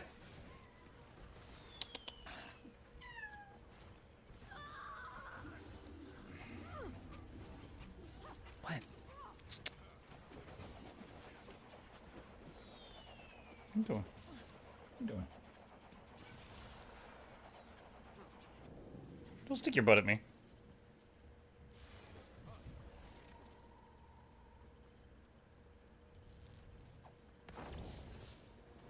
Ah! Why you chomp me?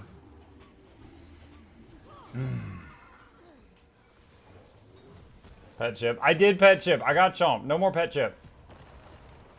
He's been pet. It's a cat. It is a cat. Chip is one of those NPCs where the dialogue only triggers every other time you click on them.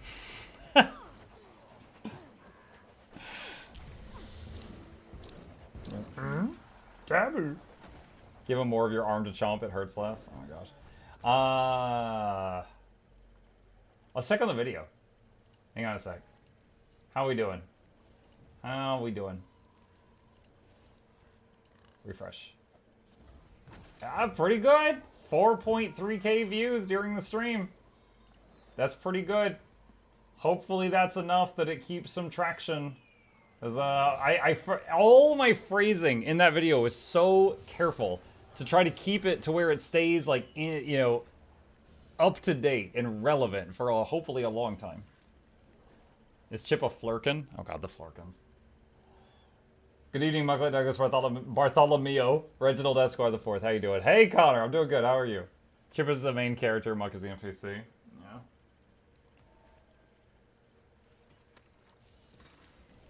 Oh, we got 30 seconds. Then I got something to hit.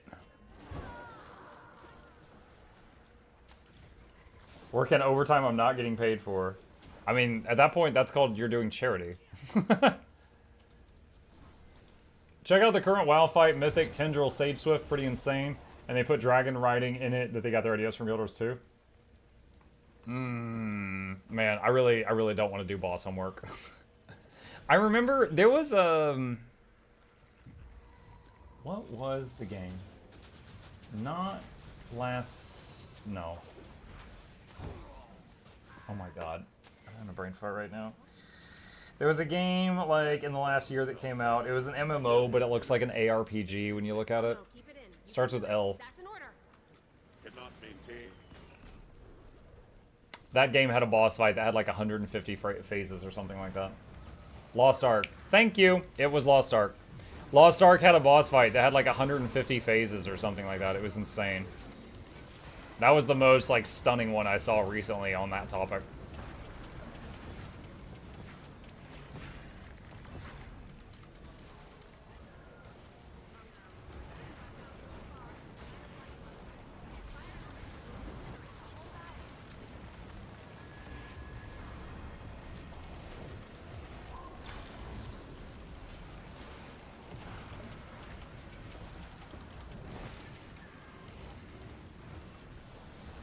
You know, even after all these years, I look at this, I don't know what that is supposed to be.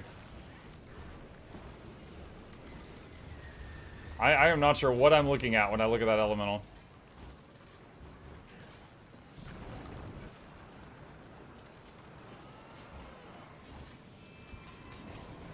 Blood frezzing those two. What do you mean 150 phases? How can you say finish that? Well, it was finished by like one team. It was something absolutely insane.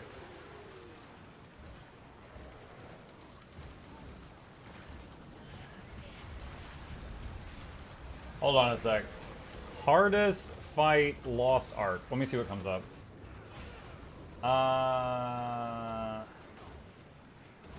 Videos. What have you done? WoW player reacts to hardest Lost Ark. While we wait. Okay, hold on a sec. Is this it? This might have been it. Alright, hold on a sec. Let me put it on like times 2 speed. Alright, so see the health bar at the top of the screen for this boss? The way they do it in this game is like, instead of the health bar just dropping really slowly, the health bar drops really fast, but then it just changes color. And they're like, alright, and when you're on the 75th health bar, you need to do this. And when you're on the 76th health bar, you need to do this. And when you're on the 77th, you need to do this. And it's just like there's a different thing for everything. And like the room is changing, which makes me kind of think of Kadim. There's that. There's these things, these things, these things. This video is 15 minutes long. And if at any point something happens and you do it wrong, like you die. Get out of the circle, okay. This guy is looking at his WoW for a second. And then run the circle out. Alright, that's simple. And then there's a big explosion thing, and then these guys have to run northwest and southeast, and then you gotta stand in the black hole, and then it's just on and on and on and on and on. And it's like 15 minutes of 150 phases or something like that. Like, I looked at that, I was like, are you freaking kidding me? Auto attacked the fire elemental down during that video. Yeah, that was one of the craziest ones I've seen recently. That's not too dissimilar to HTCM. HTCM... No, I think that's pretty different. What's the hardest MMO boss that you ever fought in your gaming career? I don't know. So, there's two... Okay, hold on a sec. Alright, let me open this. Alright, so when I was raid leading in WoW, it was during, like, BC, Burning Crusade, you know, the Northrend, and Cataclysm was most of what I was leading there. So during that time, server first that I led that we got was Lich King, and the Heroic, which was basically mythic at that time. Version of Nefarian zombie Onyxia fight in Cataclysm. Those were the two that we successfully got server first on. Many other things I got server second on, such as Lich King Heroic. You know, for example, I led server second on that. We did not get the first on that one. So there were a lot of challenging fights. One that comes to mind was Yogg-Saron, No Lights in the Darkness. Yogg-Saron had five difficulties. There was Yogg-Saron with 4 gods helping you, 3 helping you, 2 helping you, 1 helping you, and 0 helping you. And the 0 was called No Lights in the Darkness.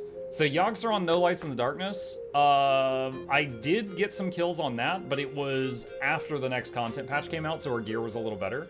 It was a very tough fight. On Lich King Heroic, you were meant to do it with, like, 2 tanks, 3 healers, 5 DPS. We did it, this is stupid, 1 tank, 2 healers, 7 DPS. The amount of crap I had to juggle in order to make that work was absolutely insane. And it was like the fight was faster because we had 7 DPS, but I was doing 2 tanks and 1 healer's job. And it was very challenging. But at the end, yo, I was like, woo! Dude, I wanted to put it on my resume when I finished it. It was insane. It was absolutely insane. So that one was very tough. Trying to think of some other fights. Argent Tournament, nothing at Argent Tournament was that bad. Ulduar, nothing really beat Yogg-Saron, No Lights in the Darkness. Mimiron's challenge mode was really tough. Mimiron's challenge mode, when you hit the big red button, and Yogg-Saron's super challenge mode were both really challenging. Let's see, in Northrend, in Icecrown Citadel, I don't think anything comes close to Heroic Lich King as far as difficulty. Let me think. Well, Argent Tournament, Icecrown Citadel, Ulduar. Oh, and then Naxxramas. They recycled Naxxramas there. which that wasn't too bad. And then there was a few standalone raids like Sartharian and Malagos. Cataclysm? Cataclysm had the Alakir fight, and it had the, because I remember we were trying to get server first on Alakir, and we ended up getting second on that one, but we did land the server first on the zombie Nefarian with the Nixia thing. Did you do Algalon? Yes, we killed Algalon, and also we did the achievement where you fight Algalon with everyone in the raid having low-level gear. The tough part with Algalon, Algalon the Observer was interesting, because like when you spawned Algalon, he despawned 1 hour later. So each week, you had 1 hour of attempts on him. And there was one achievement to kill him on the first attempt after a server reset. So each week you get one try at that achievement. And there was, I don't remember if I got that one, because there were some people in my raid that were stupid. And then there was the other achievement which was to kill him with everyone having low-level gear. And I did successfully lead that one. I remember I had to pair people up. We did a buddy system. I was just like, all right, you two, you two, you two, you two, you two. I was like, all of you, inspect each other. If anyone has something that's too high item level, tell them. If at the end, you know, we fail because of this, you're both punished. You're being punished in pairs. Dude, I was breaking the Geneva Convention, chat. I was doing collective punishment. But you know what? It worked. Everyone, like, I remember Asmongold, he tried to get that achievement and he failed because some guy had a high-level bracer on. Yeah, dude, I made them responsible for each other. So yeah, we did Algalon. I cleared that. Trying to think. Burning Crusade, nothing was, okay, I remember one story from Burning Crusade. Oh my god, yo, I made some people mad with this one. All right, in Burning Crusade, there's a raid called Mount Hyjal. And at the time, warriors and bear tanks sucked at holding aggro on multiple targets, okay? That changed later on. Paladins, though, Paladin tanks had Consecrate. So Paladin tanks were the best tank for Hyjal, where there was like 40 ghouls coming in waves and stuff like that coming at you. Hyjal, the final fight was Archimonde. We kept trying to do Archimonde, and our group, this was before I was in like the really good people group. We had some people in there that were just mucking up constantly. And I was like, I had like maybe, you know, we had 25 people in our raid, and we had maybe 10 good ones. So one day I messaged the 10 good ones. I was like, I want to try Hyjal with just us. And we go in there, and let's say with 25 people, we would get Archimonde to like 50% health, but it might take 10 minutes. With 10 people, we got Archimonde to 50% health, the same health, but it took like 20 minutes. So it was just like, yeah, we kind of proved a point. We're like, look, you know, I know these people aren't the problem because they were able to stay alive twice as long without making a mistake. These other people need to get their script together. So I feel like Archimonde was difficult, but only because there was a mechanic where, what was it? It was like you'd get like a bomb or something, and you had to use this special action key or item to like to catch yourself. Oh, he would like teleport you into the sky or something, and you would fall to your death. And you had to use this item to save you. It was like a safe fall type thing. And if you didn't use it, you died. And so anyone that had poor reactions, they just died from gravity. There was no like healing them or carrying them through that. So that was a fight that was challenging, but it was challenging just because stupid teammates, not really because of the fight itself. EverQuest bosses? EverQuest boss, dude, I was a young teen when I was playing EverQuest. There was some that were insane, because in EverQuest you literally go punch the god, all right? You literally go fight God. And some of them was like, okay, let's say you had a warrior with the highest possible hit points in the game, and let's say he has 10,000 health, and the boss would punch for 9,000 per swing. And the healers could heal for like 2 to 3k per cast. But there was one heal that was a cleric spell called Full Heal. And it's what it sounds like. It literally was a 10-second long cast time or something stupid like that, but it would full heal the target. So what you had to do was get a bunch of clerics on a heal rotation. Like, A, start healing, 1 Mississippi. B, start healing, 1 Mississippi. C, start healing, 1 Mississippi. D, start healing. And you had to get a freaking rotation. And they were doing like, you know, 1, 2, 3, 1, 2, 3, 1, 2, 3. So that basically the tank was getting slammed with a full heal in between every one of the god's punches. So again, in theory, that's not bad, but in practice, it was very challenging because you had to get people to work together to that level. And if anyone made a mistake, the tank would take 2 hits in a row and die. That was it. Yeah, the complete heal rotations, yeah. So, I mean, that was the kind of stuff that you were dealing with at EQ. It wasn't like it was complicated. It was just, oh, God. You know, it's just the numbers were insane. Avatar of War popularized those because he would occasionally flurry, which would absolutely nuke your tank unless he received a full heal every 2 seconds. Yeah. Yep. I remember one of my jobs at that time, I was playing a shaman, and we had a spell that slowed a target's attack speed by 70%. And the thing is everything in the game was balanced around a shaman being there and doing that. So if my job was to keep that debuff on the target and it wore off and I tried to recast it and it resisted it and it resisted it and it resisted it and I was having trouble getting it to reapply, the tank would be screaming. Because all of a sudden, from the tank's perspective, the boss just kicked it up 2 gears and started attacking 3 times faster than what he was used to. So yeah, I had multiple times that, like, you know, just grown. I was like, you know, maybe like 15 years old rating, and this, and I would just hear like 30-year-old guys just, ah! Just like losing their mind as their teeth got punched in the back of their heads. Necromancers and mages were mana batteries for the clerics too. Yeah. Yeah. They would basically just be funneling mana into the healers for those fights. Yep. It was a fun time. But yeah, as far as most challenging fight I ever did in any MMO, I don't know. But I think this was the one I was most proud of. Because the amount of things and tasks, like Lich King Heroic, you were supposed to have 2 tanks juggle. So it was like, this tank gets a debuff, and if he gets hit again while he has the debuff, he gets hit with a semi. So this tank taunts. And then this tank, the debuff wears off. It's just like Soulless Horror, okay? So you take turns with who has the debuff. Well, I was solo tanking it, so I had the debuff the entire time.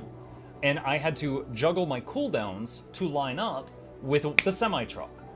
And then also, I had to hold the boss and the ads, which you're supposed to have 2 people do that. And then also, we had 2 healers instead of 3. And so I was tanking as a blood DK, and I was responsible for like 1/3 of my own self-healing. So I remember when we finished it, I was sweating. It was absolutely crazy. Do 1 tank on Soulless Horror. Tanks in this game do not have defensive cooldowns like that. I don't know that you can. If it's possible, maybe with a lot of Aegis or something, but in this game, you don't really have defensive cooldowns. They're just like, here's prot. You have it 100% of the time. That's it. That's all you get. So, not sure about that.